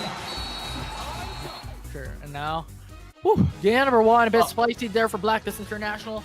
Taking the very first game away from their opponents. So far so good. It's a very good start coming in from Blacklist International. But Elevate, if there's anyone here in the Philippines up against the Philippine region in and of itself, will be Elevate that can find something. So we'll see how Blacklist International, can they make another win for themselves and take the series away from Elevate and bring themselves into a very good state here in day 1. Yeah, for sure. They really want that game number 2 to be on their back in order to, have a rest as much as they can. Because as far as I know, they will be having another game later on for Blacklist International, which is the last game for tonight. And that is going to be up against Buriram United Esports. Yeah. But setting that one aside, Blacklist International eyeing another game to close it out in a dominant fashion in terms of numbers. But Elevate, despite losing game number 1, there was actually a big amount of chances that they could have won that game number 1, and definitely that minor adjustment that they are trying to do right now, or what they have been doing right now, to be specific, very visible, I have to tell you, for this game. Yeah. Now jumping into game number 2, match point already for Blacklist International. Shockingly enough, we're having the same side selection, I believe, this time for game number 2. I mean, expectedly Elevate. Sticking onto the purple side, as this side selection will give you the priority and will give you that advantage for the first pick, and Leafeon will be the priority. Oh my. You don't want blank going in on Leafeon. He is one of the most efficient central laner in terms of speedster, to be specific. I've seen him how he played Leafeon, very efficient, together with Junior Absent, who is actually one of their supporters. The chemistry, if that's going to be good, definitely it would benefit a lot at the side of blank. But on the other hand, this is going to be a central Urshifu as far as I can tell, because Cent picked it. Definitely this is one as a central, and Vance go for the lanes instead because he is actually the AR defender of their team. Yeah, it's been a long time since we last seen Clefable, but nevertheless it still would be enough. But Ho-Oh will be locked in alongside with a Blissey here. Blacklist International going for a similar pattern for their composition back from game 1. I feel like because of the Clefable being available here, what Junior Absent is trying to do is try to stick with Blank as much as he can, because that is the maximum value that you could get from the Moonlight, which is actually a huge composition from the Clefable. So definitely, when you get that Moonlight landing at the hands of Blank, Blank could just go for the Aerial Ace plus the Solar Blade if that would be his composition. Anything goes actually on his side, so he just needs the 8 of a Clefable. Everything would boil down in his favor. Yeah, for sure. But we'll see what they could do as Mew will be the final lock-in by Blacklist International. And Elevate, once again, going in for those double Eevee and double going for the Leafeon and Glaceon means they want to go very aggressive in the early game. So that is one of the expectations that we have for Elevate. Yeah, for sure. And a lot of fans here from the comment section, I can see multiple players and at the same time fans from Eason supporting Blacklist International here.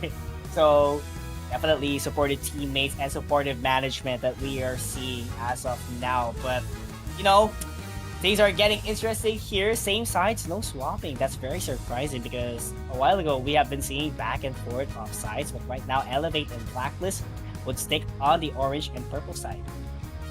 Yeah, we're sticking with it. So we'll see if Elevate could take the win to bring this to 3 games. The best of 3 series. Well, Blacklist International once again, and they're looking really, really good. They're looking fancy out here today in ACL on their very first game. Dominating start and dominating finish. Dominating, and they want to finish it in a dominant fashion at the side of Blacklist International because they needed that break later on. They have another matchup, so definitely that would put a lot of pressure on their side. But game number 2 on its way, ladies and gentlemen. Elevate looking forward to bounce back. Yeah, they're looking for it, so we'll see if they can do once again what they're looking for and gain a win up against the likes of Blacklist International. And so far, I mean, coming down to it, Elevate, you really have to be aggressive here, capitalize on your advantage with the EVs, with the Leafeon and the Glaceon that's really strong in the game. They would be needing that in the later stages of this game, but that's actually a quick knockout here coming at the side of Elevate, trying to get a couple of knockouts and at the same time score some goals. Yeah, for sure. I mean, it's an early start. This has been the tradition of these players and on these teams. Once you have less than, I believe, less than 8 points, you can dunk it without any contestation whatsoever. You cannot be denied. So it's really, really quick. It's really, really fast going for those dunks. Because for the new players watching at home, I know a lot of you guys are not going to be new players, but with more points that you're wanting to dunk onto a goal zone, it takes much longer. That's pretty much it. Yeah, it does take a lot of time, and actually every single Pokemon has their strengths in scoring, but that's a huge amount of damage from Neva with a Razor Leaf on that Leafeon. Yeah. Leafeon is one of the strongest early game damage dealers. Look at that. 5 points, cannot be denied. The Blissey can stay there and watch us dunk. Yeah, you know, it's just a exhibition match of a scoring of points to be specific. But right now, over aggression once again from Elevate. That's what I have been talking about a while ago. Just go for your moveset, and definitely the Moonlight would fall into your hands. Unlimited healing. Now Ho-Oh in the central area, going a bit aggressive up against the Glaceon, trying to catch up, trying to retreat there, but Ho-Oh is too fast. With a flamethrower, that will be sufficient enough to take him down and send him back to the base. KO coming through with Blacklist International left and right, but Ho-Oh will be betrayed back by Elevate. That's a good eject button for Junior Absent after that electro ball coming in from Tramp, which dealt a lot of damage, I'd have to tell you that. So that was actually worth it from their side in order to eject back all the way into the Golden, get the Citrus Berry on their hand, and have a total reset. But right now, eyeing on the prize. Once again, Neva against Lance with a response here. Yeah, the response, Blacklist International once again going for KOs, but Elevate is finding consistently, time and time again, to respect their own trades back. So pretty much this battle between Elevate and Blacklist International is not that far. Both these teams are so up close. goes. Oh, looking for a response, but there's no available response from Blacklist International here. That's why Elevate would secure that Registeel immediately, but the trade goes on the top path, which is a Regileki. Ooh, bringing him up in the air, flying him up. Oh. Still will be sustaining himself, but Leafeon with a KO streak gets you down, sent back to the base, and the Sterilege, too strong as a damage dealer. Yeah, that Revenant Ren doing its work just to deploy numerous amount of damage, but Elevate right now leading the charge in terms of scoring here. They're trying to overwhelm Blacklist International as much as they can. Lance and Dramp leading the charge here all the way to the top path in order to eliminate Junior Absent, who doesn't have anyone to go for the pilot. Yeah, and so far Blacklist International slowly approaching Elevate as well, but still, it is a 16-point advantage that Elevate has in favor up against Blacklist International so far. It's pretty much an even trade for the top hat is Blacklist International, and even Elevate as well, who has control over it. Suddenly, shockingly enough, these two teams has each respective tier 1 goal zones on the top hat, which is traditionally, from what we've seen, very opposite, right? One would take on top, one would take on bottom.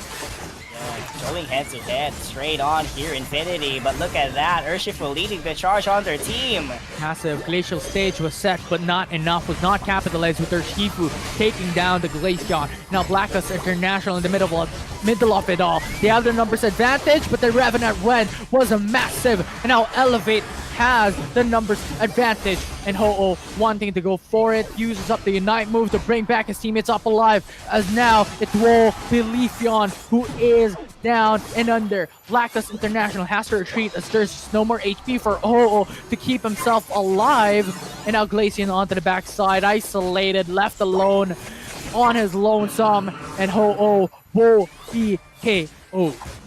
Icicle Spear being felt immediately together with a Freeze Dry. Lu is doing its job all the way into the backline with a great support of Tempest and of course Dirk Lefable, but right now it's a head-to-head bout again in the Regirock. Yeah, it's Blacklist International who secures the Regirock. Elevate will secure Regileki, and Ho-Oh will defend the top path. But looking at it, Sterilege and also Leafeon potting themselves to support Elevate. At this point, the glacial stage has been set. They want to go aggressive this time around. The Surf pushes back Elevate into the side, but Urshifu just has so much damage along with Elevate as well. It will be Mimikyu who goes down alongside the Blissey. Really unfortunate stuff there with Blacklist International. And Mew will shoot the shot coming through right out of the gate, and Leafeon will be eliminated. Blacklist International going for the chase there, surfing onto the backside, but Mimikyu with the play with me will lock in onto Glaceon. Blacklist International on even footing for Elevate for now. It's a 3v3 type of situation, but Blissey will follow up next, and Elevate will dominate.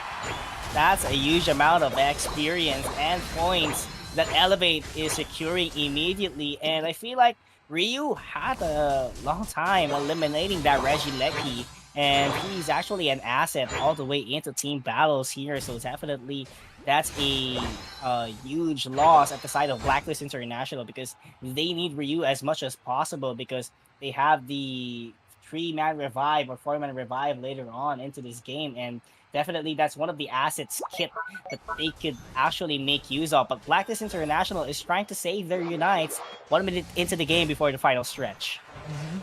We'll see. Blacklist International moving up close there, positioning themselves to deny any contest by Elevate onto the Reggie down bottom.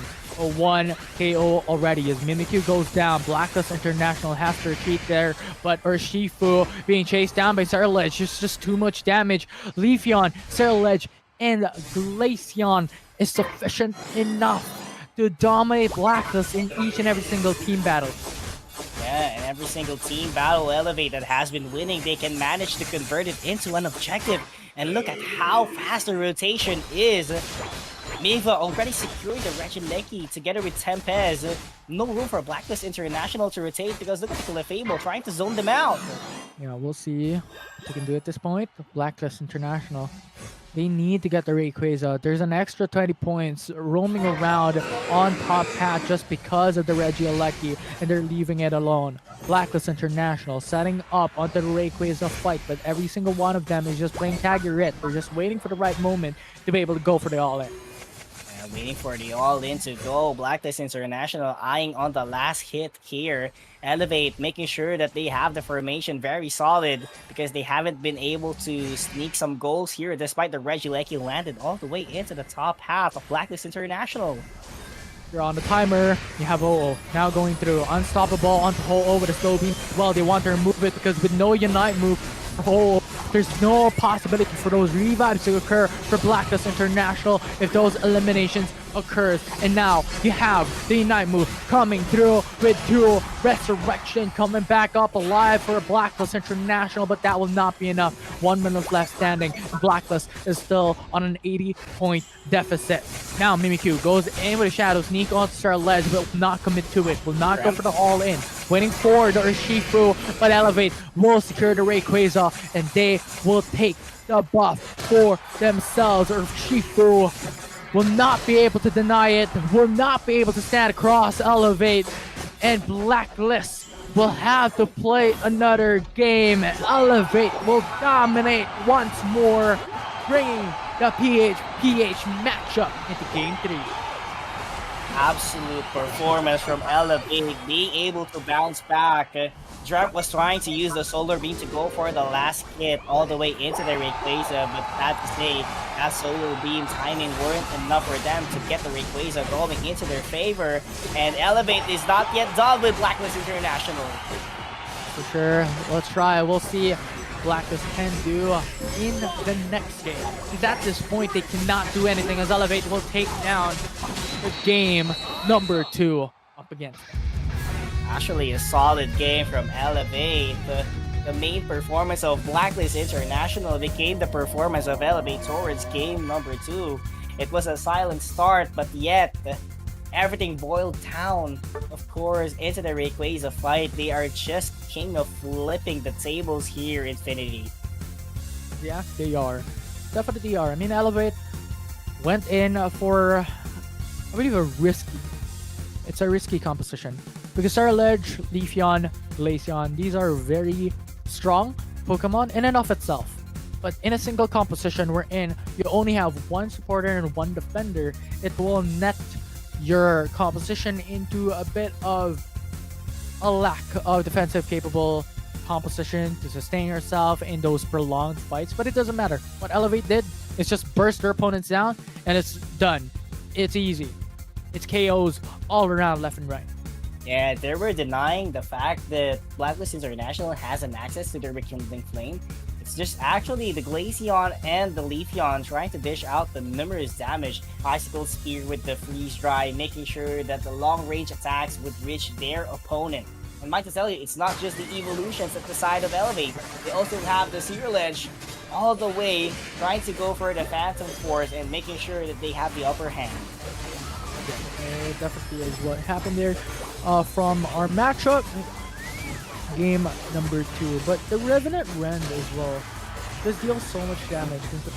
I believe Starledge is the highlight players as well from game number 2 just because of the Revenant Rend constantly connecting to a lot of people and constantly dealing a lot of huge damage onto their opponents, which became a huge headache for Blacklist International, especially coming down into those team battles. They were not able to do anything.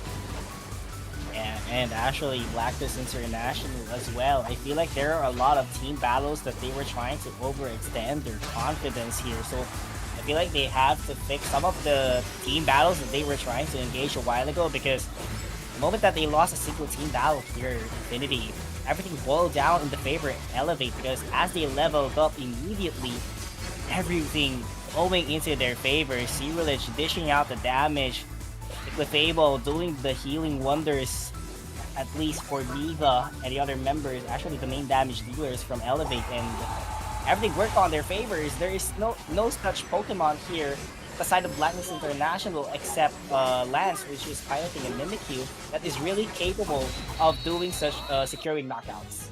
Yeah, for sure. So we'll see what these two teams would be doing into the next game, because it will be the decision match. It will be the decision game. Elevate Blacklist International right now is already on match point. One game away, taking the series down for themselves and giving them a huge up in terms of the leaderboards, in terms of the rankings for day one. Yeah, for sure. They want that ups already. They want the early advantage, especially for Blacklist International, who's going to be playing 2 games or 2 series at least for tonight. So definitely after this game, they would have to rest a lot and bounce back even stronger onto the next game, or maintain their composure at least.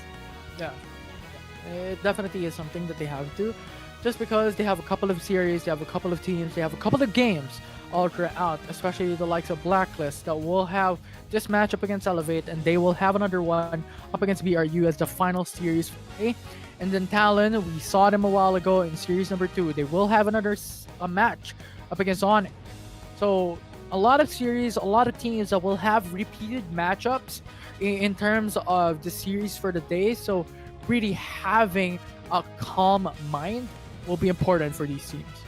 Yeah, for sure. They want that relaxing atmosphere, and of course, the hyper focus of trying to generate your ideas and formulate your what ifs later on into the game. So that is really a must for these players who have been preparing a lot for their games. But game number 3 about to go underway in just a bit here, ladies and gentlemen. Blacklist International up against Elevate. A while ago, we haven't seen the swapping of sides, so I'm quite curious if that's gonna be the same case for this game number 3, or be different. I feel like Blacklist International would be opting to going purple side selection. I think that is always the best thing to do if you're wanting to have that advantage in terms of that hyper priority, in terms of that pick. It will be the purple side selection that will give you that edge, and definitely any team right now in terms of that pattern for the 4 series that we are able to watch and experience so far, it is always that purple side priority. Yeah, for sure. Always at the purple side. And actually, there's a lot of advantage that you could get from the purple side, but at the same time, there are slight disadvantage that every team has to consider. Number 1 is they might formulate a good counter attack, at least based on the first Pokemon that you're going to be picking, at least towards your matchup. So it's actually a 50-50 situation, but more like on a 70-30, because it still boils down in the execution itself. And if you could perfectly execute such things, definitely it would favor your team. Yeah, if you're able to look for those loopholes that you're able to capitalize on, it's definitely going to give you a better edge in those matchups, in terms of those team battles especially. Now, there's just a lot of different setups, and there's a lot of different compositions you can go for. You can go a very hyper aggressive setup in the early game, where in the likes of the Leafeon type of combos gives you that big edge because of its early game power spikes. Now you can go for that late game, you can go for that middle game. It really depends on what type of strategy that you want to go for. And with that said, it's something that these teams have to think about, right? Yeah. And they have to think about them on the fly as well.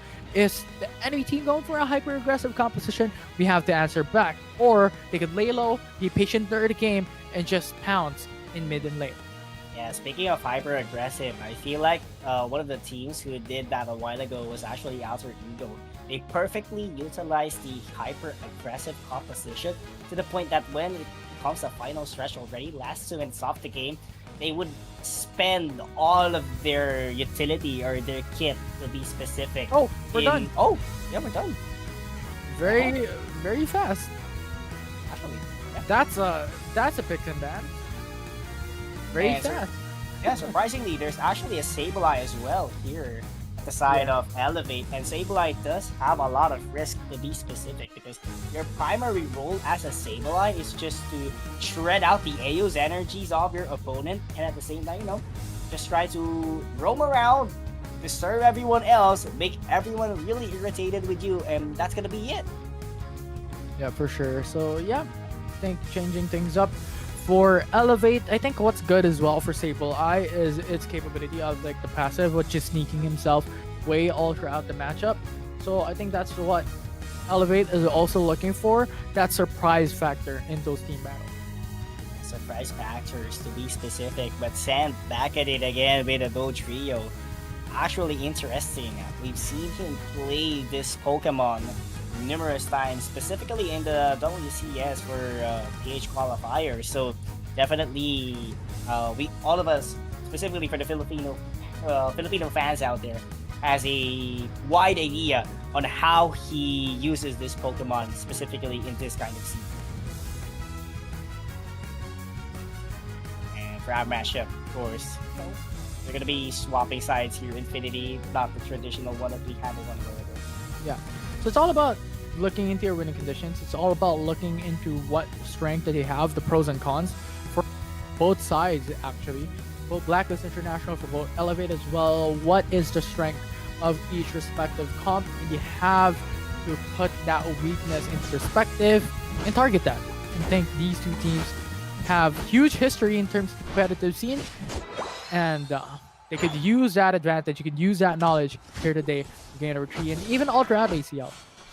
And they have to use that advantage into its maximum potential here. But actually, this is the last game, at least for the series. Junior absent, doing its job at least, but the maximum value hasn't been visible yet. But Ryu might be taken down here.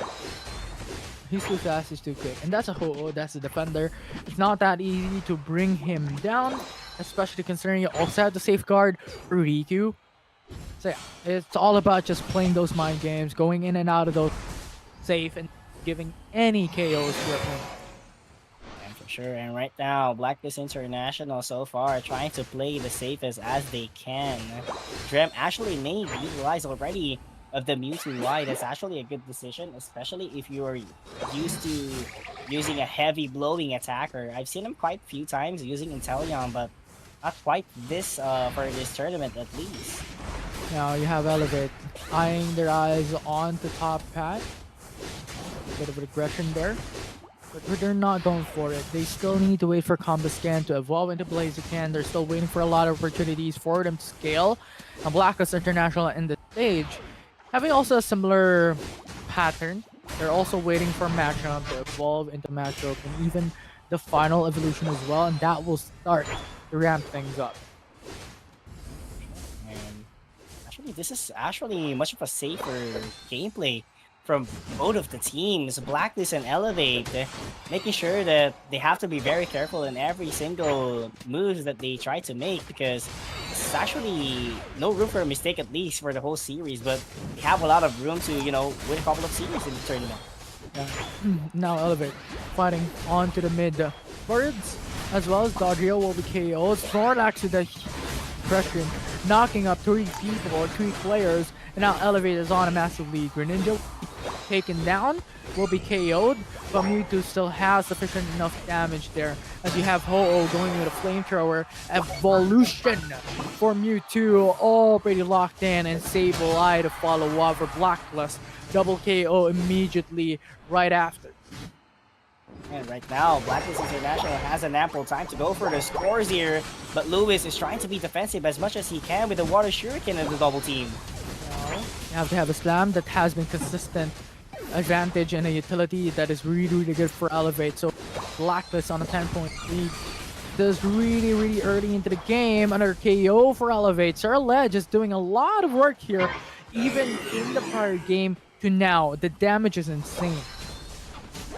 Is insane right now, prioritizing the Regieleki here at the side of Elevate, but the contest from Blacklist would be available, but still the last hit won't land on their side. Elevate will secure the objective, and now Elevate looking for KOs once again. Ho in backside going for a sneak attack onto the lights of Sableye, but there's just too much pressure that Elevate will be able to come through and get that KO onto Ho-Oh. Get that KO immediately, and Elevate eyeing on the Regis as well. Additional HP for their team. And Blacklist International needs a little bit of a vision out here to try and contest an objective once again. But Black is here already for the response. Yeah, Blacklist International is here, but it will still be Elevate who secures the Regis. And so far, every single objective is going in their favor. For now, one tier 1 goal zone up on top hat, and they also got the double objective in the prior couple of minutes. So far, Elevate is really looking to win the series. Looking forward to it. Junior absent, gonna be taken down immediately because of the swiftness of Scent. But on the bottom path, it's a different story here, Infinity. It definitely is. They're going to have their eyes on the Ho-Oh, an elimination quickly for Blaziken. That KO is really huge. As a Mewtwo once again being sent back into the base, and Elevate might just secure their second goal zone in game 3. Dodrio swept in very quickly, however, not enough sustainability. And now Elevate is going in for a huge landslide. Only one Pokemon remaining. Everyone's still at the base. Everyone's being healed back up in the Pokemon Center. And Elevate so far, with just that one team fight, has secured himself a 160-point lead. Elevate right now trying to climb back all the way into the top to secure the Regieleki once again. And Junior absent. Make sure to get that goal immediately. I just noticed that he has a score shield. Actually a better composition from the end. But Blacklist International trying to force their way all the way to the bottom path. Going for the heavy slam, wanting to deny those being slammed by Blacklist. However, it's not going to be enough. Those black shields, though, is going to be really huge for Tempest to deny them out of the goal zone. However, Blacklist International still able to take a couple of points dunked into the Tier 1 goal zone. But looking on the top hat is Regieleki slowly walking itself onto the Tier 2 goal zone, where an Elevate could capitalize on it and secure their third goal zone of the game. Actually, that's the last goal zone that the Regieleki is marching towards to. But right now, defensive strategy is the key for Blacklist International. Rio flying all the way into the top in order for everyone from Elevate run away. Now, Elevate already at 300 points. They gain another objective as well. Regice gives them a lot more capability to go and force out those fights. And it's now Blacklist who has to stack up on points. I think that will be the strategy this time around. Stack up on points, gain a lot of Eos energies, so that when Rayquaza comes up, force it out, get the Rayquaza buff, and that will be your pivot point. That will be your opportunity to turn things around. Huge opportunity right now, and Rio will be flying all the way into the top once again. But look at that! Their ledge coming down into the bottom pad as well to put out a huge response. It's just not enough damage for the side of Blacklist International in comparison onto Elevate. They have Ledge, they have Blaziken, they have Greninja. These are 3 core Pokemon that can deal sufficient damage to bursting Blacklist International's comp.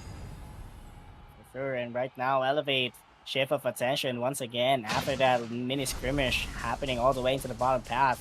Making sure that once they march all the way into the other side of the map, there's going to be an objective take coming in from their team. And right now, they are closing the gap or closing the pathway for Blacklist International to march even further, because they are not letting them touch the Regieleki so far. Now Elevate going in, heavy slam onto 2 as well with the barrier, pushing back the matchup. Blacklist International loses matchup immediately. Now Elevate hoping and wanting to go for another objective. It will be the Regieleki with the infinite Cyburn going down for Blacklist's side. However, it will not suffice. Regieleki will still go to the side of Elevate, and Elevate will still come through with a couple of KOs of their own. It's a triple KO for now for the team, and Blissey is running away, but Cyril Ledge would have enough chasing potential to bring him down. Bring him down, but right now Elevate is about to bring down the Rayquaza in less than 10 seconds actually, as they secure the last hit, and Blacklist International needs a total defense to bounce back even further in this game. Yeah, now you have Starlax, no more Rayquaza buff, Rayquaza shield, able to get that instant dunk. And Blank as well, just hoping for a good path onto those goal zones. But for now, Elevate really just shed a huge light onto how powerful they are here in Pokemon Unite. Blacklist is still finding their footing. For now, it's a 220-point difference in this matchup alone. And then you have Sableye still going for those dunks once again, so another 100 points for Elevate. Alright, Blacklist International is just trying to score points as much as they can as well for the point differential. But Elevate keeps on marching forward as they get another set of 100 gold. And right now, total team fight here to even the matchup. For sure. 40 seconds remaining. Blacklist International with a 500-point deficit. There's no way that they can make it back. It's a 500-point difference. It's pretty much like Mission Impossible. Definitely is. And 30 seconds left. I don't think there's sufficient Ace Energy points for them to close the distance. And Elevate will be taking down a series 2-1. 2-1 indeed. What a way to finish. Elevate doing the wonders here. Reverse sweeping Blacklist International after the early lead that they had in game number 1. Everything was a flip-up table. And, you know, it just shows that Elevate is one of the premier teams in the Philippines. And they are proving that they are really ahead of Blacklist International, at least for this group stage. And everything boiled down in their favor for game number 3. Actually, it was really a flawless victory coming on their side due to the fact that they had a better teamwork, and at the same time, they've analyzed how Blacklist International works, that it revolves around the roaming of Scent, and at the same time, Ryu, I feel like they were trying to shred him a little bit even further because Ryu was the key factor in winning game number 1, in which the Rekindling Flame is a huge factor in order to go for the 4-man resurrection, and then after that, all of a sudden, Elevate dominating the matchup. Now will be Elevate, who's sitting on a really good spot here in day number 1. They are currently on a 2-point, well, rather on a win on the series. Sure, and right now, doing the work of wonders here, ladies and gentlemen. Elevate, making sure that they get the upper hand, and Blacklist International still has a shot later on up against Buriram United Esports, in which that will be the last game at least for tonight. But everyone has been expecting a lot from Elevate, especially that they weren't able to compete in the World Championships on 2024, actually in Honolulu, Hawaii, despite being qualified for it. So definitely the fans have been waiting for their comeback here in ACL, and we can definitely see, despite of their missing attendance on the WCS, they're actually here back on track on a much better form.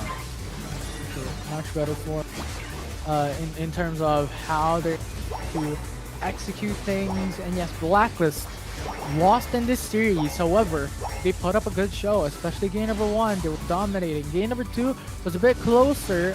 However, Elevate was able to really get the Rayquaza, was able to get that win. In game number 3, this was huge. Blacklist was not able to get an advantage whatsoever from the very beginning.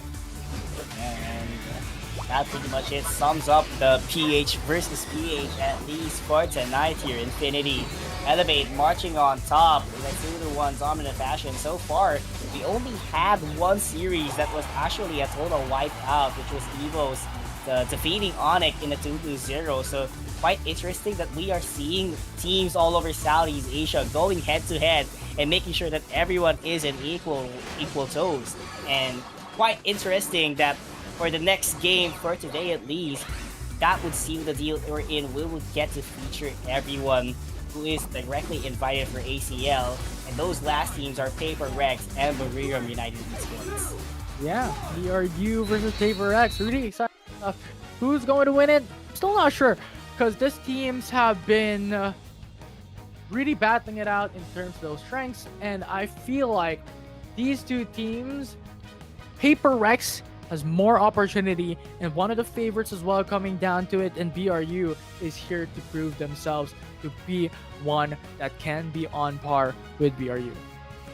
For sure, they're gonna be proving that they can be the very best as well, despite Paper Rex, known as a formidable team, actually known as Team MIS before, you know, in the WCS and the whole stint of Pokemon Unite history, and they have been together since day one, just like Sheena and Rude, and definitely they're going to be proving a lot heading towards their matchup against BRU, because BRU out here doesn't sound like they have been doing a lot so far, but definitely one of the teams that you have to look forward to. So we'll see what they can do into the next series. Just gonna take a short break. When we come back, it's BRU Paper Rex.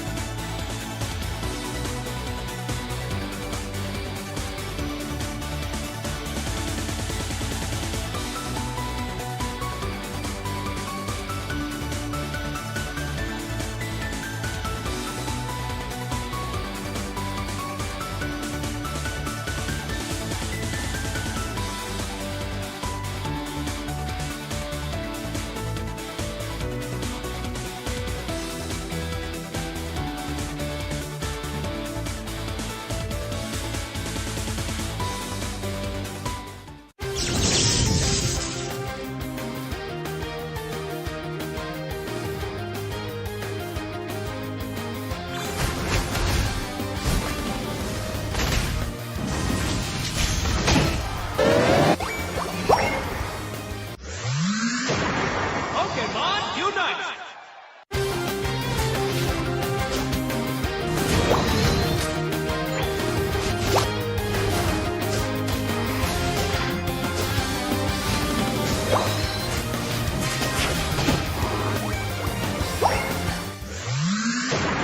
Pokemon Unite!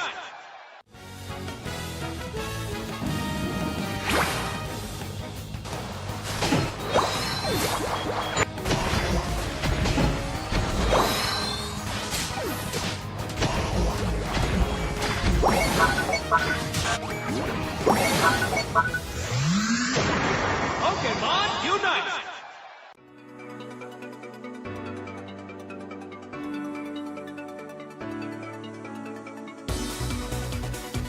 Unite!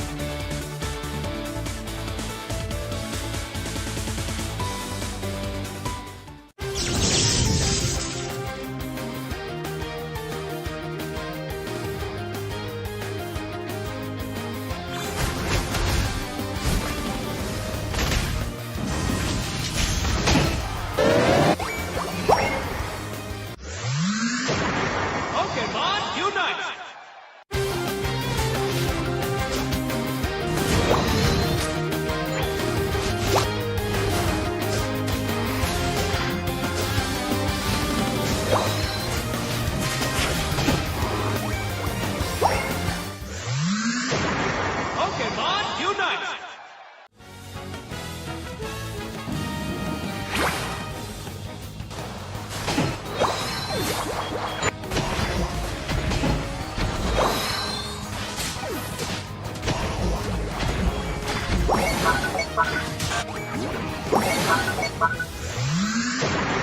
Pokemon Unite!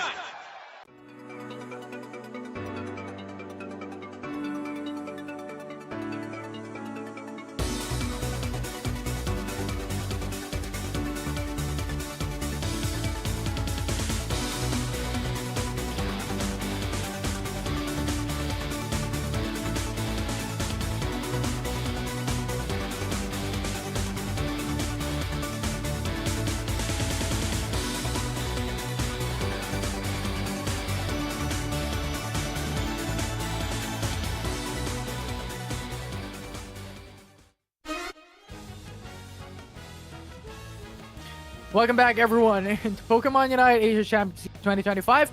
We're back for another series, and right now it will be a blast. It's the 5th series for the day. Gales. Yeah, for sure. Paper Rex versus Buriram United Esports. Paper Rex, formerly known on their roster as Team MYS, one of the kings of their respective region as well, in which right now they're going to be going head-to-head, of course, with all the other teams from Southeast Asia. And not just that, they're one of the most proficient teams as well during the ACL 2024. Yeah, for sure. So, a lot of expectations on the line for it will be PRU versus Paper Rex, and Paper Rex so far has been so, I think, dominating in their respective regions. And every single one, like top 10 teams, these are really, really strong. These are the very best here in Asia. But so far from the performance and history of how Paper Rex has been playing, it definitely is something to keep an eye on.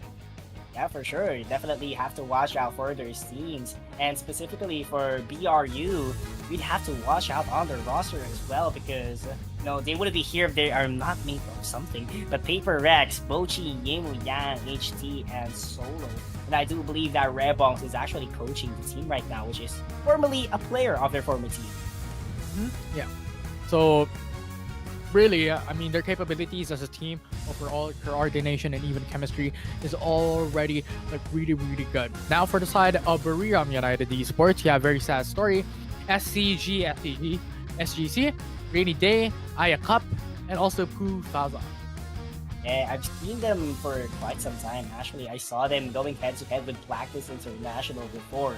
And Blacklist before was Asian Mental, and basically their team was named Angry Dogs. But before Angry Dogs, they were actually from, some of them were from PUACL during the World Championship. So definitely you have been seeing a lot of familiar names out here. And for sure, this team is something that everyone mustn't underestimate. Yeah, for sure. It's something that you really have to really just put your best foot forward. Yeah. Especially that Paper Rex is, I believe, one of the strongest that we have across the board in terms of like historical data, in terms of how they have performed in the past so far. So keep an eyes on this series on what they're gonna do as we jump into the picks and bats.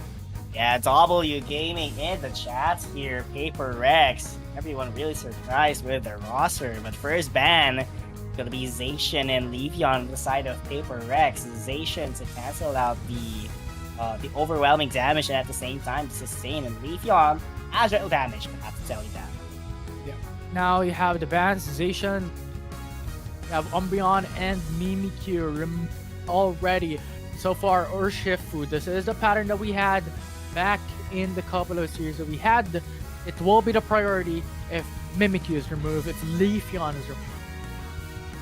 And right now, HT locking in the Urshifu for now.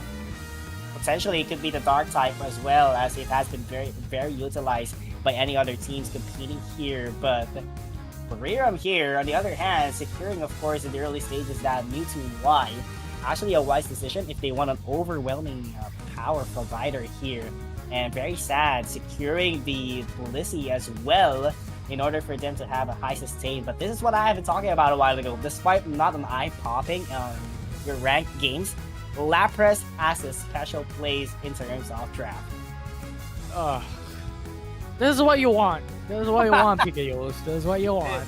This is what I want. But I don't like it. You don't like the Parishong composition of a Lapras. The thing is, if you want something that what Lapras can do, just pick up the Hoopa. Right? Just pick up the Hoopa. I think it sort of feels in the role of what Lapras can do. Lapras is really strong when it comes to like bringing up your teammates into a sudden shake off in attack. But Hoopa can do that too, and Hoopa is a supporter. He can bring in a bigger defender, like the likes of a Ho-Oh that could really do a lot of things. A Slowbro is really good as well. Not Lapras. So we'll see what Paper Rex can do this time around. They're one of the strongest teams, so might as well, right? Let's see what they can do here in this game 1.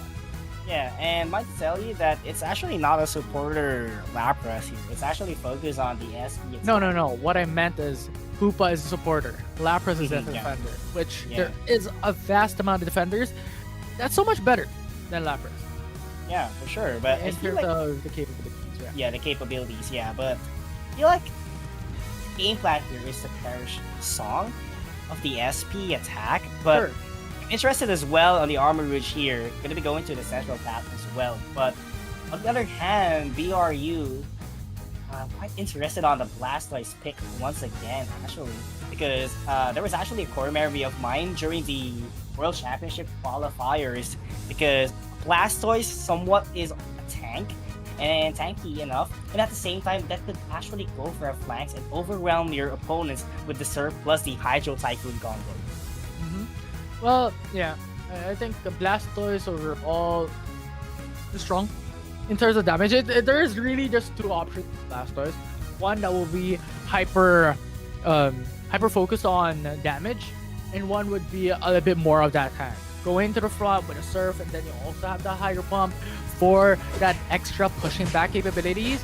So it really depends. There's two options here, going in for the Spin Spout or just the Surf Hydro Pump. Yeah, and right now, game number 1 from Paper Rex and Buriram United Esports. Paper Rex, W Gaming of the teams that a lot of fans are expecting to come out on top here. That's an early goal coming at the side of Paper Rex. I mean, this is expected. This is very early into the game. It doesn't really matter if teams get like 20 points in the early game. What matters is what happens next. What happens in 8 minutes. What happens in 7 minutes. These are the key indicators that we have to look at. The first objectives. Who's going to take it? Who's going to take the first goal zone? These are the things that we have to look at. Sure, that's what we have to look at right now. And Paper Rex so far trying to retreat immediately after the scores that they have been doing. Trying to stack up the attack weight, of course. But this is actually quite interesting. Yimu, which is using the Lapras here, it doesn't have the best mobility in terms if you want to utilize it on attack. But so far, right now, they're leading the charge here with the Parashong.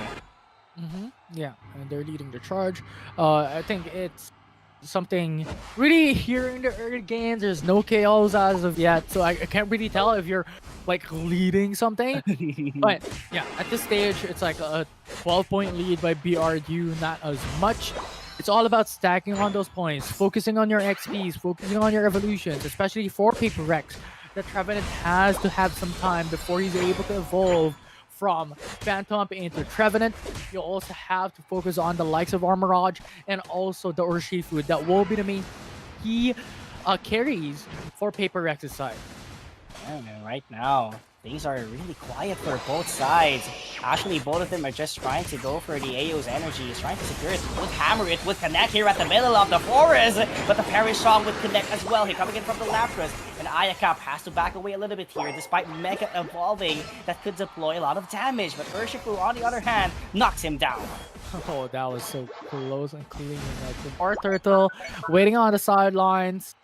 When Urshifu came, it's over.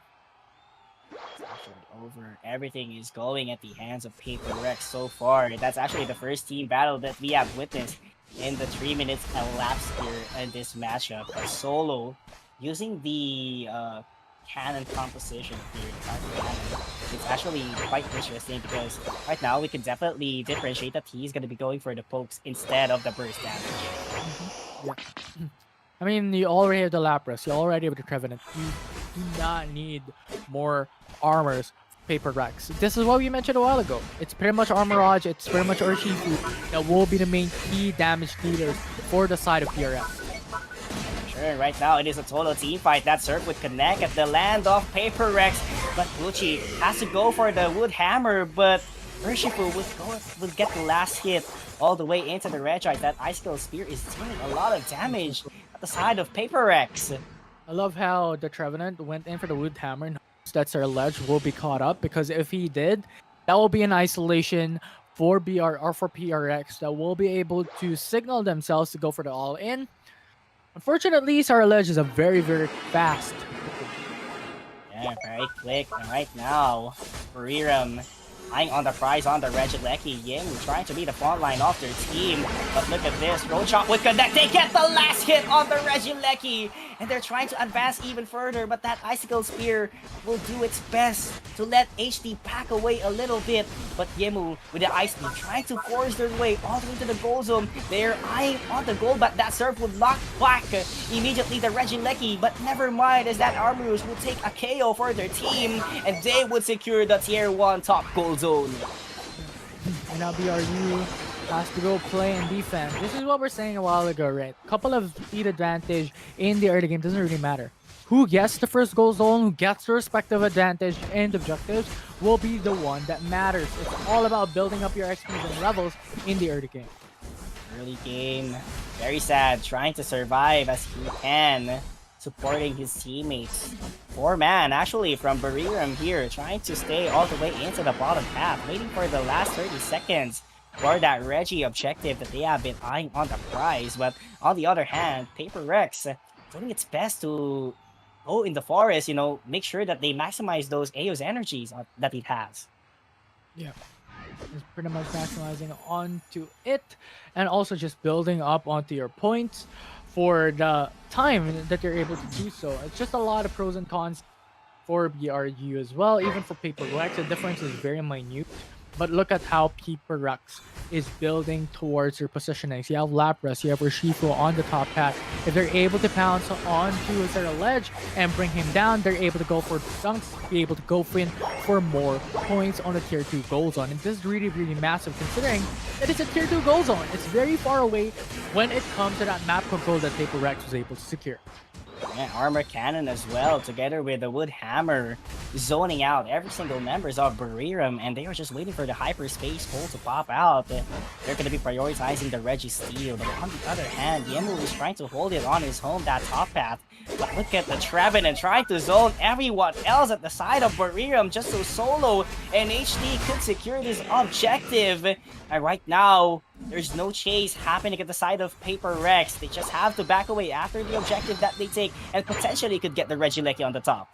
Yeah, Regieleki will be the target now by PRX, considering that most of BRU is hovering around the bottom path.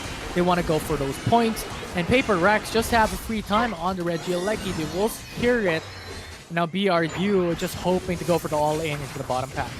All in right now with the hyperspace hole, but the Rings Unbound was also pop off immediately, but there's such no significant use of it unless the powered up moveset that it could has, but that Urshifu with the throat chop would connect at the hands of the Mewtwo. Why that Wood Hammer plus Leech Horn would connect? It's a multiple knockouts for the side of Paper Rex as they take down the tier 1 Gozo with a 54 all the way from their Urshifu. They're ready to back out and of course have a reset to clear their forest. Now it's Paper Rex. He's on a massive lead. Was able to build through. They waited for Armirage. They waited for ago. Now Shifu, if you're looking at it, already level 37. So that level advantage, that XP advantage that Paper Rex was able to build up into early mid game. Yes, Buriram United was a bit of an advantage in the first couple of minutes into the game, but it doesn't matter. 5 minutes into the game, Paper Rex pounced back. Yeah, for sure. That's a big bounce back coming in from their team, and they're the totally ones who's controlling the game. They have a huge gap right now. Urshifu level 13, and no one from Buriram has that kind of level immediately. So what they could potentially do is have a shot down here if they could isolate one member from Paper Rex in order to gain the experience that they need. Because the forest, it's not looking good. Everything is so cleared, and they are just waiting for the final stretch to start. Yeah, Rayquaza being awaited. Both sides, 5 seconds remaining. Look at the position already. BRU. Circle Ledge in hopes to be that sneak attack that they're looking for, especially considering that they have the Revenant Ren that could deal so much damage that will be the dependency by BRU. And they're the ones who has to force Rayquaza, not PRX. Yeah, for sure. Paper Rex just have to defend this Rayquaza, just have to zone everyone out, and they have a lot of utilities that could actually do it. They have a Lapras, they have a Trevenant with the Leech Horn. At the same time, they have an Armor Cannon from the Armor Root, so this is going to be a tough time for BRU. A tough time for them. 1 minute and 50 seconds. BRU at this point has to do something about it, and the one that will start it should be the Blastoise. It's no one else that can tank up the damage that PRX is waiting for themselves. But already has used the Surf. He has to wait for the time for the Unite move to happen. Phantom Forest already pop up safe take with the Hydro Typhoon, but that Surf won't be landing into anyone else, and that Rings Unbound is dealing a lot of damage. Wood Hammer connects as well at the side of Paper Rex, and they have knocked out already the Blissey at the side of BRU, and Bochi still chasing for another knockout here. It's just the Zero Edge left here, and everyone has left Rayquaza's pit. Paper Rex able to take down a couple of knockouts, but the trade from Buriram was actually 3 Pokemons. With Hammer, it's gonna connect, but there's not enough damage for Paper Rex, and BRU is eyeing on the prize. 4 seconds left for Paper Rex for them to have enough man to defend this thing. That's actually a good Wood Hammer as well coming in from their team. Armor Cannon all the way into the back line. Rayquaza is having a low HP, and Buriram United Esports gets the last hit in the Rayquaza. All that BRU has to do is dunk 2 times with 50 points each, and they will take it down. And that will be really massive. They're able to take down 1 already. That's 1 more, and that will be BRU who takes the lead. BRU, they are known for this kind of upset gameplay. Despite being behind a lot, they managed to flip the tables. after that Rayquaza take that they did all the way into the final stretch. Yeah, and it's really unfortunate. Paper Rex should have just played defense. They need not to be able to force out these fights. They need not to just come through and take the bait that BRU is setting up just because they're already on a massive lead. They're already at that state wherein they could leave their Rayquaza behind, just play defense on it. If they're looking and seeing BRU force out the Rayquaza, that's when they attack. That's when they force out the battle. Not just feed it onto the bait of BRU. Yeah, for sure. And that is going to be a wake-up call at the side of Paper Rex as they were trying to overextend and they were over too confident in that situation a while ago up against BRU. And BRU being patient despite being behind a lot against PRX, despite being behind in terms of levels and scores, they managed to found an opening in which to force a team fight and let Paper Rex be overextended all the way into the central area, into the forest to be specific. And after that, it just got knockouts one by one in order to clean up that kind of team battle. Yeah, for sure. And now, Paper X, what do they have to do? I don't think Lapras was a big key for them this game. I feel like it was a bit lackluster. If they had a Slowbro that can deny the likes of Blastoise, this is what we're saying, right? There are a lot more defenders that has more capabilities. They already have more damage. They have Urshifu. They have Armorage already. They don't need the Perishong for that execute. They absolutely do not. The damage coming from Armorage, the damage coming from Urshifu would suffice over. If they had Slowbro in their composition, Blastoise could not have done the Hydro Typhoon. It was Paper Rex's option already. It was them who's able to actually landslide that team fight. They already had the rings unbound when it comes to bringing your teammates into the fight. Lapras was not even able to go in for the Lapras Express. It's just, yeah, I don't know. Maybe I'm a hater. No, I'm kidding. It could be. No, I'm kidding. But in terms of this composition specifically, I think Slowbro would have a much better option into denying the Unite moves for the likes of Blastoise or for the likes of Sarah. Yeah, for sure. And to actually have a big key point out there, you know, Lapras being one of the setbacks as well for Paper Rex. It could have been an advantage, but become into a disadvantage, at least for their team. But what I love for Paper Rex, they were consistent. It's just they had a mini collapse a while ago.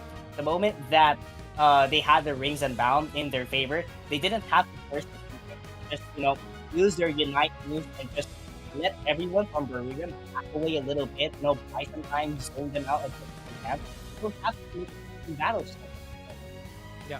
So we'll see how Paper Rex would be able to adapt and adjust in terms of their comp, in terms of their bans. Because so far, I think it's not necessarily like these two teams has to force a change on their composition. These two teams, in terms of their Pokemon that they picked up in game number 1, is really, really good, right?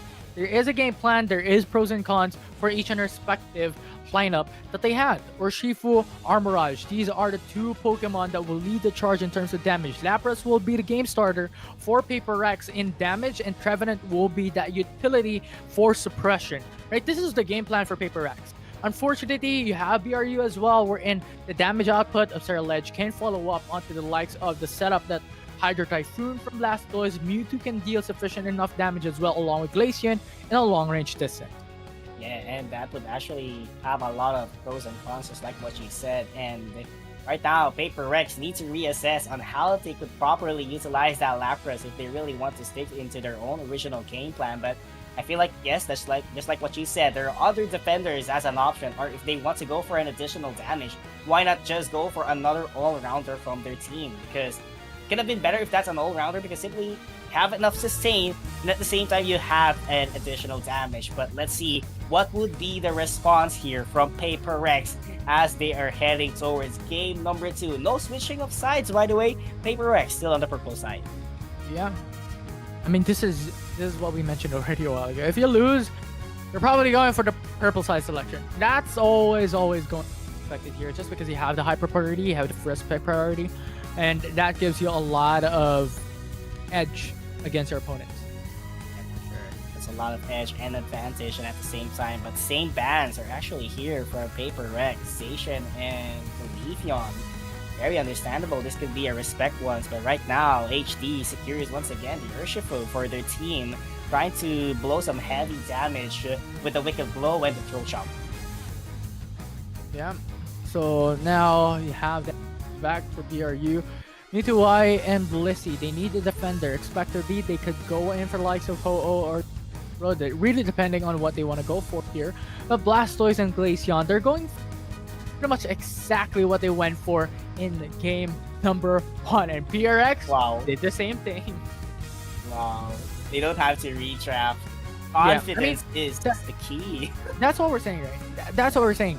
I'm a bit skeptical about the Lapras. As we have mentioned, there are a lot of better defenders, but this composition has an idea in mind.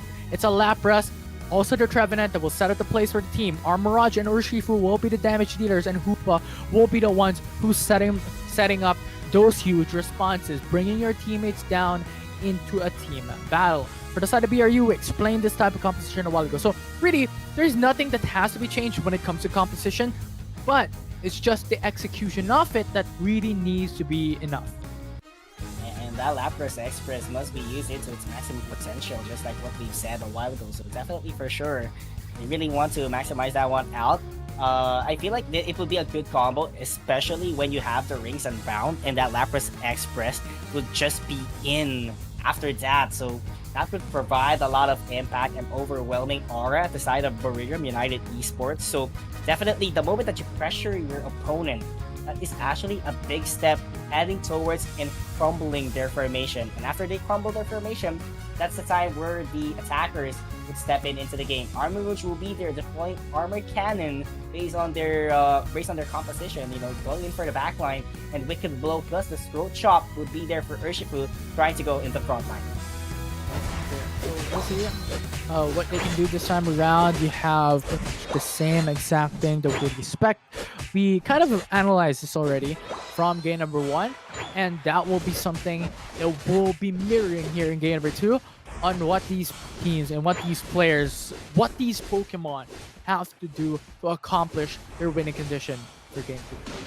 And the winning condition is the big question mark here for Paper Rex, as they really collapsed a lot during that last 2 minutes of the game a while ago in game number 1. And right now, they're seeking for a big revenge up against BRU. So definitely, this is something that they have to look forward to. But Top Hat is looking a little bit of a contestant here to secure the wild Pokemon in order to garner as much as AO's energy as they can. I see what these players are gonna do, because the thing is, I don't know what else we could really look at in terms of this analysis, because the thing is, it's just pretty much exactly the same thing. You want to deny these Altarians and the Swablues, that you pretty much want to deny any pretty much experience and leveling sources for the side of BRU. And then for PR's side, it's all about that focus on Armorage and also the Urshifu. You want Urshifu to be at the level advantage, to be on the lead up against Urshifu. Yeah, for sure. And right now, leading the charge, going to be Paper Rex scoring the first goal here. Ayakop trying to do some damage to here. Just trying for their opponents to back away. Yemo forcing his way to score the goal here. I have to tell you that. That's another stack up for their attack. Yeah. And now, what we can expect is for Paper Rex to now really bank onto the Altarius and Swablues, right? Right now, 68-point lead for PRX. They're looking at Bocchi, who wants to zone away any capabilities of steals onto Altarius and Swablues, really hyper-focusing onto Urshifu. Already at level 7 in comparison to the likes of their opponents. Sarah Ledge is still at level 5, remember that. Yeah. And definitely needs to catch a lot of XP here. As we can definitely see, a lot of members from Paper Rex is already at level 7, so definitely ERU has to catch up a lot. Look at that, still a Chansey, not even a Blissey, so definitely Paper Rex could actually go for the team fights here. And right now, that Parishong would connect at least from their side, getting a knockout. Paper Rex trying to advance even further here into top path. Now we'll see what they can do, as that Wood Hammer is huge. Huge wood hammer right now, and Yang trying to astonish everyone else, and that hyperspace hole would command a response. That wood hammer is not gonna land, but there are tons of goals that Paper Rex has secured towards that wood hammer pressure that Bochi tried to do all the way into the top pad. And right now, this is secured. Regieleki, right after that, hyperspace hole all the way to the bottom path. Yeah, for sure. So now it's all about getting those objectives in. Regieleki putting pressure on top side of the map up against VRU, and they steal it. They do. Paper Rex. Paper Rex advancing even further into this matchup, as that is almost a team knockout. The fast respawn time was enough for BRU, but there is not enough mega jumps in order for them to defend their goals. And right now, 192 is to nothing at the side of Paper Rex. They have been dominating the matchup so far. Right now, Infinity. This is where everything gets interesting here, mind to tell you. A lot of scores are landing at the hands of Paper Rex. A lot of XP, it's still on their hands. What BRU needs here is a complete shutdown to regain the composure. Yeah, it's what? 192 points in the first couple of minutes into the game. That is huge, and that is what we're looking for Paper Rex. Okay, a lot of pressure being shown here by Paper Rex, making sure that BRU backs away a lot here. That's actually quite interesting because they are not giving enough space for BRU to breathe. Their main breathing room is just only their forest. So what more if Paper Rex maximize their coverage in order to cover out their forest side? So definitely BRU would have difficulties in having a breather time, and they are just pressured everywhere in the map. Yeah. So now BRU, what they have to do is set up those plays, right? And it will be Blasters consistently, and it will be Ledge who has to follow up onto something. But these level difference are a huge headache already for BRU. It's a huge hindrance for them, along with the Hoopa. This is what we fear of. If you have a Hoopa in your composition, you can quickly call on your teammates, you can quickly call on your allies to be able to respond onto those team battles, and you have the annoyance of Trevenant as well. On top of that, they can poor leech their opponents back into your own. Alright, Phantom Forest pop up already here, but the value is not going to be there anytime soon. Rings and Battle already pop up for the response coming in from Paper Rex, but the Revenant Rend won't be having that enough value for them to secure some knockouts. And that is going to be the retreat coming into the side of BRU, and Paper Rex eyeing on the prize on the Regice, but that Parry Song would secure the knockout up against the Mewtwo, and back onto the work. It's going to be the objective take for Paper Rex. Yeah, it will be the objective take. Regice already being taken down by Paper Rex. Now BRU, if you're looking at on the top hat, it's Trevenant alone there along with a Hoopa. Rings and Bound will be casted away, but good call with Hyperspace Soul, putting Trevenant back into the base. Yeah, for sure. And putting it back into the base would definitely signify a lot of opportunities, but opportunities is not very visible at the hands of BRU, as Boomza is trying to secure a goal here for their team. But onto the backline itself, it's going to be the Lapras going in for the Parish Song, but that is going to be the first goal coming to the side of BRU. And right now, Urshifu has to back away a little bit after overextending with that wicked blow that he deployed, but SCGC is too pinched all the way into Regieleki's path. Paper Rex being able to secure a knockout after that very long skirmish. And now BRU in 7 minutes have only points, but nevertheless, this doesn't matter. They get their Rayquaza, this will be the game changer. Be the winning condition that they have to take in. So they had to set up the plays, they had to set it up. Now for Paper Rex's side, they're already on a massive lead. They're already on a 249-point lead up against BRU. So it's all about playing on those defense. We mentioned this already a while ago. They do not need to force out the fights and be caught up with a bait of BRU. Yeah, for sure. BRU, that is what exactly that they did a while ago. Tried to go for the bait against BRX. BRX so far, very consistent performance here, not letting any scores go in the hands of BRU. Aside from that 16 points that they garnered a while ago towards that team battle that they did. Regieleki marching all the way into the top path, and this is just enough space for Paper Rex to get the upper hand in terms of positioning in the tall grasses in Rayquaza's pit. And now 2 minutes and 18 seconds.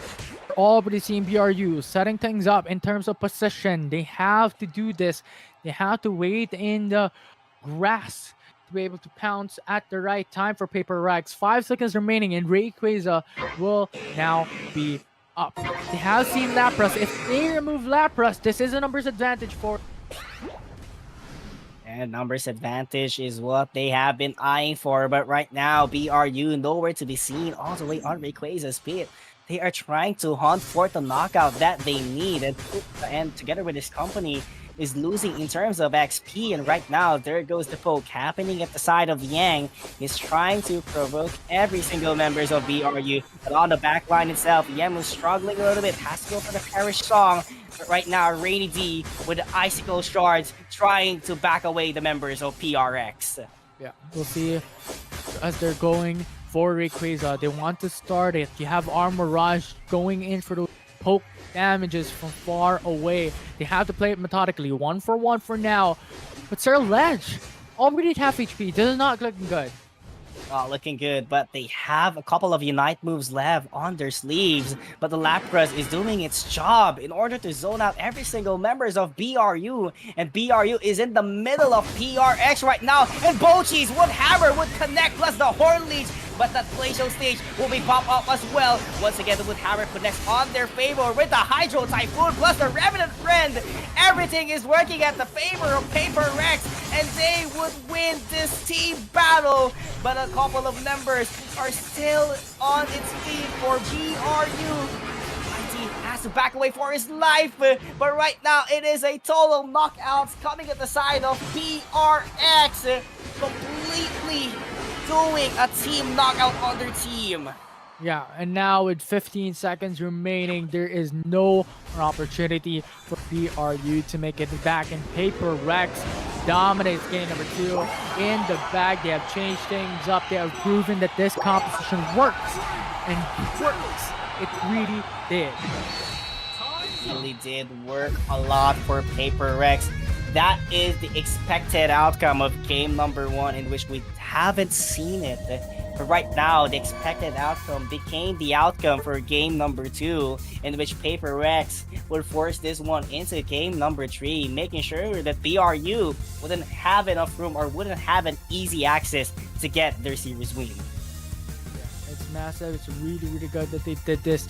It is very important for this team, for themselves to be able to keep up on the pace and keep up on what is happening in this series. With BRU, they're 1 game away into taking the series down, and Paper Rex just showed up big time here in this game. So pretty much I think game 1 was like, well, you know what? We're going to chill down to warm up, and now we're going to hit back. Yeah, we're going to hit back definitely. And Paper Rex making sure that they would dominate the second game after the big mistake that they did against BRU. I mean, just take a look at that. 16 points happened in the 18th minute mark of the game.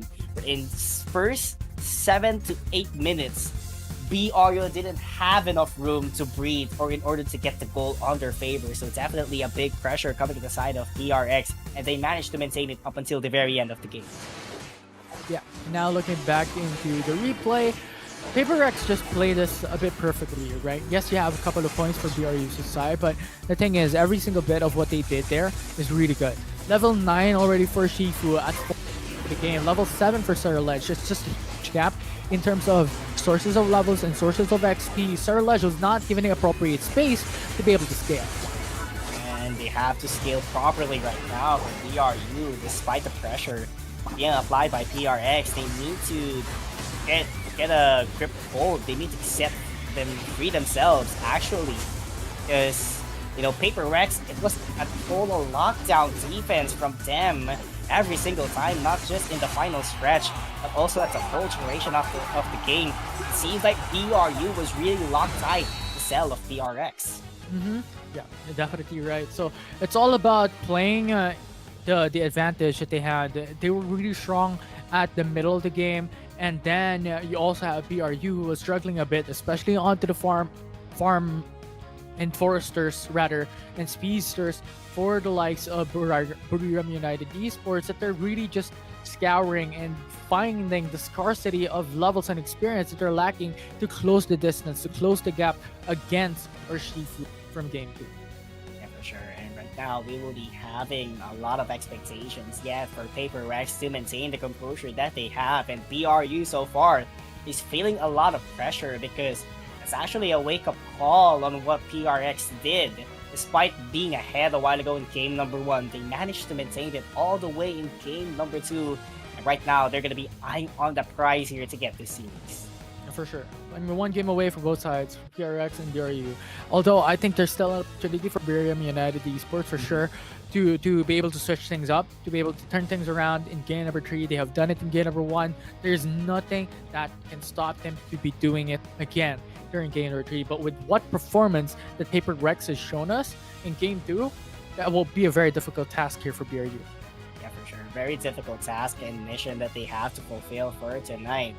And speaking of that for tonight, pressure is being applied, and BRU still has a match later on, which is game number 8. So definitely the fatigue factor from them is really kicking in into their nerves because this is a lot of sweat they have been pouring in and up against Paper Rex. And due to the fact that they have another match later on, in which that will be game number 8 up against Blacklist International, as far as I know, they have to, be in the proper mentality in order for them to, be strong mentally, not just physically. Ooh, I think with that statement, probably go to the gym. Yeah? Oh my god, not that physically, dude. Not that physically. I know that's what you meant. Oh no.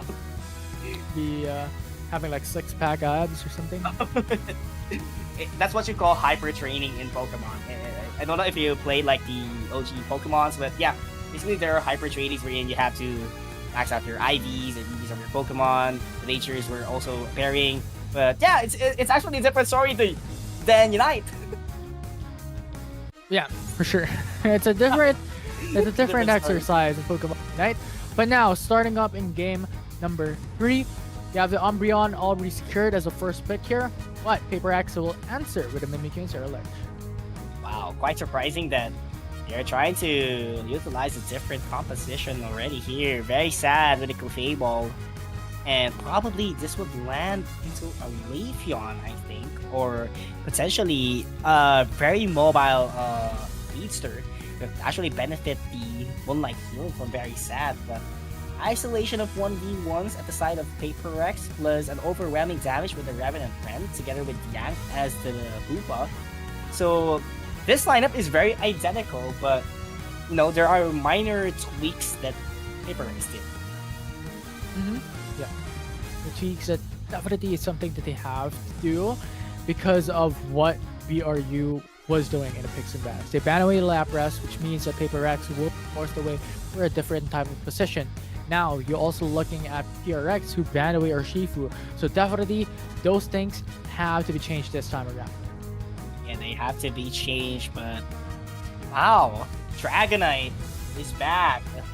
Quite curious why they have a Dragonite here, because basically if you're trying to go for the Dragonite Hyper Beam composition, I feel like the Miraidon is enough to actually go for that composition, because Charge Beam is simply a Hyper Beam in a much more efficient way, and Hyper Beam is explosive, yet it buys a lot of time. Actually, there's a lot of idle time at the side of the Hyper Beam, so I feel like this is going to be an outreach, but they need a lot of range, so it's actually a 50-50 because Rady D would be forced all the way into the team battles, and Ayakapi will be the main backline. So I feel like it's actually very hard to tell.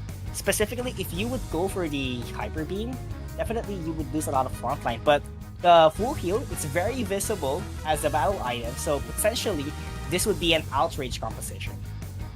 Yeah, it's possible. Like going in for the all-in, it's something that these two teams are very familiar with of past. So just executing it and looking for the capability to deny out from each other will be important into this game, especially it's a final one. It will be the deciding matchup for both these teams. It will be the final game between BRU and Paper Rex, at least here in day number 1 in the group stage. Yeah, at least for game number 1. And, at least for this series as well, might to tell you guys, we still have 3 series lined up for tonight. It's gonna be a long night still. We still have around 3 hours to 4 hours that we will be, watching Pokemon Unite at least. But yes, game number 3, BRU versus PRX right now. It is the total showdown between these two teams. Yeah, it's very cool. I think is Cool. the better word. That you have Paper Rack going in for the Terra Legend, the Arm Barrage, and then you also have the likes of Mimikyu, and then you have the Trevenant and the Hoopa, because it's very similar to what we have seen over the past few games, what Paper Rack is doing. You have the double damage dealers. A while ago, it was Armorage and Urshifu. Now it's Terra Ledge and Armorage. And then now it's also Mimikyu in trade for the likes of Lapras. So very similar type of setup. But now with the addition of more damage but squishier type of setup, Terra Ledge, and also the unstoppable Unite move of Mimikyu.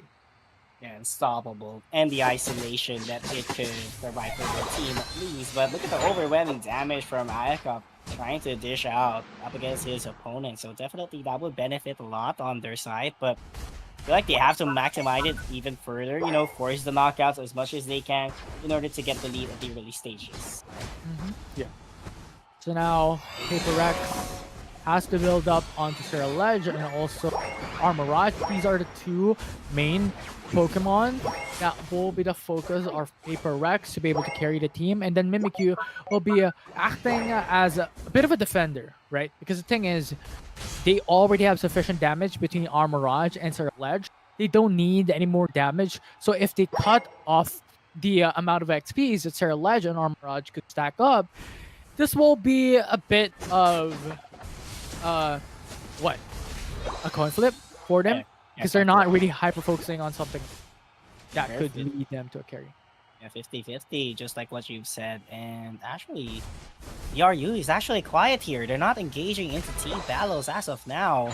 And this is actually very beneficial for PRX. They are very ahead in terms of XP and AO's energy, so it actually benefit them. But Upa managed to knock down actually 2 members from PRX will fall down after that mini skirmish that they did. But what they don't know is that Bochi lurking all the way here in the tall grass.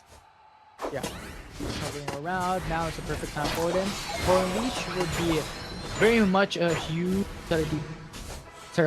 just chasing him up. Damage not enough. Not quite enough here. But look at how BRU is trying to advance even further despite they are the ones being pressured here. I mean, 4 members from PRX totally advancing here. Bochi is just ready to zone them out with a wood hammer and bone leech. And actually quite aggressive here for BRU. Right now they're eyeing on the Retri Rock, but look at the response happening from PRX. But PRX was too late. That armor cannon, it's not gonna hit, but at least they get a knockout out of it. And right now Bochi is on the backline with a wood hammer in order to secure another knockout for their team. And this is a festa for PRX as they take down the tier 1 gold zone at the bottom path. Yeah, and they were able to take it down quite quickly as well. Paper Rex, no contest for BRU's side. And now it's all about keeping up the pace. It's keeping up the pressure here. 152-point lead already for Paper Rex. And then Mimikyu is just slowly going around with the shadows and getting a couple of more KOs. More KOs is what they need in order to advance even further here. PRX maximizing the lead once again. 140-point lead at the first 4 minutes of the game at least. And right now they're eyeing for more knockouts here. Yang is trying to check the tall grass for information, but what they don't know is that HT is all the way into the tall grass as well. That huge Lord Unleash would connect once again. Unite move will be popped out by the Garchomp. But this is a total contest. That Dragon Rush would connect at least. And look at that. All members of PRX stay put in one place. But they managed to stay alive. Very sad. Has to sustain everyone else from BRU with the Moonlight. Yeah, and that will be enough. And now Paper Rex going through and through once more. And that's really huge for the team. And now, BRU still on a huge deficit. If we're looking at the level difference, if we're looking at the XP difference, Level 11 for both Sir Ledge and Armirage already. Level 10 for Mimikyu. If we're looking at BRU, everyone's pretty much scattered across the board. Everyone is scattered right now. Horn Leech plus Wood Hammer combo Fire with Force. Connect plus the Phantom Forest! And everyone from BRU is running away because of the pressure that PRX is trying to do. Hyper Beam, it would connect at the side of the Dragonite, and Boshi might be taken down in this situation, but multiple goals are being scored yet for PRX as they are trying to secure yet again the Regieleki. Yeah, and now they're able to go for it. You have the Mimikyu, Sarah Ledge, and Armirage just or Paper Rex. And now with the amount of pressure down onto the top path with the Regieleki, you still have BRU who's able to at the very least, take an objective in the bottom path. And right now, PRX marching in with confidence here. They still have a lot of AO's energies on their bag in order to score, but Boji is still eyeing on the tall grasses, making sure that he has enough information for their team on where the opponents are roaming around. So definitely that's a good value coming in from their team to be able to get the information that they need. But right now, this is going to be the Mimikyu all the way playing it rough. Right now, they have to back away a little bit. Rainy D is ready. Low Unite move. No Unite move. You know, Paper Rex will have to just play defense at this point in time. Just buy time for Trevenant in danger though. That's actually a big amount of value Unite move from the Dragonite spent by not securing a goal. But Revenant Ren was not enough to dish out the damage that they need. But the Meteor Storm would connect as well from Ayaka, dishing out a lot of damage at the side of Paper Rex. BRU trying to force their way here in order to secure the top path goal zone after being pressured by PRX. And look at that, the Umbreon trying to apply the pressure for them to get the goal that they needed as a head start.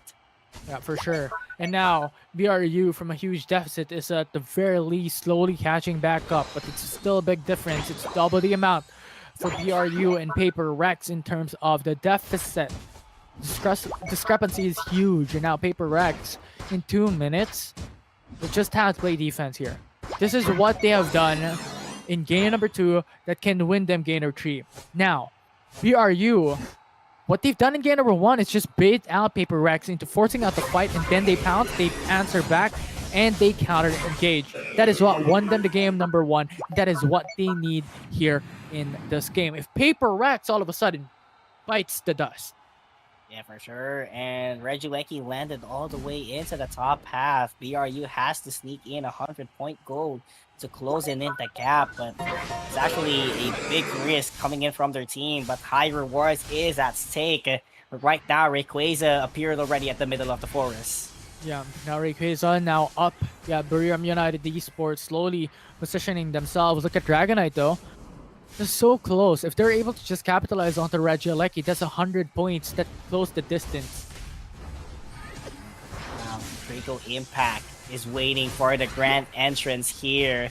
Trying to apply the pressure. BRU is looking for a big opening here, but look at the initiation coming in from PRX. That would hammer would connect, but where is the follow-up coming in from their team? They're just trying to buy enough time, but look at the minimap. It is just pure PRX, but the Moonlight would be at the middle of anyone else, and the Phantom Forest won't connect that much value at least, but the Revenant Ren would be there, but the Moonlight, it's too good to sustain every members of BRU. The Meteor Storm would be landed immediately. Rings and Bound has been called, but whatsoever, there is just 2 members from BRU taken down, but the same thing goes for PRX. 3 is a 3, but another man from BRU was taken down.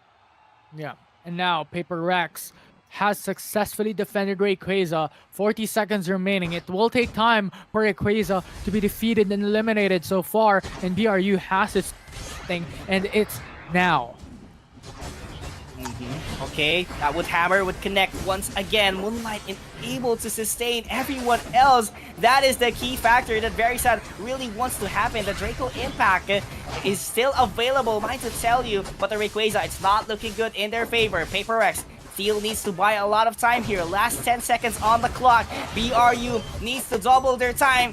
They have enough time to secure it, but never mind, as Paper Rex still use the winning capability up against BRU, and Buriram United Esports had a glimpse of the victory, but was not given a chance to make it happen.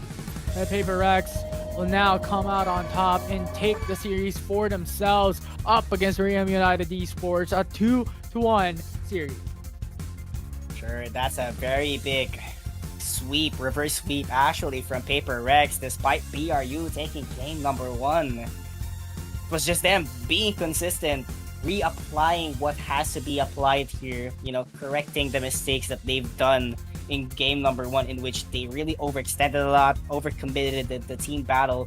Right now, they learned from that mistake, and they have been deploying every single skill shots that they have to get, the moveset that they have to make use of. And the Draco impact from the side of BRU was not really visible. It could have been a different story if the Draco impact was really deployed by the Dragonite at an earlier time in order to force the team battle up against Paper Rex. Maybe they had a slim amount of chance due to the fact that the Revenant Ren is actually being invalidated because of the Moonlight that the Clayface will has.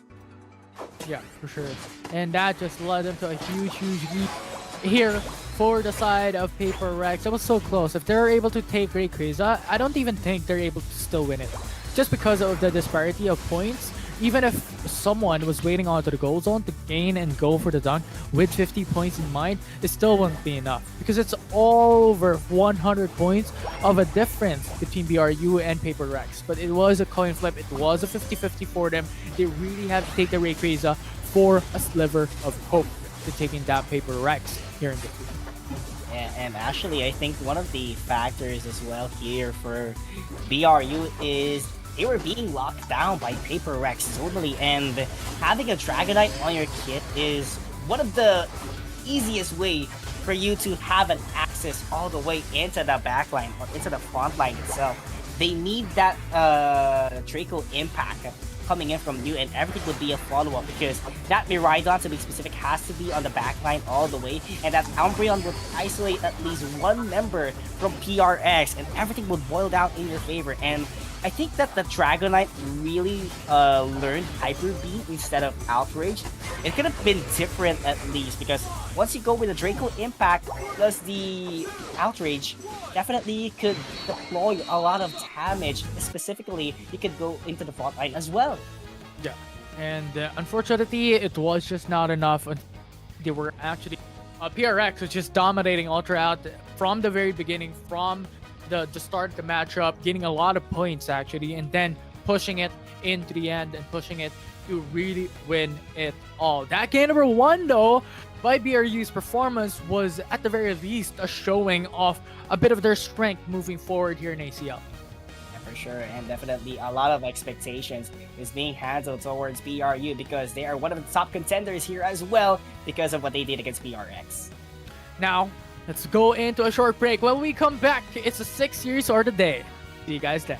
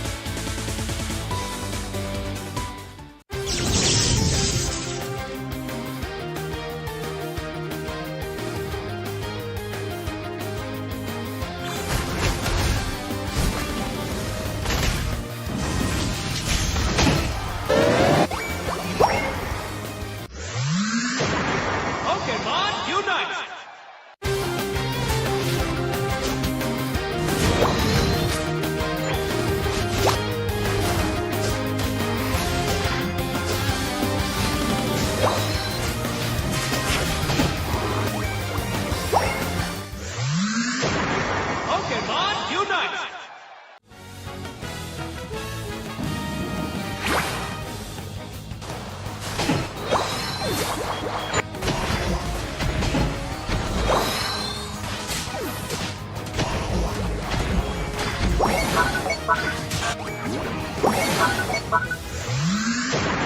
Pokémon unite!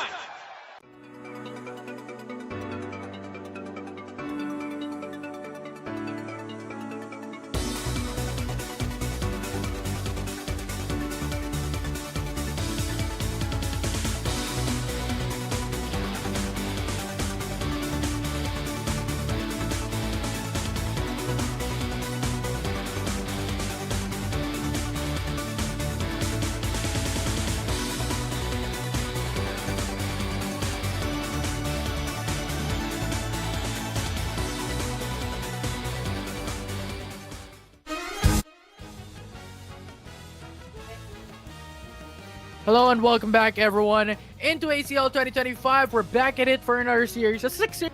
Hey, it's been how many hours now, PKU? I do believe it's around 5 to 6 hours since we had 5 series. Like, actually, every series would count around 1 hour or so, so definitely around 5 to 6 hours. We have been together here watching Pokemon Unite, and definitely there is 3 more to come. And the first one from that 3 is going to be Onyx versus Talon here. And we all know that both of these teams, lost from their first set of games toward today. Yeah, and it's been a blast so far. How many 3 games have we had already? I believe it is already 4. And now, Talon versus Onyx, I believe it's going to be another one. Now for Talon, Sync1, Rubik, Dylan, Kai, and Mike.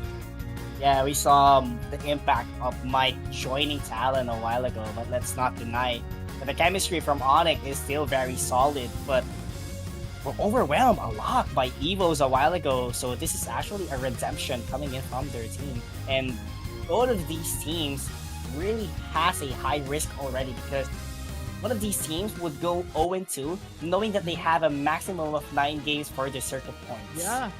Yeah, for sure. So I think at this point, we have a couple of days that we have like a round robin, right? I believe it will be a long time. We have day 1 today, November 16, then we have tomorrow, and then the next weekend, and the next weekend to come, December 15. So there's a lot of opportunities for these to be able to stack up onto points and to build up their leaderboard rankings to secure the top 8 spot. Once that happens, they will go into the playoffs, and it's pretty much all in from then on forward. Yeah, for sure. All in, no room for mistakes, despite the playoffs being a double elimination format. So definitely everyone has to look forward into that one. But right now, shift up attention. Onyx versus Talon. One of the best probably in different regions. For Talon, they're the best in the Philippines. And of course for Onyx, probably the best in Indonesia, despite being pushed out by people. Not tonight, have the achievement in terms of Yeah, and I think at this stage, I think here for day number 1, this will be a really good reference point for every single one of these teams. Like 10 teams that is included here in the round robin, here in ACL 2025, especially here in the group stages, to understand what these teams and what these players are going for, what Pokemon are they producing and showing up in their compositions. Yeah. And let's see what will be the composition from both of these teams. And as we talked about a while ago, Talon is picking actually on what they know, what's the best for themselves. Comfort picks, we have been seeing it a lot of times. The Confe Zoroark, it has been being used since ACL 2024 up until WCS 2024. So definitely they might do the same game plan here. But for Onyx, knowing that they're one of the top teams, not just in their region, but all across the world, definitely has a wide pool of Pokemon here. A wide pool of Pokemon. We've seen how how Talon was able to do their composition a while ago. There's just a lot of these differences to could adjust on the fly as well. But a good thing coming from Onyx is to understand how Talon has been playing in the past series. So they ban away Umbreon, they ban away Leafeon. These are the 2 key Pokemon that Talon has been showing up time and time again. And now I was actually kind of wondering if they're going for the Zoroark for that Confe Zoroark combo. Yeah, for sure. And right now, I think they would have to deny that, knowing that Kai already picked up the Blissey on their hands. So definitely, this would be a somewhat of a, let's say, cancellation of the safe calls, because Hoopa is actually banned. So definitely, I think that's one of the options that Talon is eyeing on, but they don't want to give it away. So definitely, might as well ban it. But two all-rounders secured already for Onyx, Urshifu and the Mimikyu. So Urshifu would probably be onto the central area, as far as I know, but see that one later on. But on the other hand, once again, going back to Talon, Rubix with the Crossel to zone out Onyx with the Rock Tomb. Mm-hmm. Yeah. The Crustle and the Mewtwo, why this will be sufficient enough in terms of that damage, and also when it comes to defensive capability. But expecting the likes of Cerulege, the likes of Armorage to come through for Talon if they want to go, because they need more damage than just Mewtwo Y. And Ho-Oh is also a good thing as well in terms of that extra defensive capability and that revives to occur with the Unite move. Hey, Mike, trying to go for the Dragonite. This is actually a good decision, knowing that you have to get a lot of XP, and making Dragonite onto your central area is actually beneficial due to the fact that you could evolve as quick as you can, and that's just your primary target as of now. Get the central area, get the evolution into its Dragonite, and of course do the ambush, the sneaky ones, and eventually the team would have a good lead. But AXQ decided to go for a Venusaur instead of a Pikachu that we've all known him for using for quite some time. Yeah. And this could either go to the route of the likes of the Streams or the likes of that Sustain with the Giga Drain, right? So these are some of the options that they could do later on. Really depends if they want to go for the route of more Sustain, wherein they could go for the Giga Drain Petal Dance, or if they want to go for the likes of that extra damage capabilities from that long range distance and let Mamoswine do all the tanking, then the Solar Beam can come through. For sure, and this is going to be a tough matchup actually for both teams, because they are the very best from their specific regions itself. And actually there's a pressure as well. As I said a while ago, both of them are 0-1, so definitely they need to bag a win before this night ends. So definitely that's the biggest challenge that they have to face on straight on for tonight. But the question is, what could be the execution, or there has to be a reassessment after that first series that they took in for today. So definitely that reassessment or the overall adjustment, you're about to see it heading towards game number 1. Talon versus Onyx, Philippines versus Indonesia. Yeah, a really long time coming that we're seeing Onyx, Rise, and Talon. These are staple teams. These are really strong teams overall, even in the international stage. Now, it's all about buying time here for Talon, specifically on the Dragon Knight. Dragon Knight in the early game is not too strong, so they need to be able to keep him up in terms of those levels, in terms of those XPs, bring him into the farm and mid-path to be able to keep up with the experience. Yeah, of course, and not just the experience, they need that attack weight to keep on going, in which you would have to make Dragonite score a lot of goals. Actually, in terms of quantity, it wouldn't be a bearing. Just, 4-6 times in a row, or 6 times to be specific, then you'll get your maximum damage output. But right now, Mike is trying to eye towards the team battle here, potentially a 3 versus 3 Pokemon battle. I mean, Altarius and Swablu's, these are really good to keep up and stack up experience and levels, and it's really important from what we mentioned a while ago. Talon needs it for the likes of Mewtwo, for sure. He needs it as well. Chansey and also Dragonite, and even Crustle. Crustle's still at level 3, is still on to the first evolution onto Webbel, and he needs those experience to come up time and time again. It's really important, and similarly for Onyx Rise as well, for the likes of the Venusaur and even the Mamoswine as well. So expectedly, this early game for both sides will be really quiet. Yeah, really quiet. But it will all boil down into the 4-minute mark of the game at least, because the objectives, to be specific, Regieleki and the Reggie trio all the way to the bot will definitely be available already. So for now, it would be a contestment over into the Swablu's. But look at that Ice Fang connecting. It was almost a knockout for Onyx Rise, but they had enough space. Talon, specifically Mike, had enough space to back down. Yeah, and they're not able to go for really just an aggressive type of playstyle in this position this time around. But there you go, the Ice Fang is really huge. Beam as well. One more hit for Crustle, and that will be an immediate elimination in KO. But unfortunately, Onyx Rise still lacks that defensive, or well, rather offensive capabilities to shut down a Crustle that is really, really tanky. Yeah, really tanky for sure. Has a lot of HP, has a lot of defense. Right now, they're trying to get the Swablues and the Altaris as much as they can. Fire Spin was claimed by Sync 1 for a better wild Pokemon clearing with a Sky Attack. So it's actually a wise decision all the way into the early stages of the game. And at the same time, heading towards team battles in the later stages of the game. We just go for the Sky Attack plus the Fire Spin. Then eventually, that will be enough to engage the team. Oh, Mamoswine, a bit dangerous from what you're doing. We're so low in terms of HP. And now, if you're looking at Mimikyu, sneaking himself way on top pad, it's pretty much a 4-1 type of setup here. Both sides, everyone wants to contest the Registeel.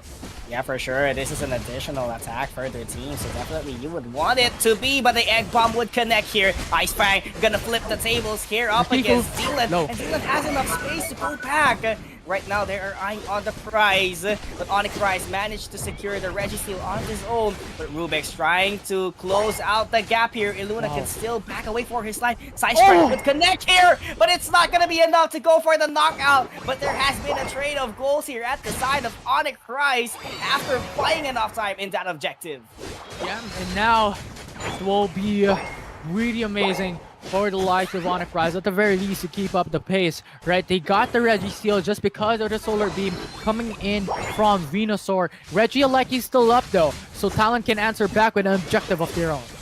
Yeah, can definitely answer back a lot. Trick Room pop off immediately to move at a faster facing here. But Mimikyu is quite alone there all the way to the top path. Could not contest the objective, but the save goes here for Talon as they were wiped out immediately all the way to the bottom path. And this is the tier 1 goal zone at the price of Onyx Rise.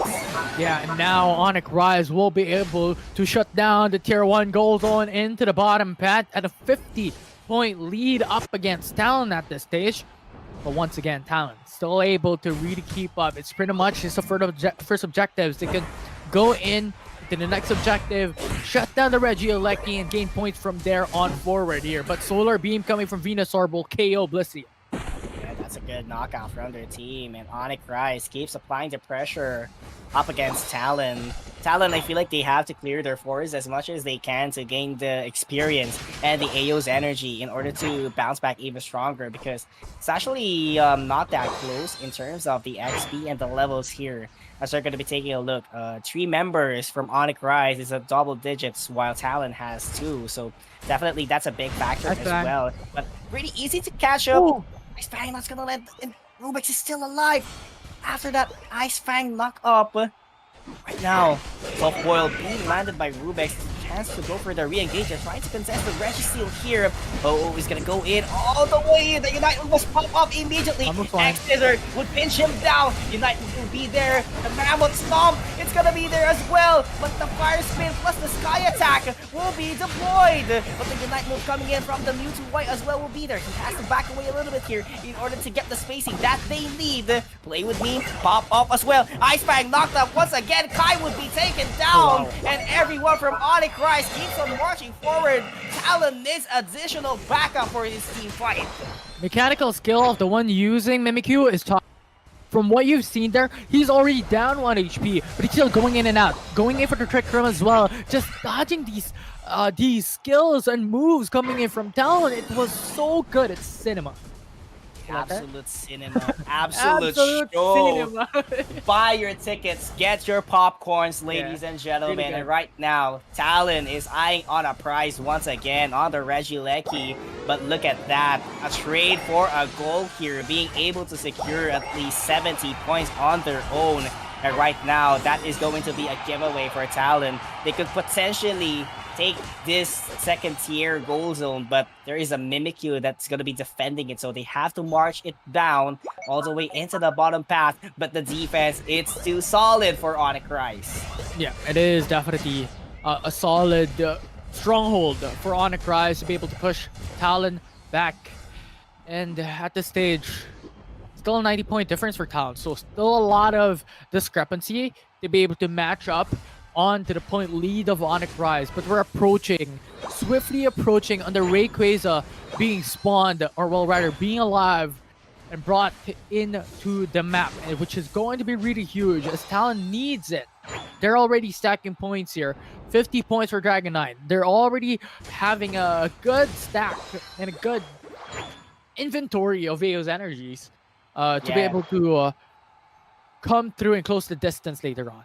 Yeah, everything is prepared for Talon, right? It's just a Rayquaza that what they need. But the biggest obstacle that they have to face here is Illuna. He has the Mammoth Smash already on his table. Same thing with the Verdant Anger of the Venusaur. So definitely that will be an explosive damage output coming in from them. But Talon is making the first move here, being aggressive up against Onyx Rise. But where are the other members? They have revealed their position, and that Rock Tomb is gonna help a lot against Illuna. But look at who's starting the Rayquaza. It's going to be Onyx Rise.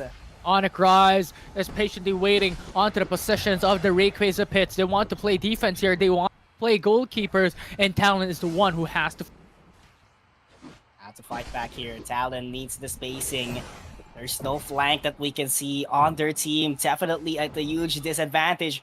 Rubex has to step in, has to make the first move, or of course the Dragonite that we have been waiting for with the Draco Impact. That has to be the main entry point of Talon here. But 1 minute has elapsed here towards the final stretch. It's just Sky Attack and nothing else for Talon.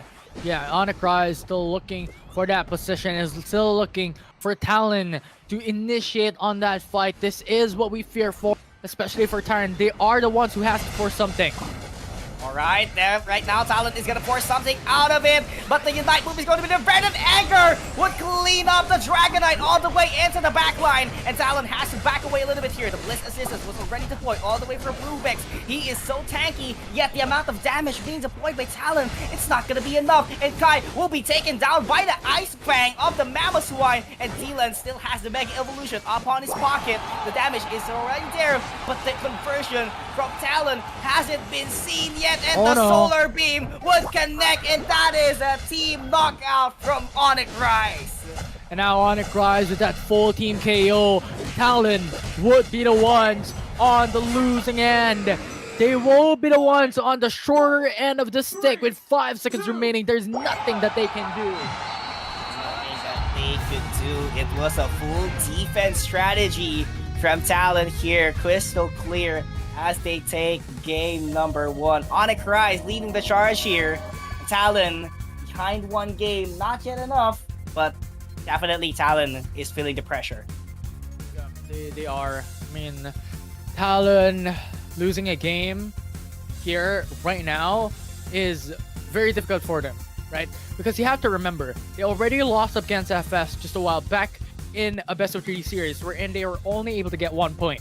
Now, if they lose up against Onyx Rise, that's immediate 2 series losses in a round robin wherein you only meet an opponent once. So it's very difficult for them to really keep on losing against these teams. And yes, they're very strong. FS, Onyx Rise, these are proponent teams that are staple in the international scene. But for sure, they have to stand up. They have to win some. Yeah, you have to bounce back a lot here, Infinity, and I have to tell you that Onyx is trying to bounce back the best that they can, and Talon, on the other hand, once they lose this in a 2-0, definitely a big pressure, just like what you've said, because you would face only this specific team once towards the qualifiers, and definitely the group stage is a different story. And what I love here is that they only have 7 games remaining. As much as possible, every team wants us to guarantee that W immediately at the early stages of the tournament. But right now, it's looking tough for both of these teams, and the one who's at the edge of the cliff is none other than Talon. Yeah. And I'm thinking of what Talon has to do at this stage. I'm not sure if Dragonite has that huge impact. Right, I'm not sure if that had a huge impact into those team fights.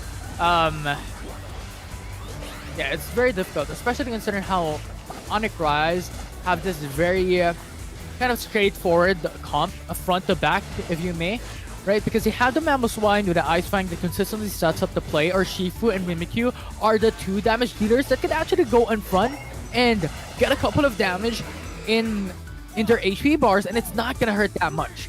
Right, so it's very difficult for Talon to bring down these opponents that quickly, and you have to consider as well that they also had that extra supporter. They also had that extra help with Eldegoss. Yeah, for sure. They have a great foundation. Onyx Rise is very solid in terms of teamwork and their composition. But the same goes for Talon. But Onyx is trying its best to destroy that chemistry, to make them crumble eventually after winning a couple of team battles out there all the way into the Thea Sky Ruins. So definitely, they have a large benefit after Talon collapsing even further, heading towards the stage, because they lost a while ago in 1-2, and right now they are really behind, and Onyx just needs one more to step up into this series. So definitely, Talon right now is somewhat having of a love and hate relationship towards on what they are doing right now. They love it because they are being challenged, and at the same time, they hate it because they are being pressured, or they are being down at the first day of the ACL. Sure. Although that's a bit ironic. Who loves challenges? Well, I don't know. Maybe Talon is. Talon, for sure. I definitely do not want challenges. I mean, I don't know. Yeah, sure, whatever. Yeah. It is what it is, my guy. It is what it is. For sure. I mean, yeah, challenges makes you stronger, as they say. What doesn't kill you makes you stronger. That it. What doesn't eliminate you makes you stronger. Yeah, for sure. That's how you put it up, right? So definitely, for sure, Talon is having a challenge right now. So it depends on how they take it specifically. So definitely, lots of pressure right now on their backs, but at the same time, lots of challenges that they have to overcome. So definitely, they want to keep smiling as much as possible, and definitely, or eventually, take the victory here in game number 2. Yeah, game number 2. If they win it, it's going to game number 3. However, there's one game away for Onyx Rise to be able to completely shatter this series in their favor as well. So it's going to be a blast to see how Talon will adjust coming down into the next game. Are still going to stick. I'm expecting they're still going to stick with the purple side selection to have that priority in their favor, but they have to do something about it. They cannot consistently just go for Leafeon as their winning condition, because remember, from what happened in the earlier series, they lost Leafeon, they adjusted onto Urshifu. That's when they started to lose. That's when they started to really crumble apart. And I think that's what's happening right now once again here up against Onyx Rise. Yeah, and they really know that they are really respecting this Leafeon pick from Talon. So definitely, they have to widen down their pool of Pokemon. I do believe that Talon has it, but I feel like there has to be some specific strength the moment that you go in your best pick or comfort Pokemon. So definitely, I feel like they have to readjust their pickings to be specific, and eventually, get the rhythm of how they will execute it. Yeah, and I think it's just getting your footing for you to be able to just keep up the pace and just go in with the momentum. So far, Talon does not have that, because in their prior series, they lost against 1-2 against FS, I believe. They were on a win in their very first game. Unfortunately, FS adjusted and were able to adapt. And I think that's something that Talon has to do. They need to adapt. They need to adjust. Yeah, for sure. Big adjustment is the key to success, just like what they said. But let's see what will be the adjustment here for Talon as we are heading towards game number 2. So sides hasn't been swapped yet. So definitely, Talon has to maximize this opportunity that they have the first pick. Yeah. And this is expected. Talon wants to go for the hyper priority. It wants to go for the purple side selection. This is something that every single team, as a pattern, is constantly doing. The purple side selection has been the favorability of every single one so far, at the very least here in ACL. So that is what is expected of Talon to do. But Mimikyu and Hoopa is removed. This is really good. Talon doesn't want to go to fight up against Mimikyu once again, just because Play With Me is so strong.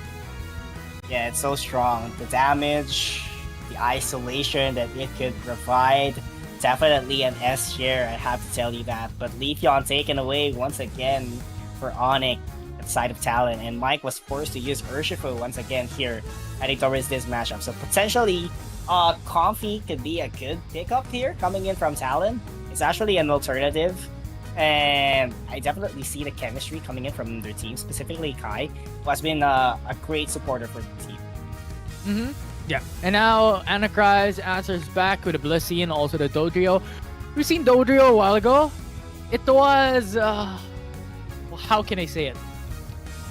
It was a mystery. Because sometimes it's really good just because of this movement speed and just because you have that triple dunk that you can do split apart on your points. But sometimes it doesn't work. We've seen Dodrio that works, we've seen Dodrio that doesn't work. We'll see how Anacry will adjust with a Dodrio on Mind, however. Now, Talon answers with a Crystal and an Elder. Okay. This is actually interesting that Talon, despite the composition that they have been trying to build up is, having some lapses, and Onyx and the other team that they fought against, which is Full Sense, has been seeing it. They're actually confident that they could seal it once and for all after the couple of mistakes that they have been doing so far into the game. So definitely commendable from Talon, I'd have to tell you that. So just have to see the total conversion from Talon in order for them to emerge victorious here. But Sync over to Gyarados right now. Interesting. Yeah, Gyarados. Yeah, it's new. It's new, right? I think that's what we can say. But here in the early game, there's nothing that Talon can do. Because Urshifu needs to take a bit of time, so that's a minute or two before he's able to really deal damage. It's pretty much the same thing. Yes, level 4 would mean that Eevee would evolve into Espeon, but Gyarados in the first couple of seconds, in the first couple of minutes, would not be that effective. So Talon is banking towards the late game, is banking onto the Rayquaza fight. That can happen later down the road. Yeah, for sure. And right now, and speaking of the late game itself, it's actually the same case here for Onyx at least, because Blaziken takes a lot of time as well for you to level up, despite supplying or dishing out a lot of damages. But AXQ would be the main damage leader here, at least into the early stages of the game, and then it would be followed up by the Blaziken later on into the late stages of the game. So this is just a matter of fact of who's going to be the better team all the way into the late game, or who's going to be ahead of time and get the maximum XP. Yeah. So it's a battle of wits here in the ASL. Yeah. For Talon and Anacry. At this point, Talon really has to step up their game. They have to win something. They have to win a series at the very least, because that's already 2 immediate matches that are going to be removed. Now, if you're considering a single round robin in a best of 3 series wherein each and every single team will only be able to battle a team once, if they lose this, that's pretty much losing 2 out of 9 teams that you only have the chances of gaining points and reaching the top 8. And that is huge. That's pretty much like over 20%.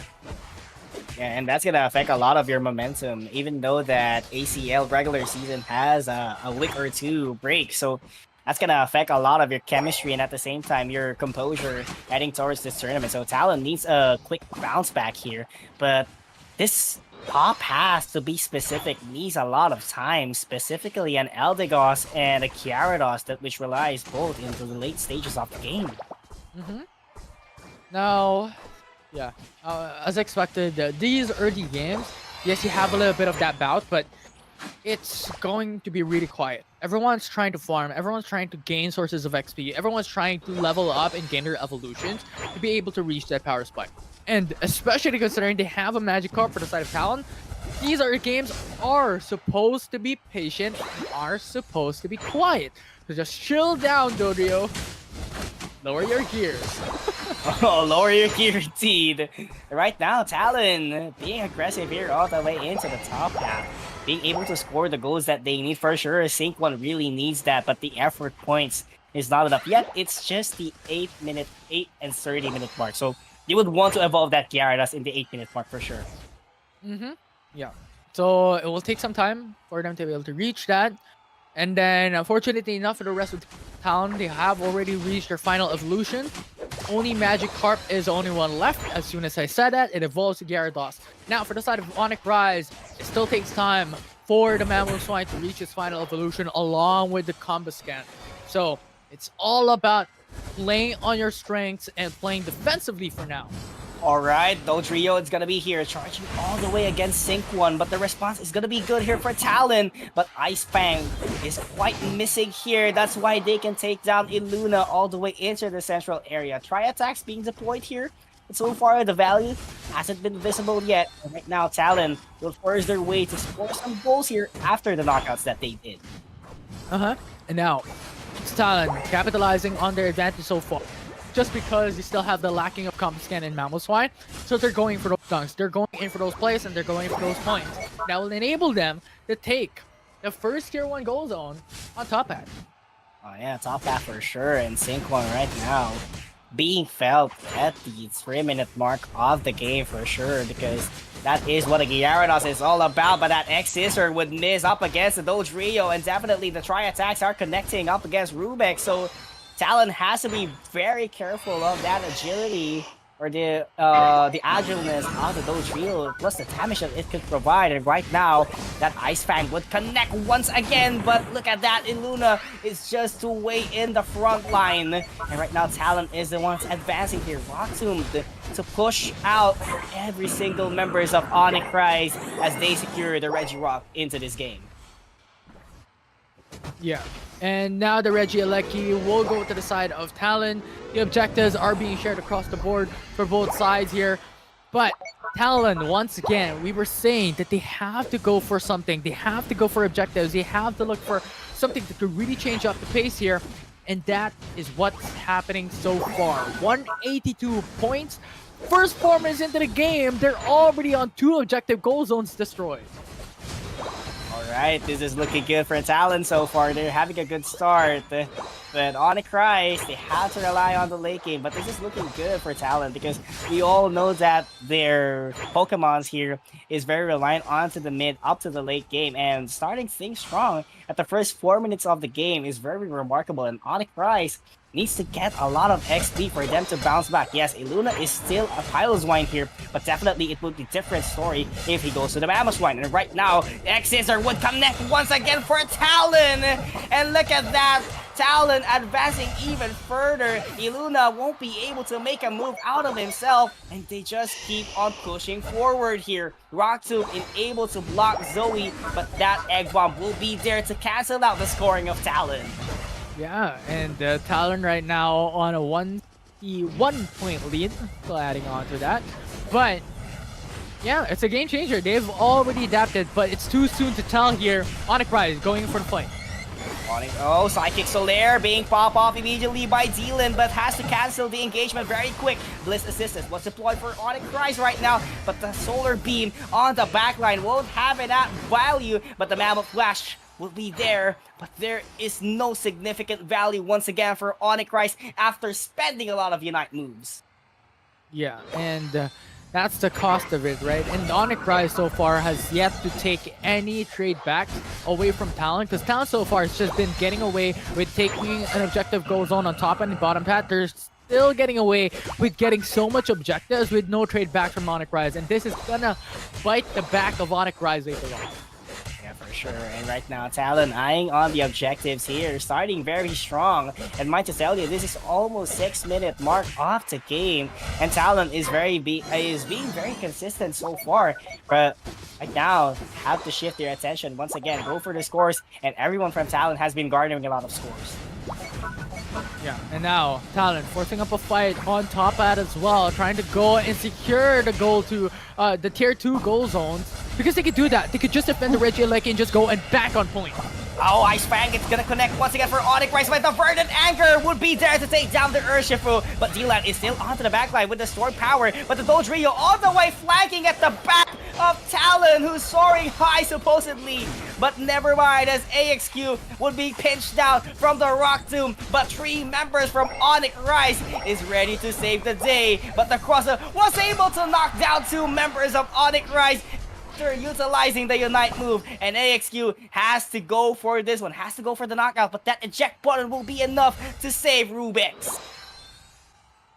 It's not enough. It's not enough. And Onyx Rise definitely trying to get back on their footing here. They're already capable of getting some points in, but 3 minutes is left alone here in this game, and Talon is on the precipice of taking a game away from Onyx Rise on the series and put this into another game 3, which we had over the past 6 games, past 6 series. Oh my god, this is actually looking good for Talon right now. And speaking of Talon itself, Been doing a remarkable job here. X-Scissor would connect once again for the dual trio, but Cell with the Blaze again tries to go for the Blaze kick. X-Scissor would connect, but there's no follow-up from Talon. And look at the position of Talon. It's collapsing little by little, and Onyx Rice is loving this so far, but the bounce would connect from Sig as he cancels out the scoring capabilities of Onyx Rice in the last 25 seconds. And Mike, on the other hand, would secure the Red Ice in the bottom path. And now Red Ice will be free and unattended.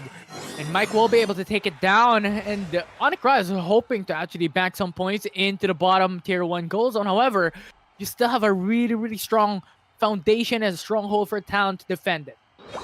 Yeah, for sure. Right now, final stretch about to go its way. Talon just have to defend everything here. No need to force out the team battle against Onyx Rice because Onyx would keep baiting them out. But in terms of XP, Onyx really has a big upper hand, so definitely they would be confident in engaging a team fight. And now Talon still trying to go in for the defensive position. Look at their positioning, right? They're not overextending. Every single one of them is leaning more towards their tier 1 goal zone into the bottom patch just because they don't need the Rayquaza. They don't need to force out a fight. They just can play it defensively. Yeah, for sure. Defensive is the key. Defense is the key for Talon right now. They're just waiting for Onyx Rice to engage the team fight, but there's nothing happening here. Rubex with a Rock Tomb to reveal the position of the couple members of Onyx Rice, but still, the Dole Trio is ready for the flank, and they're going to be going in for the scores all the way into the top path. Yeah, and that's really good, but still not going to be enough for Onyx Rice to be able to change things up. Okay, this is gonna be the game changer plan coming in from Talon. Bliss Assistant will be poppable, but the Dragon Current is there to save the day for Talon. The bounce would connect. Cell has to back away for his time. Zodrio is the one left alone, and Mammoth Wine is just hiding at the tall grass. No move whatsoever. Iluna would have to back away immediately as he was revealed by Kai, and the Rayquaza is gonna land at the hands of Talon. That was a bit funny. He was just sitting around on grass. Eldegoss was able to see him, but he doesn't move. No one sees me if I don't move. But not like that. Talon will be able to take down the Rayquaza, and this goes to game 3. Woohoo! Game 3. Talon bouncing back even stronger.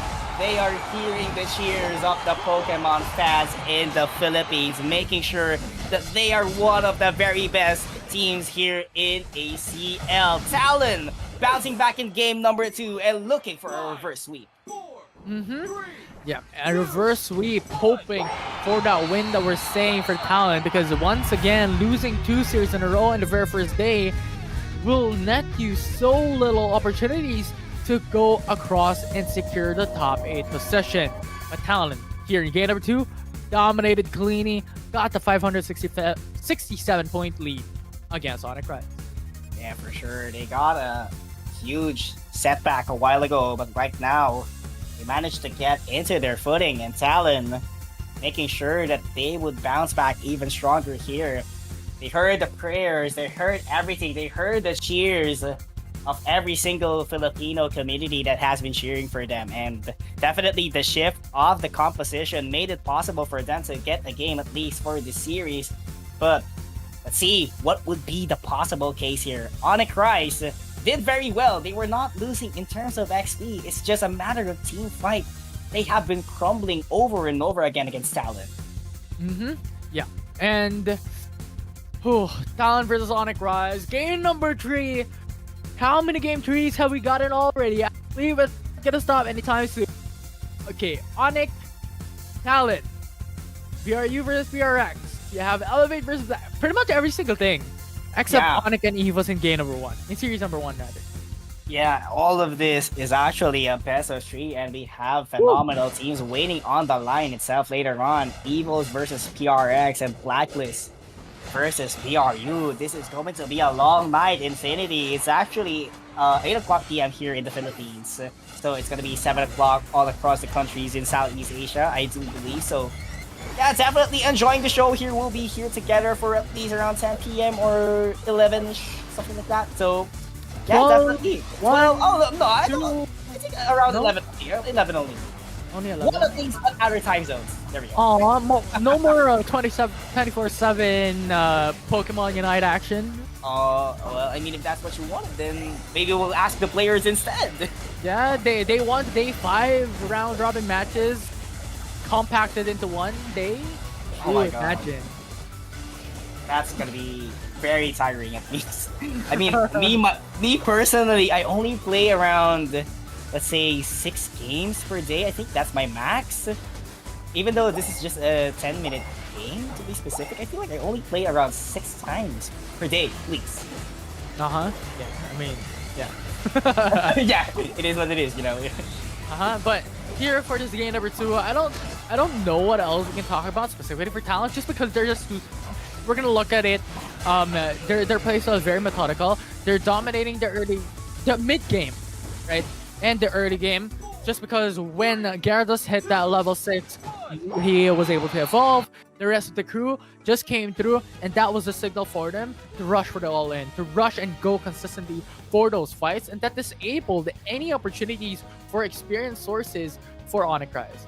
Yeah, for sure. And actually, that Gyarados pick off by Sync was really worth it at the side of Talon. So definitely we'll see if Onyx has to respect that composition, because that Gyarados made a huge impact as well coming in from Talon. But if you ban that one away, Leafeon will be open, in which that is actually a better comfort pick for Talon. Yeah. It's definitely a much better sight, right? Because we have seen the adjustments made, especially coming down series number 1, their battle a while ago. The bans on the Leafeon really crumbled them down. Urshifu was there, really strong, but did not suffice. Now this time around, game number 2, they really found something that made it work. Now they have to do something else that could keep up that type of strength and bring it to game number 3 for them to win up against Onyx Rise. For sure, and definitely something to look forward right now is game number 3. What could be the adjustment for Onyx Rise? Because we have been talking about a while ago, it's just Talon who keeps on adjusting even further as we go, as we dive deeper into the tournament. Because yes, they won game number 1 up against Full Sense, but what's next? They keep on losing. They lose game number 2, they lost game number 3, and they lost game number 1 in their matchup up against Onyx. And right now, they were able to bounce back even further. So right now, they won't have to overthink as much as they can. It's just a matter of fact that they have to maintain on what they were doing. Yeah, the thing is, we keep on talking about Talon. We keep on talking about how they lost in their very first and how they need to win this. But it's similar fashion for Onyx Rise as well.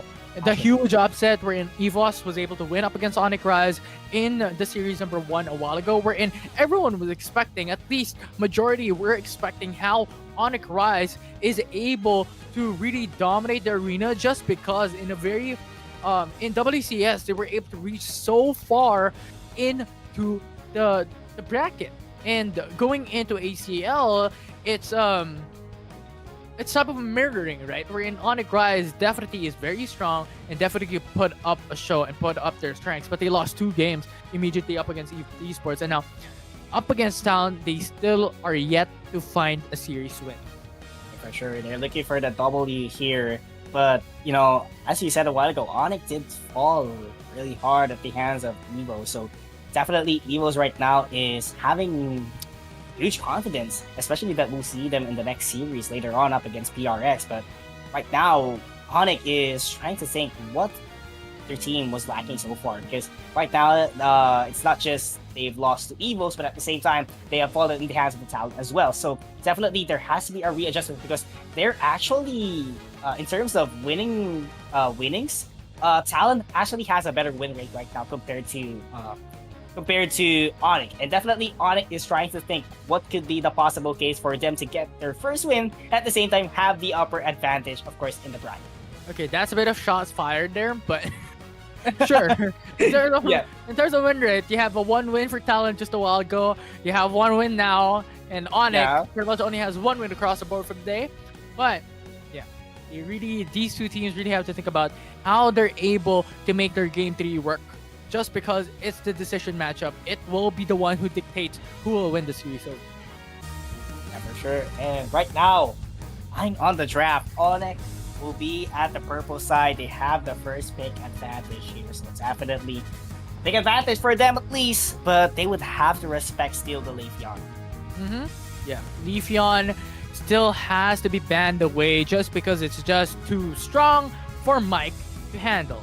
And I think it's overall something that Onyx Rise really has to target. But really interestingly enough, Talon banned away the Umbreon for themselves instead, and now Onyx Rise has to think about who will be the next ban here. Ho-Oh has a huge respect as one of the Pokemon that Talon has used in game number 1.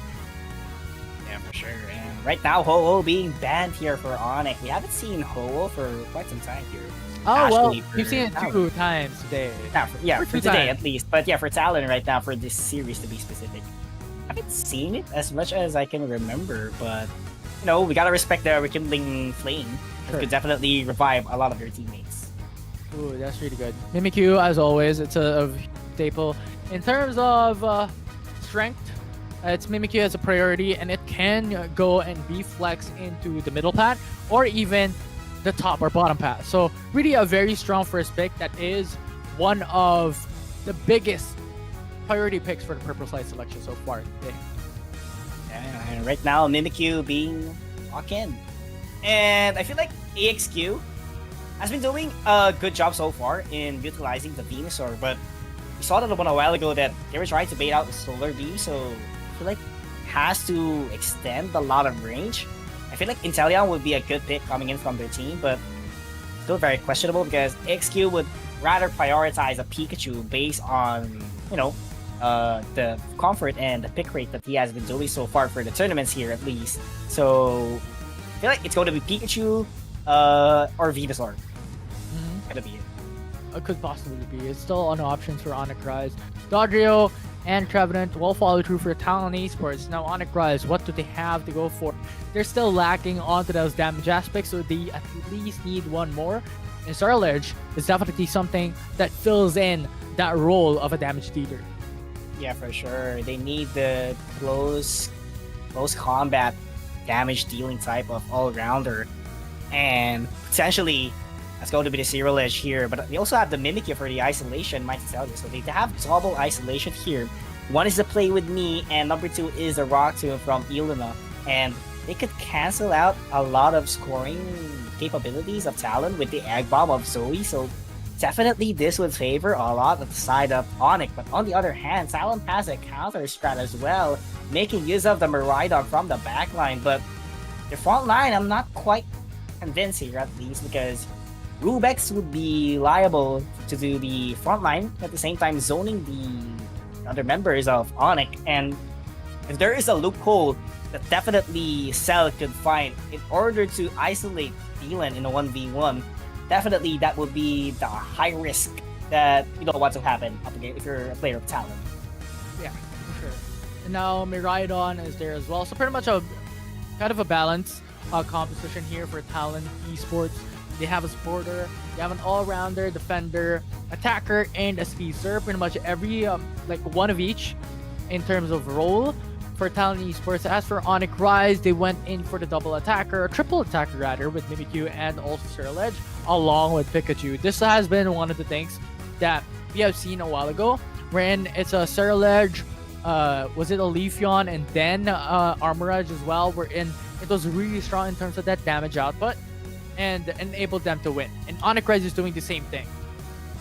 For sure, they have been trading blows here, at least for this series, but Onyx Rise looking for an opportunity to bounce back once again because they had a 0-2 record up against Eagles, and definitely this win would help a lot because they have a series that they didn't win a single game, so definitely they would want to take this one home. But the same thing goes for Talon here, as they are looking, both of these teams are looking for their first win as we head on over to game number 3, and that's a quick score coming in from Talon at least.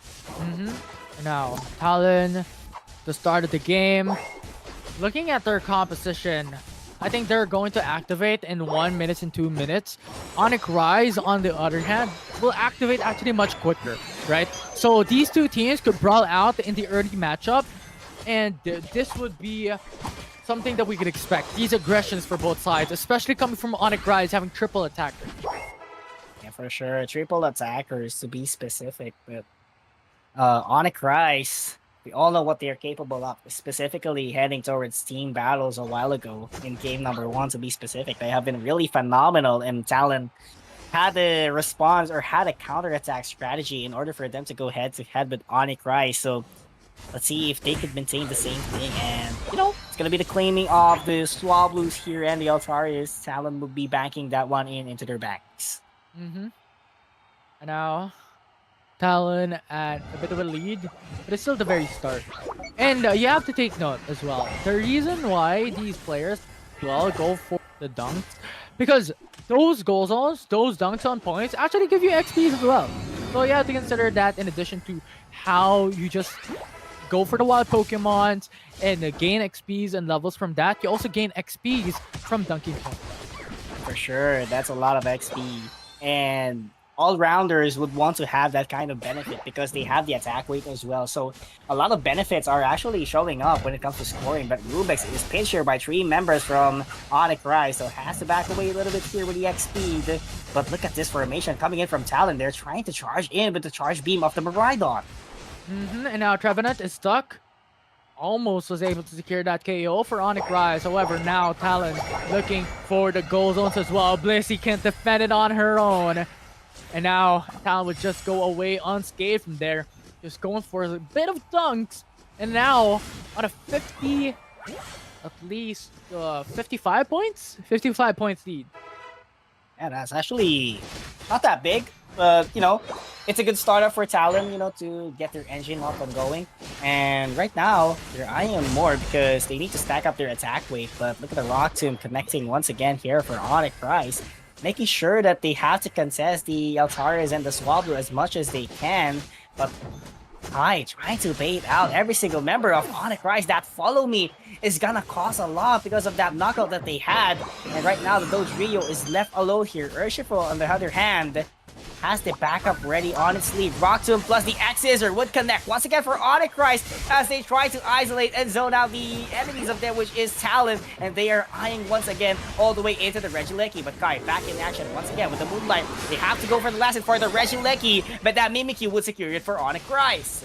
Yeah, and now they're able to at least stack up a bit of points this time around, because the thing is, Talon is already at a massive Trevenant going in with a leash. Horn, along with a Wood Hammer, but that's not going to be enough for the Rock Tomb. Just disabling his pathway to retreat. Sure, and right now they're eyeing on more prizes here. Talon being able to go head-to-head with Onyx Rise. And look at that, Sync 1 being able to deploy multiple goals. But this is actually looking good for Onyx Rise. They found an opening for them to secure the Tier 1 goal zone and make multiple goals in. So definitely that would benefit a lot coming up their side because they can actually really roam as they want to because they have the advantage in terms of position. Yeah, and now you have the Clefable isolated on top bat. Onyx Rise will be able to get that KO. However, Talon gets an objective. Alright, Talon right now initiating things up. Look at that. Charge beam all the way into the back line. But everyone from Onyx Rise keeps on ignoring Dylan. There's no enough arsenal here from Onyx Rise that could actually charge in up against this Miraidon, who's just doing the charge beam all the way into the back line. Oh, Sank in danger though. Alright, that's gonna be in danger, but follow me wouldn't work up against Cell. And right now, he's gonna be following this Clefable. But where is the response coming in from Talon? It's missing right now. Charge beam all the way to the back line, but right now, the one's charging is none other than Onyx Rise. The front line is gonna be Rubix here. The Horn Leash, it's not yet visible. Looking for the perfect opportunity. The Phantom Forest won't connect into something. That's gonna be a huge cost coming in from Talon. So they have to commit this team fight once and for all. But the damage output, it's not gonna be enough for the Miraidon, but the Revenant Rend would be enough to take down the knockout up against Onyx Rise. And Talon keeps on collapsing even further in this team fight. Follow me, not gonna be enough here to take down a couple of knockouts, but they are still in defending their goal zone. And now Talon is going to keep on chasing as you have Crystal isolated. Alright, isolated immediately, but Zirledge gets a knockout on his own. But there goes the trade coming in from Talon. They are going head-to-head with the score, but the Moonlight will be there to assist the Urshifu. Instead, Thunderstorm would connect at least, coming in from Onyx Rise once again to deploy multiple damages. But the chase continues up against Cell. That Miraidon is not looking good. Kai would lose its composure all the way following in. Bliss assistance all the way from Zell, and they are just being chased by Onyx Rise. deploying multiple Pokemon moves. Rubik's doing its best, not letting Onyx Rise score a goal, but at the end of the day, Onyx Rise will get that team fight. Yeah, that's really massive coming from Onyx Rise. The problem is Talon, time and time again from that prolonged fight, they were going isolated. When Onyx Rise is still a 4-man squad, just going in for those battle in a 4v1, 4v2 situations will not net you a lead. And Talon was just able to, or well rather, Onyx Rise was just able to play the numbers game up against Talon. For sure, numbers, strengthened in numbers indeed. Now, Onyx Rise. They're the ones who's leading the charge here. They are confident despite losing in terms of XP. It seems like they were actually taking charge of the game because of the healing capabilities of the table. Yet, now they're still charging in. Onyx Rise very confident here despite losing in terms of quantity. 4v3 is the action here, but the Thunder would connect here at the side of AXQ. Would Hammer not going to be enough to stop the forces of Onyx Rise? And Regieleki keeps on marching into the top path. Yeah, and now Talon is on a massive disadvantage now from 100+ points lead, now down into 30 points against Onyx Rise. But they still have an opportunity to come back here. You have the Rayquaza up in 30 seconds. However, the unfortunate thing about what the situation is right now for Talon Esports is that even if Rayquaza comes up, they're still lacking on their stacked and accumulated points in the reserve for each and every single player.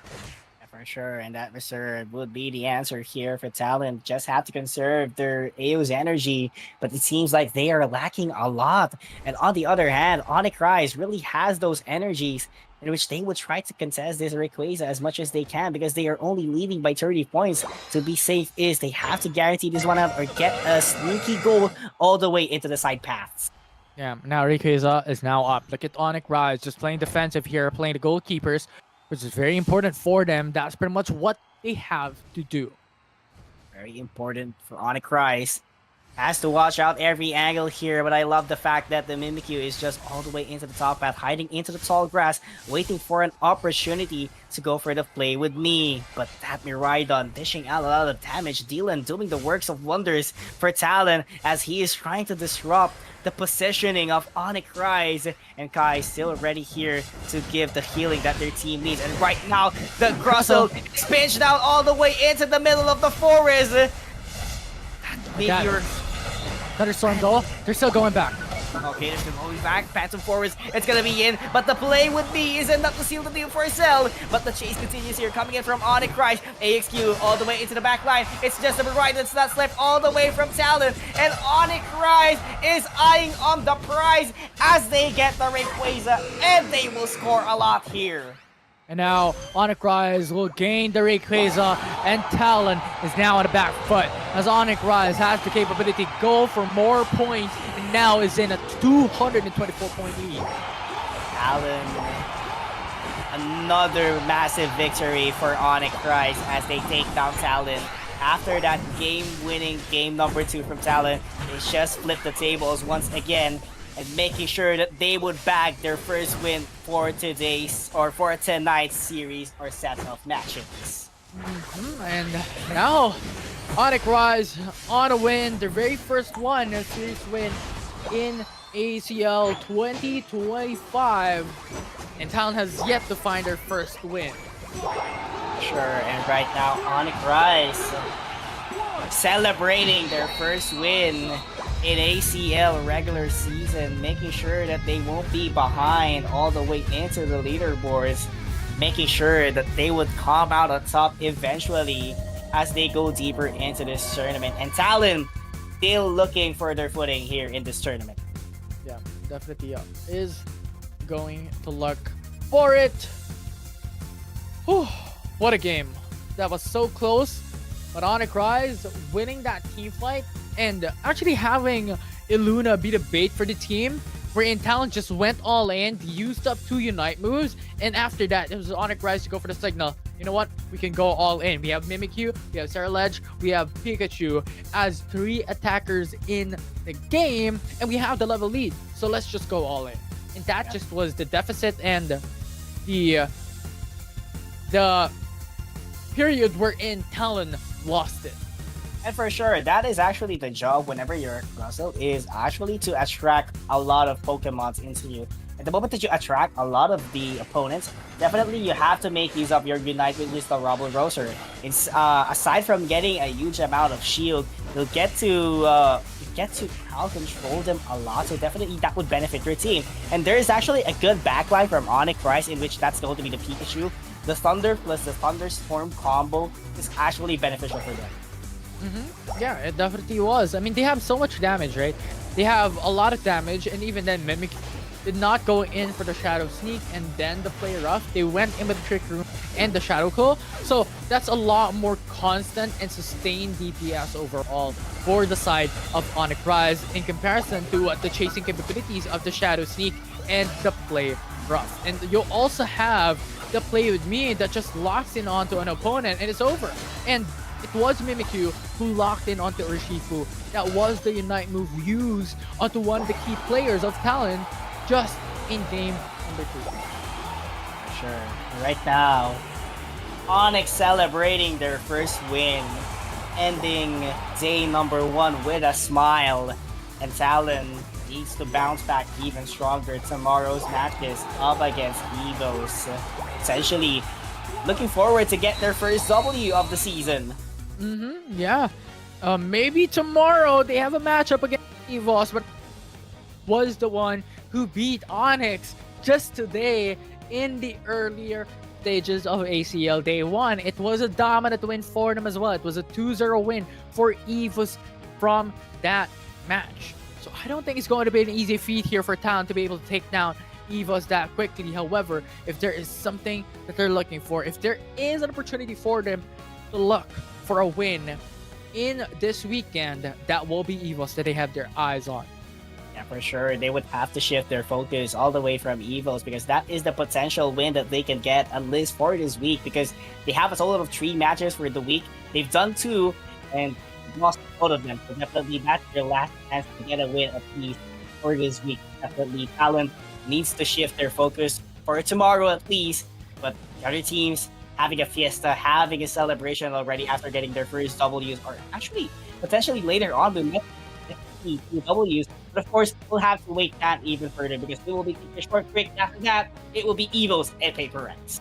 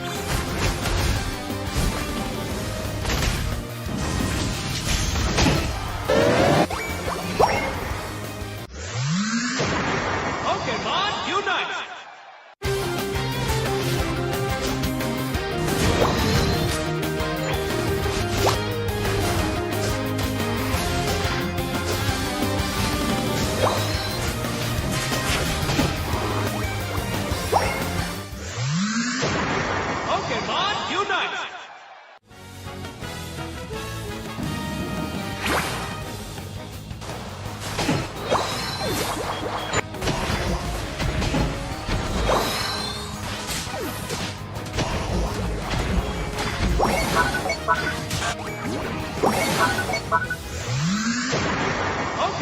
Unite!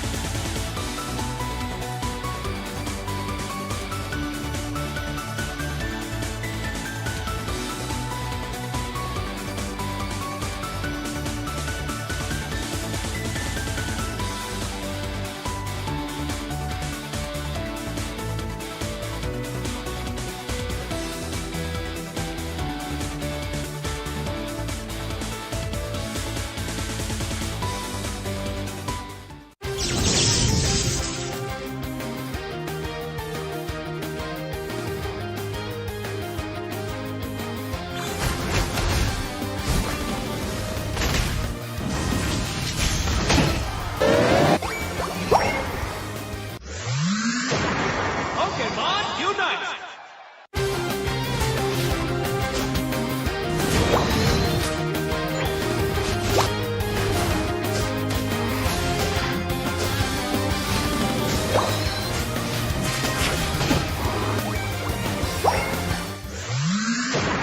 Pokémon Unite!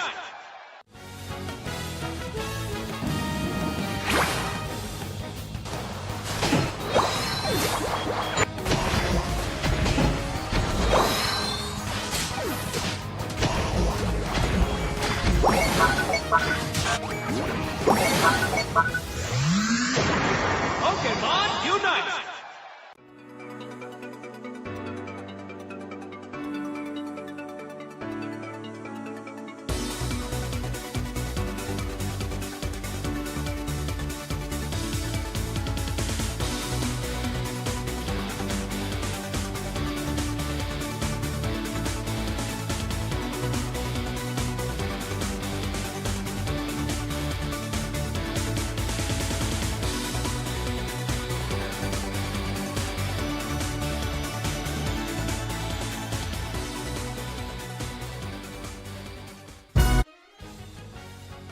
And gentlemen, Pokemon fans, we are back for Pokemon Unite's Asia Champions League. Still your casters, Picayos, alongside Infinity, ready to bring the action, heading towards our series number 7. It is going to be Evos up against Paper Rex. Yeah, and it will be fun. It will be amazing. These two backs, right? Evos was able to dominate up against Onyx Rise in a 2-0 in a best of 3 series. And then you also have PRX, who was able to win up against BRU 1-2. So really exciting stuff. I believe that these two teams are really pretty much capable enough into taking the series down. So yeah, I'm really interested. But here's my expectation. This will be 3 games. Ooh, 3 games for sure. I mean, just for a brief context to everyone who just joined watching PUACL for tonight, every game is actually game 3 except for Onyx versus Evos, which was 0 and 2. But yeah, take a look at the rosters. It's Evos, and of course Paper Rex, very well known, you know, Bochi, Yemu, Yang, HD, and Solo. They actually played a while ago up against BRU. They just had around 1 hour of rest, and they are back on track here, Infinity. Yeah, I mean, it's similar to Talon, right? It's similar to Talon, Yeah. it's similar to other teams, it's similar to Evos Esports as well, who played in the series number 1 and played again, or will play it again. So yeah, it's just a lot of teams that has duplicate or double matches for the day, and they really have to step it up. And they have to take at least 1 win if they want to secure their spot in the next coming weekend for the top 8 position. Yeah, for sure. And right now, let's head in straight on to our drafting. The RX gonna be banning the Doge Rio, so you know, quite surprised. Could be a respect ban for Evos actually, because Dojrio, aside from the agility that it can provide for your team, the triple scoring capabilities as well is actually beneficial to the point that if you have an attack weight, definitely one full scoring is will actually tantamount to 3 stacks of the attack weight. There. And now the bans have been locked in. Dodrio, Leafeon, or Shifu and Zor moved, so they don't want to battle up against what Paper Rex have shown us a while ago. I believe it was Paper Rex who brought up the Zorwark and Comfey combo. Yeah, for sure. And right now, Bochi making sure that the opportunity would land on their hands, locking in the Umbreon for their own good. The mean look will be very visible at least later on. On the other hand, Evo is trying to eye on the Lapras once again. We've seen this a while ago, Infinity, but on a different perspective. It somewhat became a defender and an attacker at the same time. But, the maximum value, we haven't been seeing it yet. But this time, it is going to be a total defender because of the XP share. Yeah, Lapras, woo! Okay, that was a bit of a shots fired from a while ago, but Paper Rex, right? We have the Umbreon, we have the Blissey, and we also have the Ho-Oh. And this is really good. Now they need attackers. I'm expecting the likes of Sarah Ledge. I'm expecting the likes of even the Armorage if they want to go for it. They have a lot of options, right? Mewtwo Y is still on the board. Yeah, for sure. You would love to have that Mewtwo Y, but Metagross. Okay, Metagross out here. Okay, Metagross is not out of the question here, simply because that Metagross is one of the heavy blowers of an all-rounder with a computing crush that can actually set a battlefield just for you. Is actually phenomenal, but it does have a lot of disadvantages as well, especially when you are trying to deal with mobility. And speaking of mobility, the Lapras doesn't have this unless you have the Lapras Express on your sleeve. And of course, that would boil down as well at the Metagross. So definitely in terms of mobility, it's not looking good that much for Evos at least. And that is quite the opposite, at least coming in from Paper Rex. They have a solid backline, which is Solo, that could go for the Hyper Voice and a Calm Mind. And HT ready to go into the front lines with Yemu. Yeah. And this is what we're expecting about Sarah Ledge. They need a damage dealer. Sylveon is a bit of an attacker. To go into Paper Rex's comp just because their first 3 picks are very defensive. And you called it already. I think Metagross is one of the Pokemon that has the capability to be like a bit of a tanky Pokemon, even despite being an attacker as well. So that's something they could expect to go in front along with the Lapras that could set things up for them.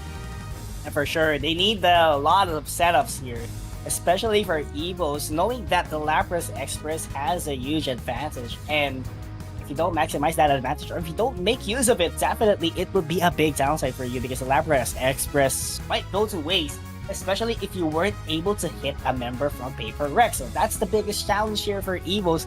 Can they get the maximum value of the Lapras Express, as this has a high risk, but of course, high rewards as well, as we head on over to game number 1 of Paper Rex up against Evosonics. And now, Evosonics and Paper Rex. For the side of Evosonics, I don't think they need much time. Yes, Matt takes a bit of time to be able to reach that final evolution, to be able to really get that power spike, but they have the Mimikyu, they have an Eevee, they have something else to really alleviate some of the pressure that will lack with Metagross and Metang, or Beldum rather, taking time to be able to reach his evolutions. And for PRX's side, I think this is the one that will have to be a bit aggressive this time in moving forward, at least a bit more aggressive compared to Evosonic. Yeah, for sure. They want to be aggressive, especially that their composition is telling there for them to be aggressive itself. So Paper Rex has to maximize that one out, and they have a second chance given the fact that they have the Rekindling Flame from Yemo later on into the late stages. So definitely they have to be confident, or they must be confident in engaging team battles here, because that will be the main piece, or that will be the main advantage that their team has. And now, Paper Rex, Young is in danger, having to sustain himself with those boiled eggs, but unfortunately it would not be enough. And now Evosonics. Perfect time as an evolution coming in. Beldum to Metang, but Evosonics once again with a double KO. gains a lot of advantage here. 50 points immediately in the first 2 minutes. That was actually an early initiation. All I thought is just they were trying to contest for the wild Pokemons, but Evo's Onyx found a very big opening that is actually a loophole from Paper Rex, and they managed to maximize that one out, get a couple of knockouts at least, and eventually get the lead even more. But right now, on the battle path itself, Hyper Voice was being deployed here up against the Lapras, shredding a lot of HP, so definitely they have to look forward to that one as well, because that would be the main foundation of the backline of Paper Rex. And now Lapras as well, trying to go in for the defense up against Umbreon, but Umbreon is just too quick, at the very least, to go for those dunks and get those points. EvaSonics, those minute dunks onto the goal zones have been really putting them at an upscale in this matchup. They're already at a 52-point lead. Yeah, that's true. That's actually not that big, but at the same time, a good startup from their team. Knowing that they are stacking a lot of items here, could be the attack weight, the SP attack for sure. So definitely, it's actually a win-win situation coming in from their team. And Paper Rex right now struggling a little bit in terms of scoring mechanism, but that Ceruledge would have a knockout at least coming in from their team. And that is multiple goals, at least at the side of Paper Rex. And they are slowly gapping in into the bottom path as they are eyeing on the prize as they destroy, of course, the first goal zone in the bottom path. Yeah, it's a similar matter, right? EvaSonics is doing the same thing on top pad. It's pretty much an even trade, and this is what I'm saying. Traditionally, from what we have seen this year in ACL 2025 from the very first series, is that Tier 1 goal zones, it's always constantly those even trades. One would get the top path, one would get the bottom path. It's all about what your priority is. Do you want that advantage onto Regieleki, or do you want that control over the Regice, the Registeel, and also the Regirock? For sure, it's about gaining the advantages of everything that you can see. And right now, Paper Rex having an advantage, but struggling a little bit by the execution of Evo's Onyx, as they have been securing this multiple objectives already, heading towards into the 6-minute mark of the game. So definitely, they have to look forward to it, especially that ALR already at the Metagross stage. So Compute and Crush is actually waiting at the hands of the Sylveon. They have to be very careful with that. Yeah, Metagross is able to evolve already into the final evolutions. Although something of a threat for EvaSonics would be Ho-Oh later down the road. The Unite move will be a huge benefit for Paper Rex, especially the Rayquaza of fight, wherein Ho-Oh could be using the Unite move to have a prolonged uptime in those fights. For sure, they need the uptime here, but force clearing is the key here for Evo's Onyx. This is actually a very disciplined rotation and very similar on what we've seen when they were going head-to-head up against Onyx. So you can see the consistency and the evolution of the gameplay of Evo's here, as Paper Rex is, somewhat a little bit of behind here towards this game, and those objectives will be spawning almost at the same time. Yeah, definitely so. 17 seconds on Jaleki, 13 seconds for the Reggie into the bottom path. Ooh, Shadow Sneak is huge, but Yamu not going to be chased down by EvaSonics. Yeah, for sure. And right now, Evo's Onyx marching all the way into the Regieleki. But Paper Rex ready for the trade. They will guarantee this Regirock all the way on their own to get an additional buff for their team at least. Defense to be specific, as they want to prolong the team fights later on. But right now, ALR trying to zone out every single member, trying to push back Paper Rex, because it is just Yiwu trying to eliminate this Regieleki that's charging in all the way into the top path. And yeah, and you have Hole as well. Fire Spin to be able to really deny the Regieleki along with the Flamethrower, just bringing down the HP bit by bit. And that's pretty much just playing a bit defensively this time around. However, Kane a bit in danger. Alright, there goes the play with me. But that's not going to be enough for the knockout. But the solid backline coming in. But the Sidekick Solaire is enough to take a couple of members of Paper Rex. But the backline is still good with the Hyper Voice. And the Paper Rex continues to go in for the charging. And right now they have eliminated 4 members of Evo's Onyx, and they would pay the price as Paper Rex scores for the goal. Yeah, Paper Rex right now, 81-point lead already, and they are on a massive level advantage. Only Mimikyu is already at level 12 for Eva's Onyx's side, but look at Paper Rex. Level 12 for Sarah Luge, level 12 for Sylveon. Ho-Oh is all that state as well, and level 10 for Blissey and Umbreon. So this is a really, really good start. It's very fast and very swift. Now they need to just look for plays and look for setups, and even then, they are still at an 81-point lead coming down into 3 minutes. So having the Rayquaza is going to be massive for them, but not a requirement for them to win. Yeah, for sure, not a requirement, but right now, Bochi trying to apply the pressure here up against Evo's Onyx. Both of them wants the Regieleki to act as a defensive mechanism later on because the final stretch is approaching to its destination. But by to tell you, both of the objectives are actually responding at the same amount of time. And just look at that. Regirock has appeared, additional defense coming in from Paper Rex or Evo's Onyx, and Evo's trying to secure this another defensive mechanism in which make the Regieleki charging all the way into the top path, but that is actually a good response here coming at the side of Paper Rex as well. So Yimo will be left alone once again all the way into the top path and making sure that that Regieleki won't land in the hands of them. Yeah, Regieleki being taken down by Eva's Onyx to just provide the pressure on top path, or and the rest of the crew is gaining positioning onto the Rayquaza pit. Okay, final stretch. About to commence here. Both teams have stacked up a lot of energies here. It's just a matter of fact who's gonna be taking the last hit on the Rayquaza. Bubble Beam was being utilized by the Lapras. And right now they're gonna be going head to head here. Bochi trying to test the waters. That's not going to be enough. Looking for the information that their team needs, but ALR is leading the charge here all the way into the Rayquaza pit, and the response coming in from Paper Rex is very active. Yeah, and now 1 minute and 30 seconds remaining. Eva's Onyx has yet to find a position for them to go for the all-in. Going for the all-in, going back immediately for the soft-boiled and for the healing coming in from Yang. But Solo still has a lot of Hyper Voice under his kit. But onto the backline, Yimo is ready for the Rekindling Flame, in which that would be their last resort. But 1 minute has elapsed already into the final stretch. Paper Rex so far on a total control. Yeah, and they're taking too much time here. Eva's Onyx has to do something now.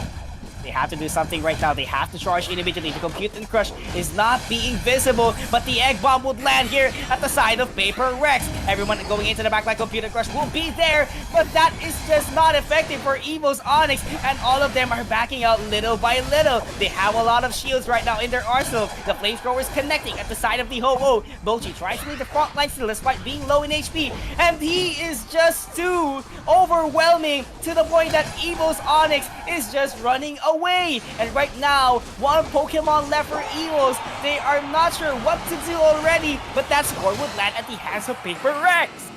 And now you have extra points coming from Umbreon as well, and that will be so much. And now Metagross wanting to go in for the defense onto the tier 2 in the bottom path. However, it's not going to be enough, and Paper Rex will come out on top.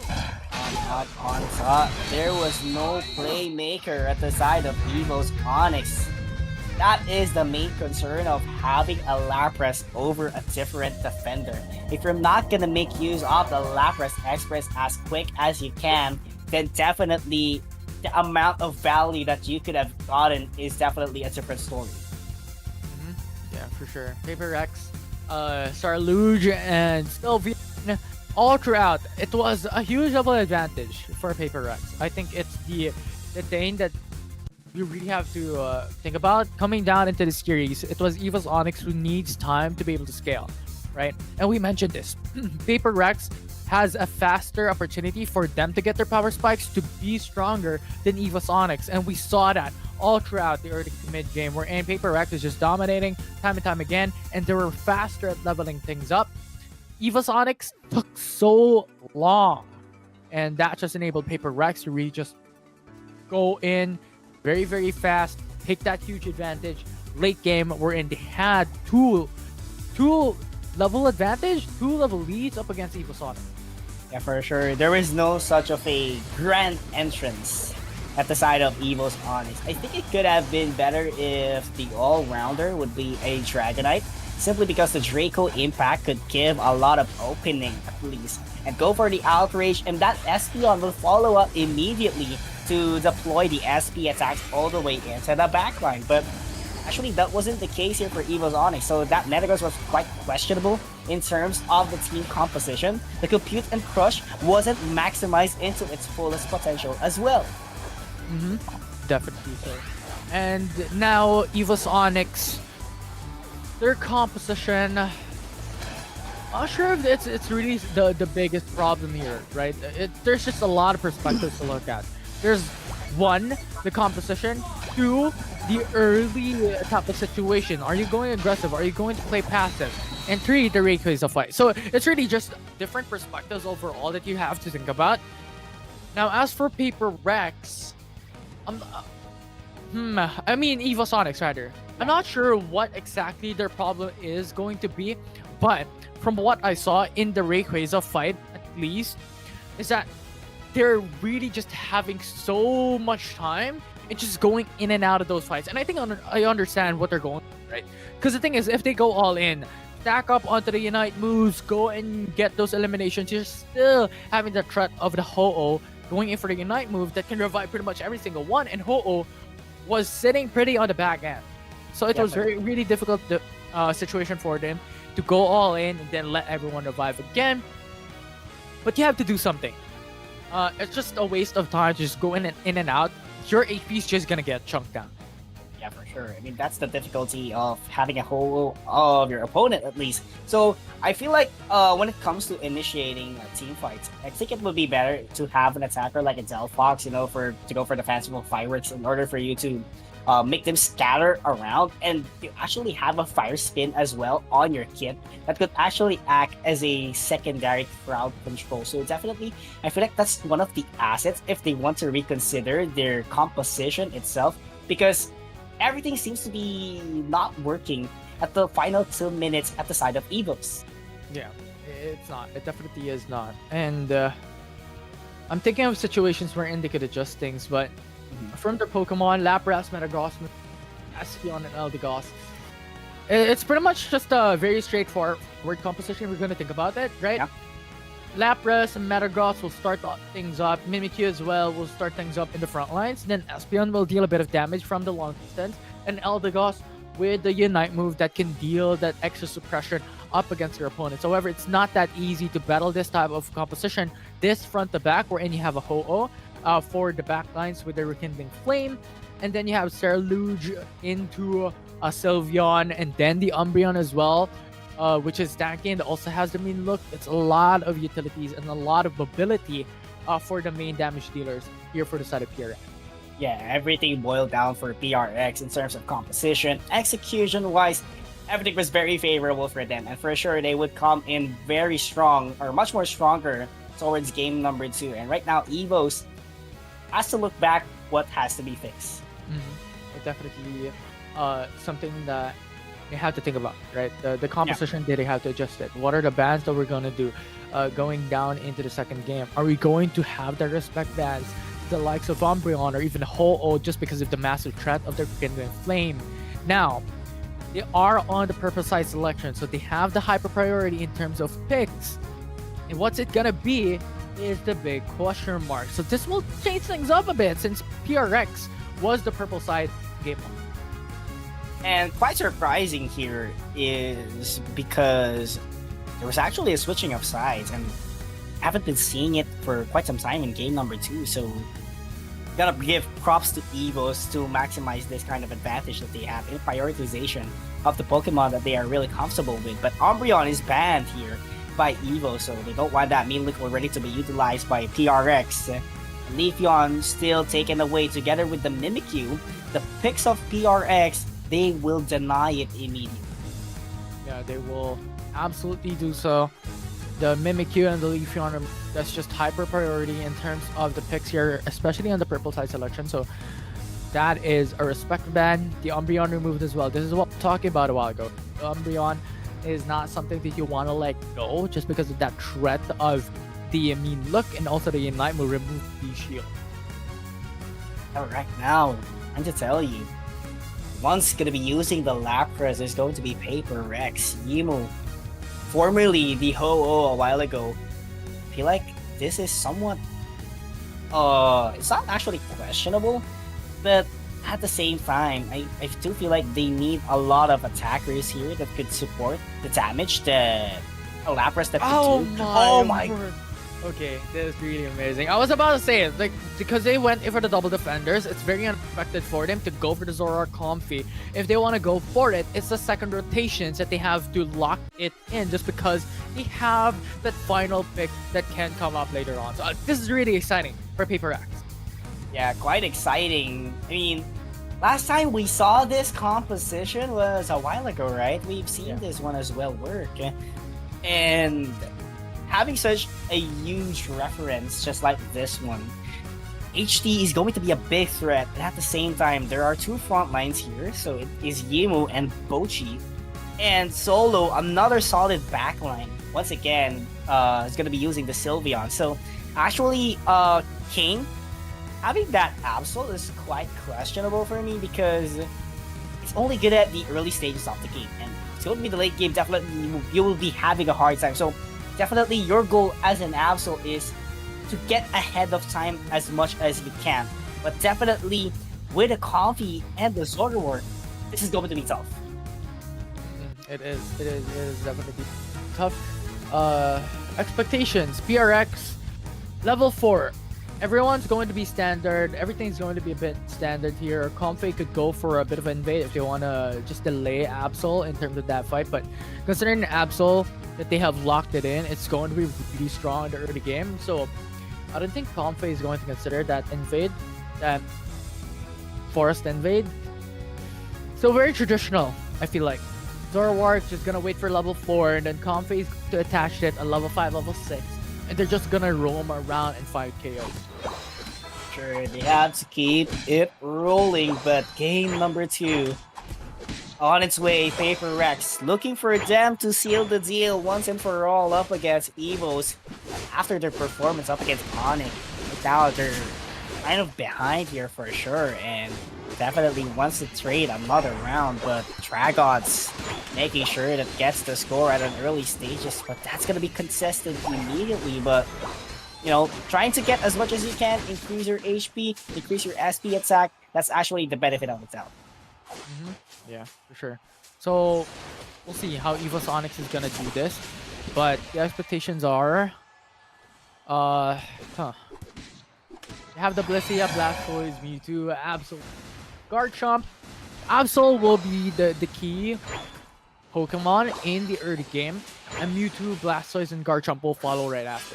And Paper X would do the same thing. So pretty much just waiting for the 2 minutes of the runtime for the game itself before they really just go for the all-in. Zoroark in danger. Yeah, very in danger. That's why that Comfy has to reassess the situation. And ALR trying to go for the sand attacks in order for their teammates to go for the team fight, but that Absol has to back away a little bit and clear the forest as fast as they can. But this Zoroark HD being felt at the first minute of the game, trying to chase for the Squirtle here, but that is going to be the conversion of goals coming to the side of Paper Rex. And that will be a lot of points that they have secured already. And we mentioned this, right? Level 6, that's the time wherein Comfy is going. Level 4 to level 6, that's the time wherein Comfy is going to get attached onto Zoroark. And that's the time wherein Paper Rex will start to find those KOs. Will find those eliminations. Yeah, they need eliminations. They need to look for it. But right now, Paper Rex, I don't see any loophole as of now that Evo's Onyx could definitely take advantage of, because it's actually a very disciplined yet very aggressive team that they are trying to face off. I mean, just take a look at that. That's actually the Mystical Fire. I was actually expecting a Shredder type, which is the Hyper Voice, but Paper Rex has a lot of taste on response. And now Zoroark once again, look at the damage. Mewtwo deleted and sent back to the base. Sent back to the base, not just the Mewtwo, but also the War Turtle. And everyone from Evo's Onyx is having a huge struggle here because of HT providing a lot of damage as they take down the first goal zone all the way into the bottom path, and they are eyeing for more objectives in 5 seconds. Yeah, that's just the expectation. The thing is, Paper Rex, Zoroark, they have to get a lot of advantage. They have to get a lot of foundation during the game. Foundation into the early game. Unite move is gonna be popped off by the Absol in order to secure the knockouts that they need to, and potentially, actually they got the Regieleki as well. Parish Song, it's gonna be enough to take it down as well, and Bochi be defending this Regieleki, and they are still the ones that would be converting it into a point. Yeah, it's unattended. It's uncontested as well. Paper Rex will have a lot of points in their favor into the top hat, but they're now looking for the Regirock to deny it. Are they going for it? The steal! Wow, Paper Rex continues to dominate this matchup. Hydro Pump, it's gonna land up against Solo, but Solo on the backline is just too powerful as they take down the Mewtwo. Why? Once again, no Midnight Slash for Kane because it has been used into the Regieleki, but that Vines is gonna go up against Kane. Mystical Fire, is it gonna be enough to reach it down? Not quite. And now you have the Surf along with the Hydro Pump to push the Paper Rex back. But it's already done. 140 points lead already for PRX. That's not is what they have been looking for. It would connect at least for Kane. He's low on HP, has to back away a little bit here. Resorte, on the other hand, hasn't Mega evolved yet, so they are still eyeing on it. On the other hand, look at the positioning from Paper Rex. They are extending all the way into the forest of Evo's Onyx, making sure that they know every single bit on where they are. But that Dragon Claw, it's not gonna connect. Dragon Rush rather. The Horn Leech being able to back away for his life with the Hydro Pump of the Blastoise. 20 seconds before Regieleki comes up. And look at the positioning already. Paper Rex is readily waiting for Evo's Onyx to go through it. And that's the time wherein they are going for the sneak attack away from Evo's Onyx. Oh, that's gonna be the Dragon Claw immediately.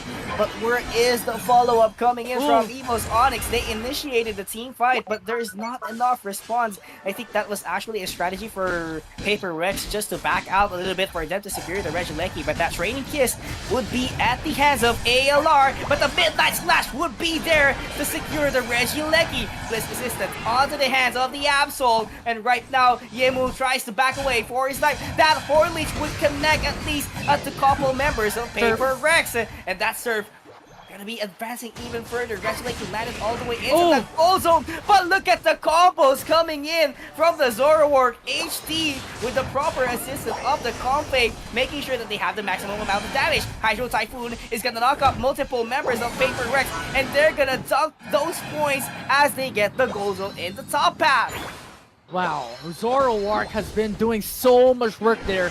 A lot of damage being provided. He was able to really come through into the backside and get those KOs up and running, having a lot of Pokemon being sent back to the base from Evo's Onyx's side. And now they got a bit of lead and alleviate some of the pressure that Evo's Onyx was able to get from that top path objective.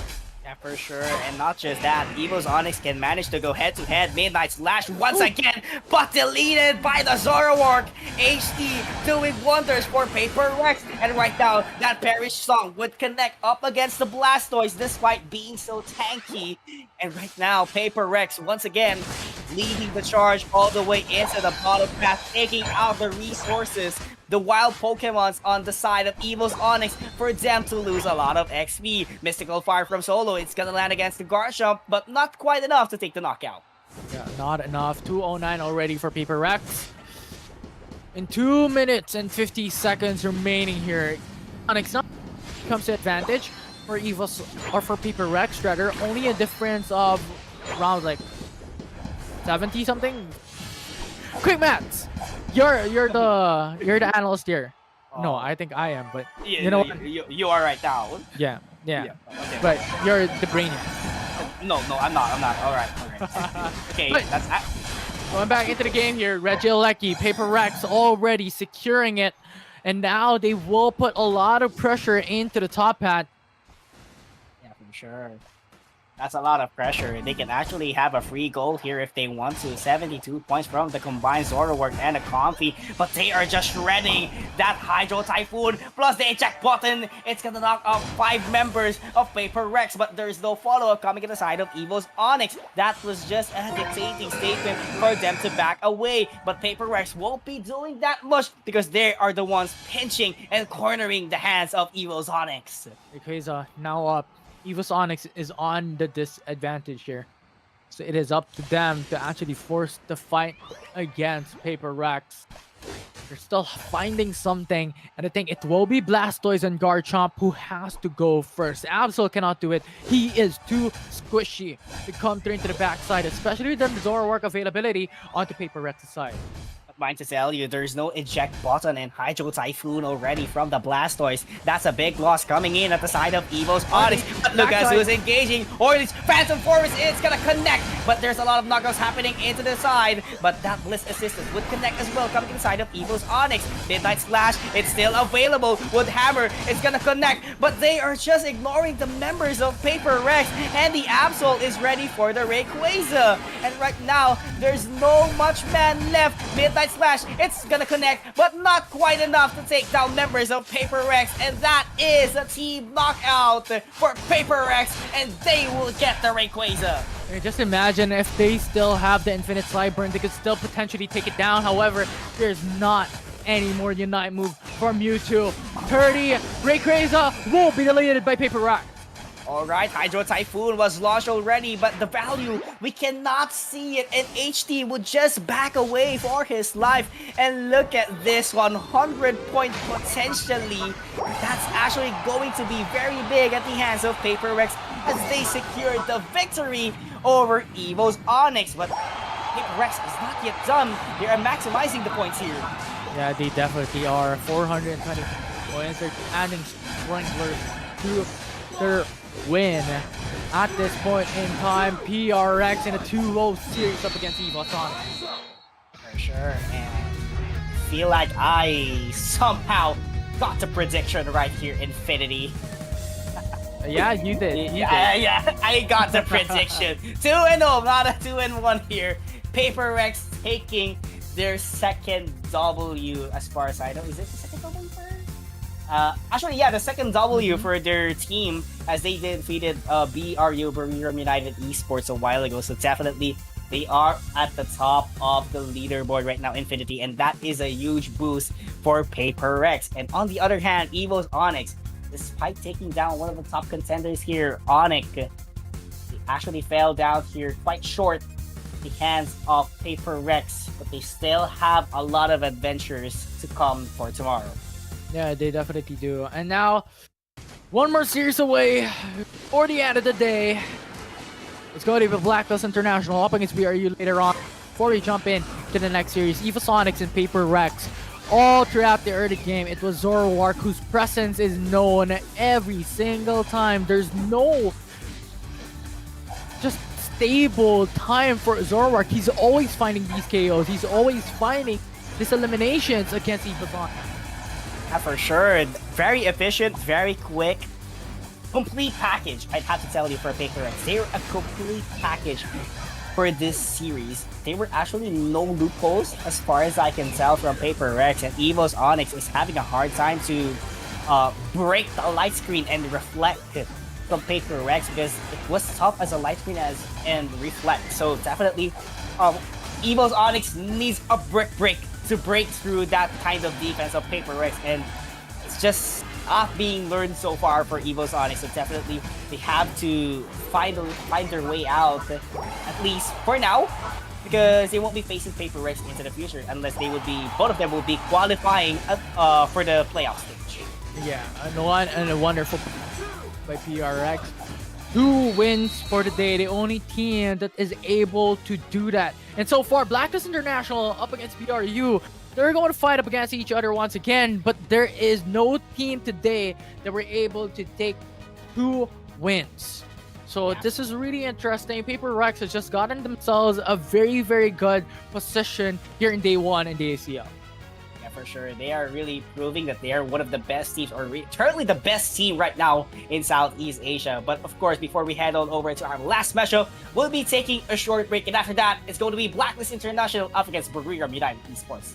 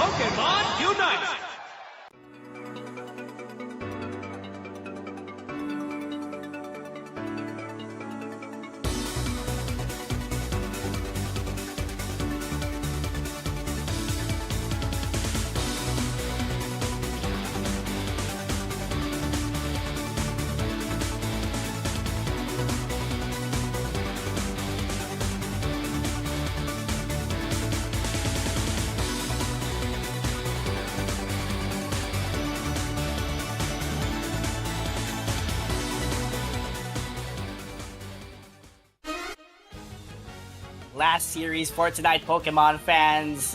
For Southeast Asia Champions League, again, PKOs and Infinity still at your service. And of course, this is going to be Blacklist International up against Buriram United Esports, Philippines versus Thailand. What are your thoughts here, Infinity? Oh, I'm really excited because I feel like, you know what, I kind of jinxed it in the prior series. It did not go to game 3. So, you know what? I think this time around, I feel like it's going to game 3 again. So I can jinx it 2-0. Yes? Yes, I think that's possible. Yeah. But yeah, actually, quite possible. But I saw Blacklist International and Buriram United Esports going head-to-head in past tournaments at least. And for the record, they have been in a 50-50 win situation. So definitely, it's really hard to tell who's going to be emerging victorious, at least for this series. But I have to tell you, we are expecting 2-0 to make it 2-1 at least, you know. So definitely, we'll have to see that one later on what will be the total results because both of these teams are on the same level at least. Yeah, for sure. So yeah, it's very exciting. Blacklist International, it's pretty much Sand, Ryu, Dreamt, Su, and Lance battling, raising the flag of Blacklist International. For sure. And on the other hand, yeah, Buriram United Esports, very sad story. SCG, SGC, Rainy Day, Aya Cup, and Pupaza. I'm fumbling my tongue. Pupaza, there we go.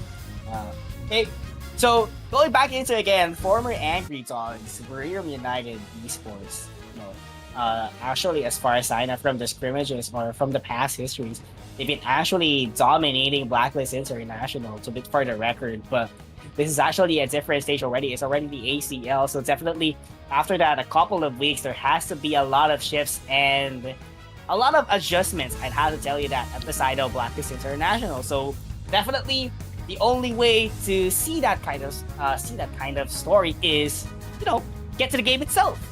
Yeah, game number 1, picks and bans, Blacklist on the purple side selection. BRU on the orange. We have Blissey and Sableye removed immediately, and now that Sableye is an interesting ban. Yeah, and Sableye, actually quite interesting that they banned this one out because, I mean, I get it. They've known each other for quite some time. They've been going head to head as well, but you know, I don't feel like Blacklist would be making use of the Sableye unless they have, you know, something that we don't know at least. But Do Trio, to seal off the draft here, and will be getting the Umbreon as their prioritization. Yeah.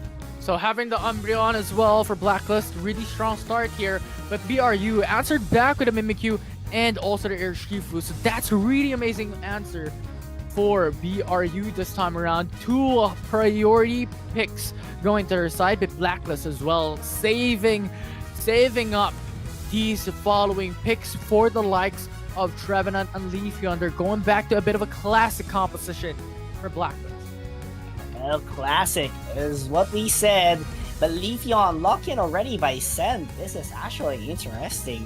It's been a while since we saw Sen actually go for the Leafeon with a float stone, so this would actually go into the central area and full heal in order to cancel out the crowd control because there is an Ice Fang.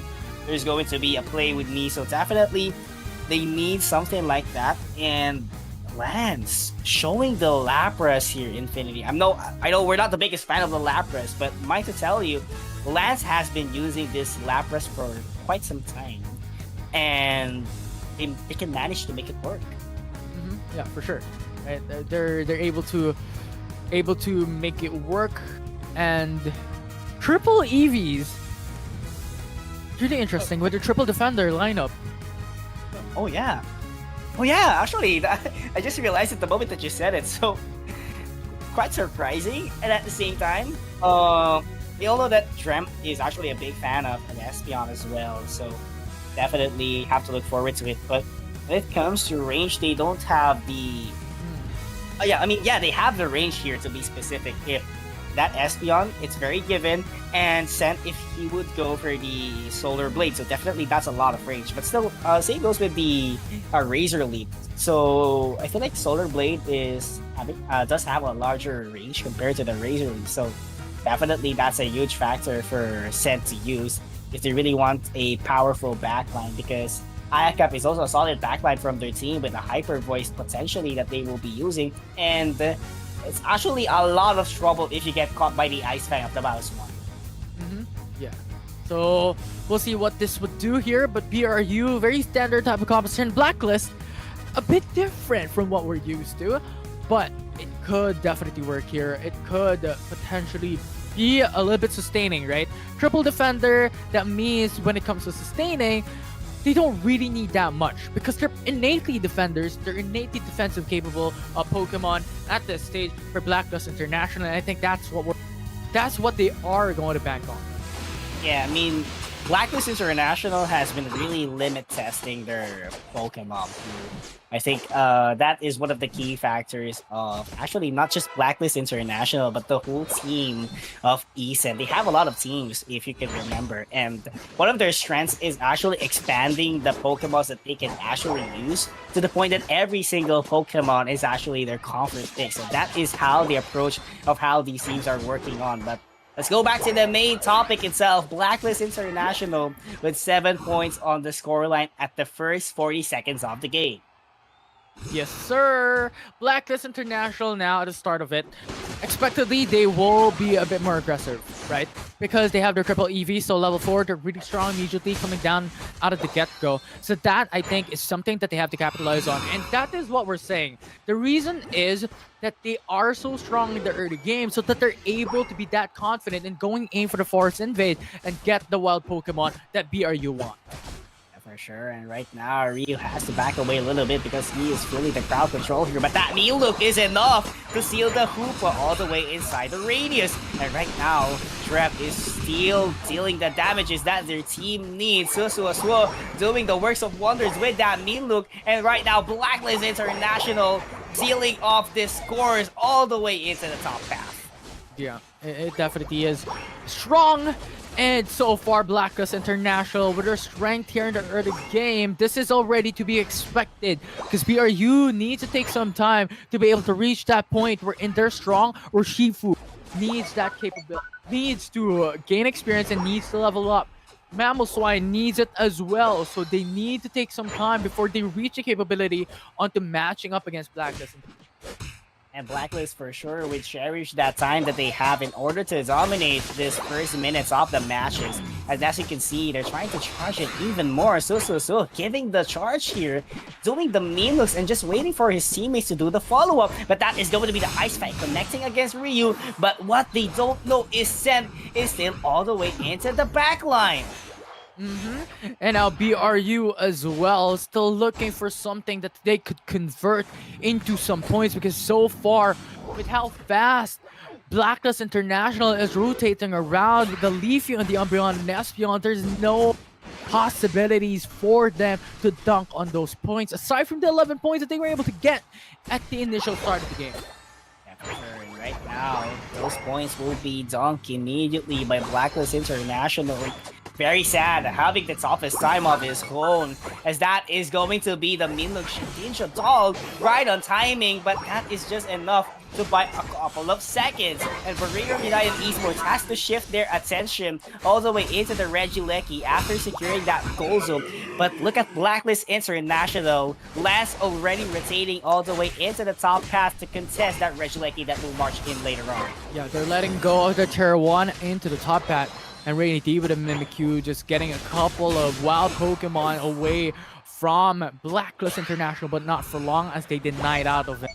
Now BRU still sitting at a good state, but that 60-point advantage for Blacklist International has been there ever since.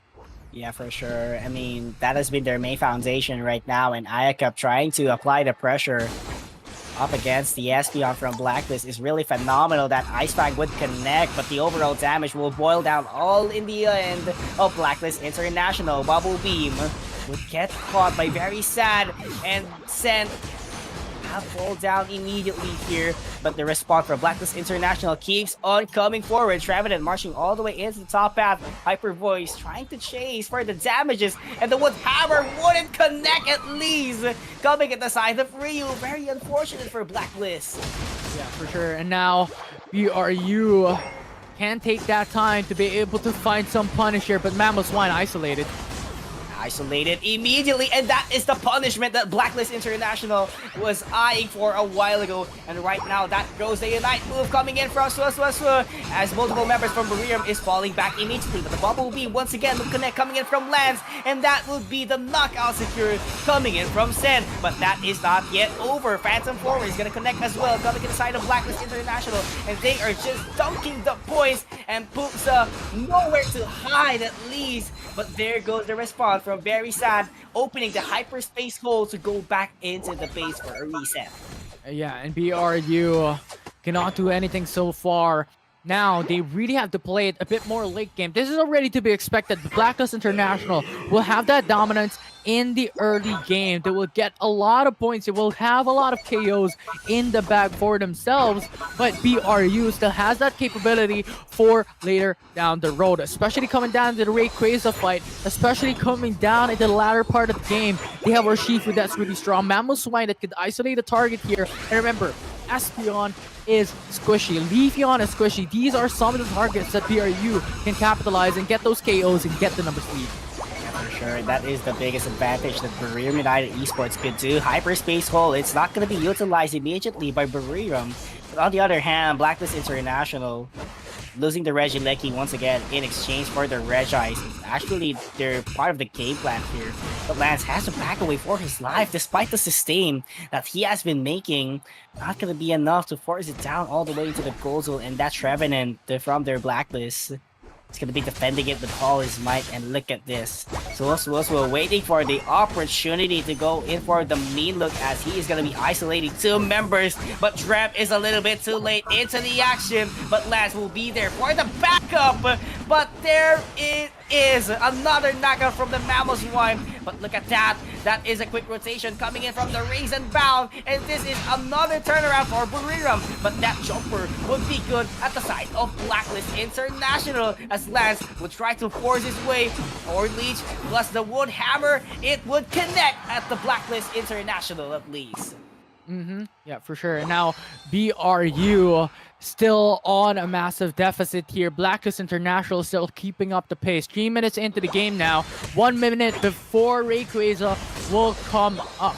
Now, regardless if Blacklist International is still on a massive lead, BRU can still take it back with that 50-point reserve on Urshifu, and across the board, they have a couple of points across the board for each and every single one of their players as well. They have to just look for a way to be able to dunk those points. Yeah, for sure. And they are known for actually contesting a lot of Rayquaza fights, just like what we saw a while ago during their matchup up against Paper Rex. They can actually flip a lot of tables here, and definitely Buriram is eyeing for that same case scenario once again. But Blacklist International initiating the fight here into the Regirock, but that special defense and defense will land at the hands of Blacklist International. Lance not going to be initiating the Regieleki all the way into the top path, so this would be a solo position coming at the side of the central area, but that is an additional knockout coming at the side of Blacklist as that Mammoth Swine was taken down.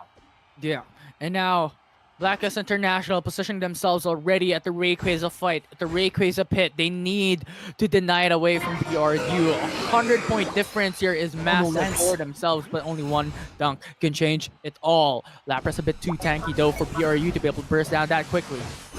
No, lands a little bit too forward here, but there it goes. Emerald 2-step would land immediately, but the high horsepower from the Mammoth Swine is gonna connect. Psychic Slayer will be also pop up by Blacklist International, and 4 members from Blacklist is already down by the Raise and Bound of Buriram, and they will be taking the Rayquaza. Another flip coming in from this team, and Blacklist doesn't have enough chance to bounce back in the remaining of this matchup. That is what we're saying. Despite Blacklist International getting a huge lead in the early game, BRU can still answer back with their potential here in the latter part of the game, because those EVs are strong in the early game, but in the late game, they fall down. And BRU dominate in this latter part of the game, and they will continue gaining some points. They would really continue this one. Buriram can still score a lot of points if they want to. Very sad has a full stack 50 points on his pocket and definitely waiting for the perfect opportunity. But right now, initiation once again for a Blacklist International, hoping that they could land a couple of goals yet. But look at those two members from Buriram making 198 goal and then hyperspace hold all the way into their base, as they're gonna defend it and not make the lead even larger for Blacklist. Yeah, it's a 500 point difference already, and BRU just has to play defense. No longer having to just pressure in and dump more points here.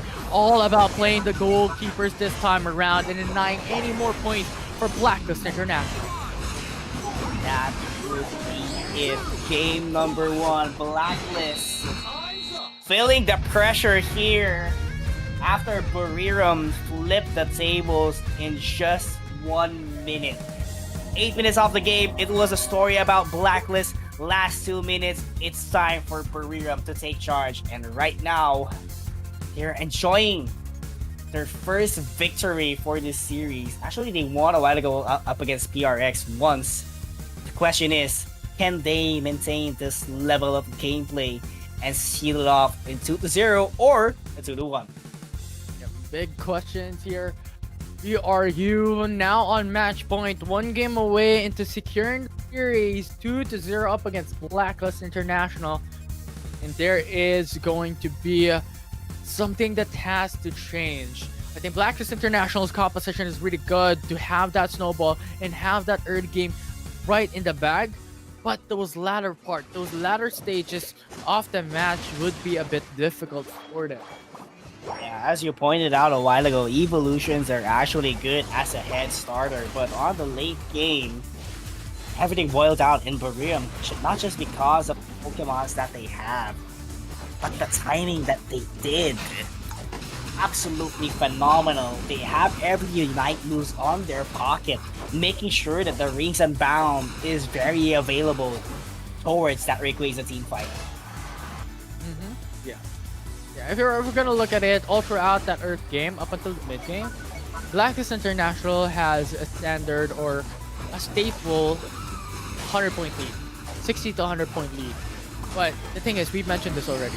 1 dunk in 2 minutes mark already gives you 100 points. So it doesn't matter if your only difference, if your only lead would be 100 and your opponent will win on those team fights. So the table can flip so easy right after that. What a flipping. Buriram doing this not just once, but twice for tonight, for today, for this day at least. Making sure that they are going to be pulling an upset up against whoever team that they get paired up for a matchup. But right now, yes, they have been surprising a lot of teams here in ACL, but what their team needs is an absolute victory of the overall series. Yeah, for sure. So a lot of excitement here. Blacklist International, can you make it back and put this to a 3rd game, right? Yeah. I don't know if we're going to jinx it. I don't know if we're going to be jinxing it into 2 games or maybe bring it to a game 3. Because jinx is dependent on your perspective. Yeah. I don't know where I'm going here. But yeah, it could either be game number 2 or game number 3. It really depends on the composition and execution. Blacklist International, their mindset and their strategy coming from game number 1 was really good. However, it was just BRU who was able to answer back in the late stage. Absolutely agree. And I feel like it could have been a different story for Blacklist International if Lance picked an all-rounder compared to a Lapras, because yes, got a head start. You got a beautiful head start, but what's next after the head start? Like, slowly but surely, Buriram would catch up immediately, and there was no response coming in from Blacklist International. Yes, they were winning a lot of team fights. They were losing a lot. They were winning a lot of scrimmages, but what's next after the final stretch? One flip of a coin. The Rayquaza is all that they need in order for you to win the game. Yeah, it's just one Rayquaza, one objectives, one team fight, it definitely is something that could dictate who will win it, who will be able to secure that advantage overall in the game. So really put your eyes up open up until onto the next matchup on what kind of composition these two teams are going for and what type of strategy that they can come up with. Is it hyper aggression or is it a bit passive? Go for late. Well, Blacklist, for the record, they are known to be aggressive when they know they can, actually. They are good at reading situations real time, but actually, their overestimation sometimes become their weakness as well. Just like what happened a while ago. Yes, they were actually analyzing every bit of Buriram, but at the last 2 minutes, was just overwhelmed by the late game composition of their team has. Yeah. And now going back at it, Blacklist. Expectedly, he's going on to the purple side selection, still going in for the Umbreon. Ooh, that Comfey being hovered there. I was expecting maybe a possibility for the Zoroark to come through. However, we have the Mimikyu Shifu, really strong staple for the first 2 picks here. Blacklist International, however, going in for the Trevenant and Leafeon, they have to change things up in the 4th, 5th pick. Absolutely. I think Lance has a lot of all-rounders on his pocket, and they need an all-rounder to be specific. And a lot of all-rounders are quite open here. Blaziken is actually one because we haven't seen them using it yet because Mimikyu and Urshifu basically was taken away. So definitely they would want something an all-rounder, but oh wow, Lance, still going for it, huh? In a different evolution, at least for But it draft. doesn't matter. It doesn't matter. It's pretty much the same exact It's thing. still the same, actually. Yeah, still pretty much exactly the same thing. They're really going hyper aggressive in the early game. Now BRU adjusted, right? It is them who just picked up once again the Sylveon's exact same composition. In terms of their prior game, you still have that early game with the Sylveon that could match up the pace of Blacklist International.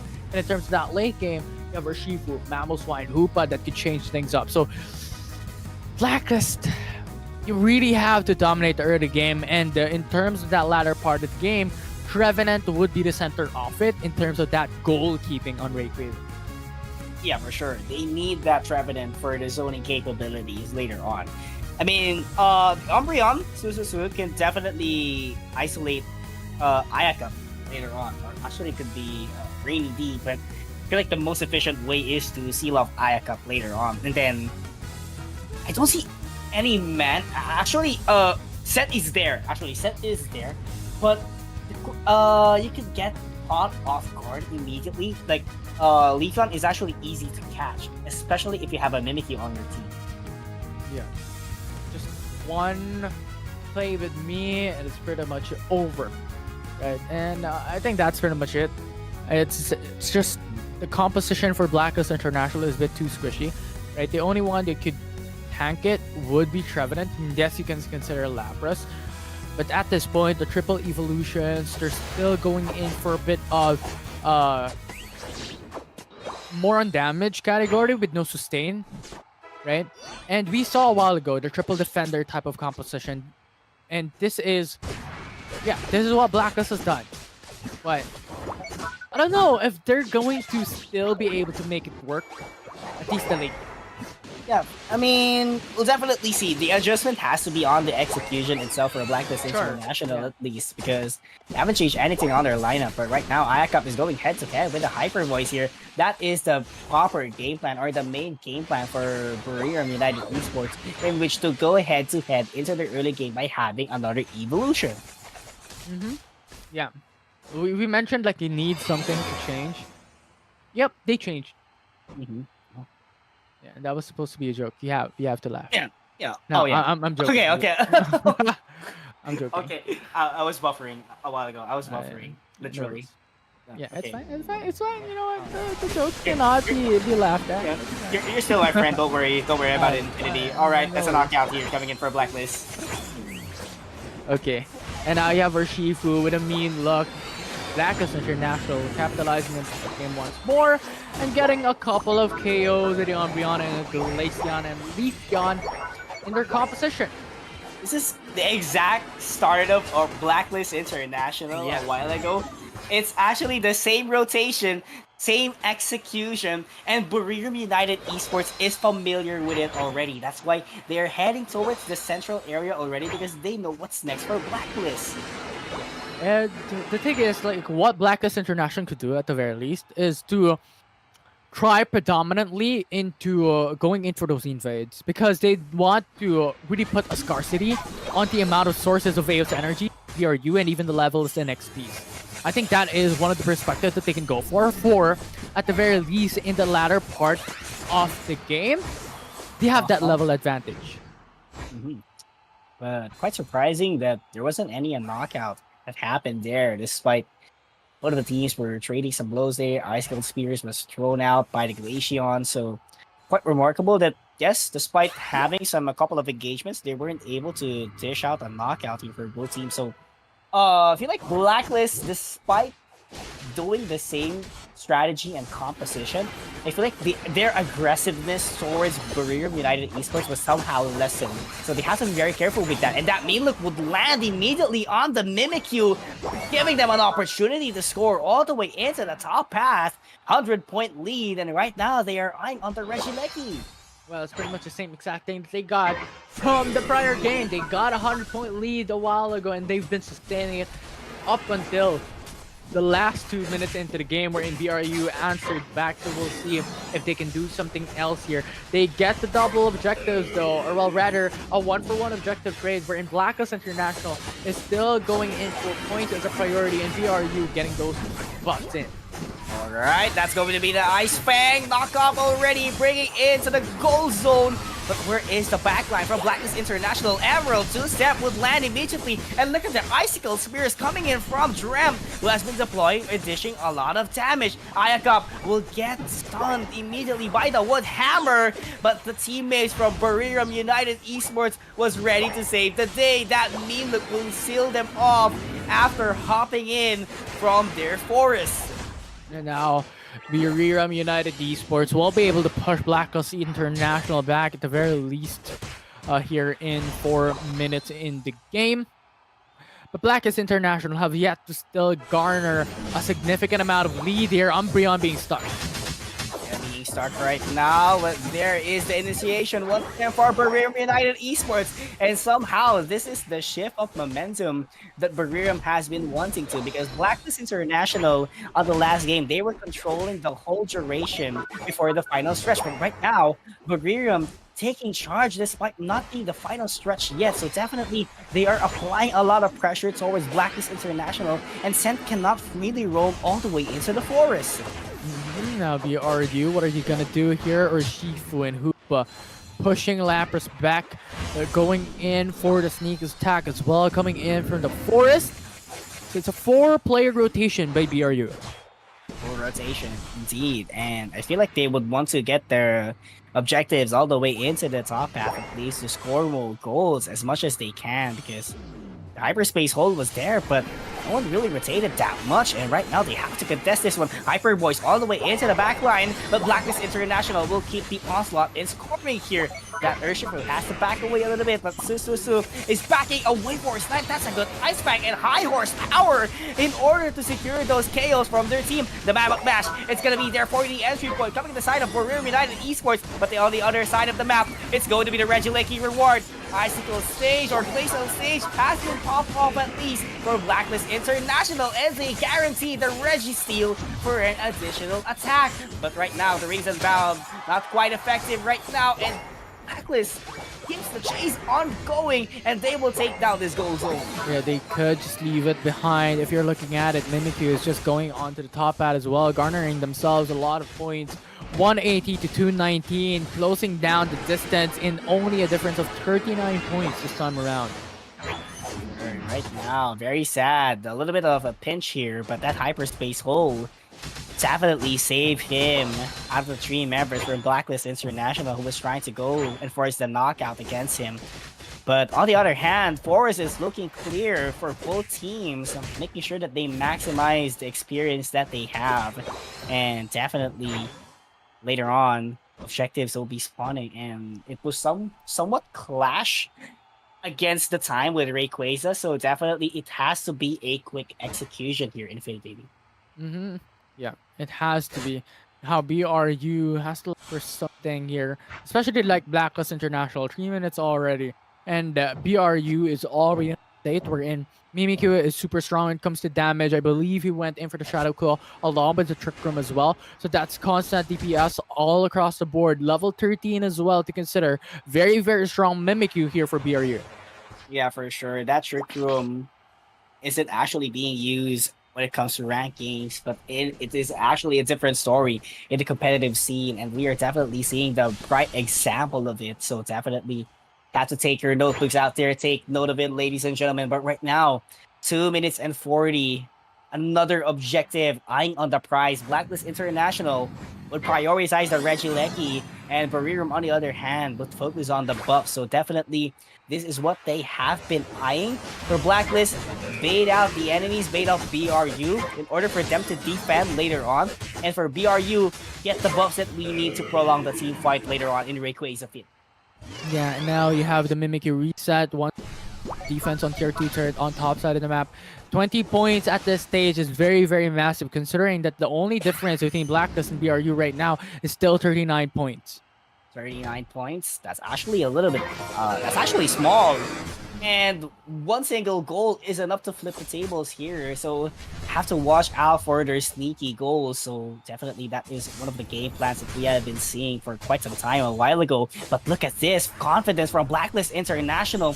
Drep is actually tickling a little bit. That Rayquaza and Buriram United Esports is forced to back away. But look at the Mimikyu ready to score the 100-point goal.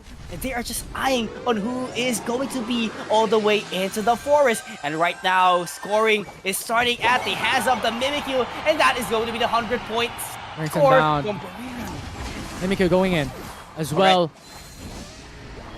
Nice bang. Not gonna connect that much. The Glacial stage was already popped off. Icicle Sphere in order to back away immediately. But one member has fallen down at the side of Blacklist International. But same thing with Buriram. That would hammer. It's gonna be connecting Hornlings. But the Phantom Forest will knock up a lot of members from Buriram United Esports. But they are still leading the charge here. Trick Room being able to gain the movement speed that they need. And that is a team knockout. Blacklist International. No one is left to contest the Rayquaza. Sen is alive, but that's not gonna be enough to contest the objective.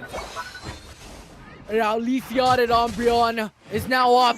However, they cannot go in for the defense. If we saw what happened there on that pit, Leafeon was isolated. There was Mimikyu who came through at the right time with the rings unbound, was able to get that target locked onto Leafeon, and then Glaceon was left unattended, and BRU just pounced it, and there's no more damage dealers left for Blacklist. And beautiful execution from Buriram. Actually, there was actually a lot of sideshows happening the moment that they executed that Rayquaza fight. Blacklist International was hopingly eyeing to get the win and hopefully force game number 3. But as you said a while ago, as we saw a while ago, those perfectly executed side detail isolation from Buriram United Esports made everything possible, despite of Blacklist International contesting it with all their might, with all those meadlicks from Sususu. Wasn't enough yet. Play with me, isolating Descent, was able for them to take it down. Definitely was really clean for the execution there by Buriram United Esports for that series. For the series specifically, they were at a huge deficit, at least 100 points at the start of the game up until the very end. But once they come to the final fight in a team battle, there's no one that can stop them. Buriram United Esports knows how to play these people evolution type of setup that Blacklist International was doing in Game 1 and Game 2.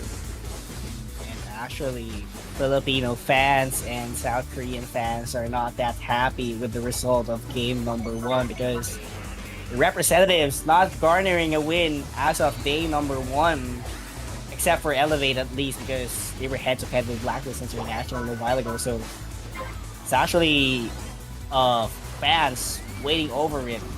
Miran Sejong not getting a win as well, but at least they got one game against Alter Ego On the other hand, the other regions, Indonesia, Thailand, celebrating their victory for day number 1 of the ACL.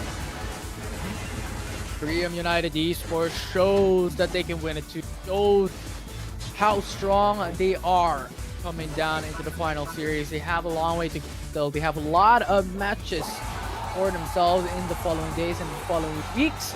But for now, this is a good signal for BRU to move forward in ACL 2025. Sure. Have to move on, bounce back even stronger. And of course, it is a season-long tournament, 6 days to be specific for the qualifiers and 1 day for the playoffs. So a lot of improvements can still work on for all of the teams. So definitely we'll get to see them much more stronger. And tomorrow, and of course, the other upcoming days.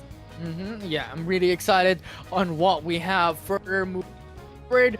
Day number 2 and in the fall here in the group stages, we still have a lot more 8 series days for Pokemon Unite ACL 2025. And then the top 8, as we have mentioned a while ago, will secure the playoff spot. And in the top 4, we have a slot in Japan.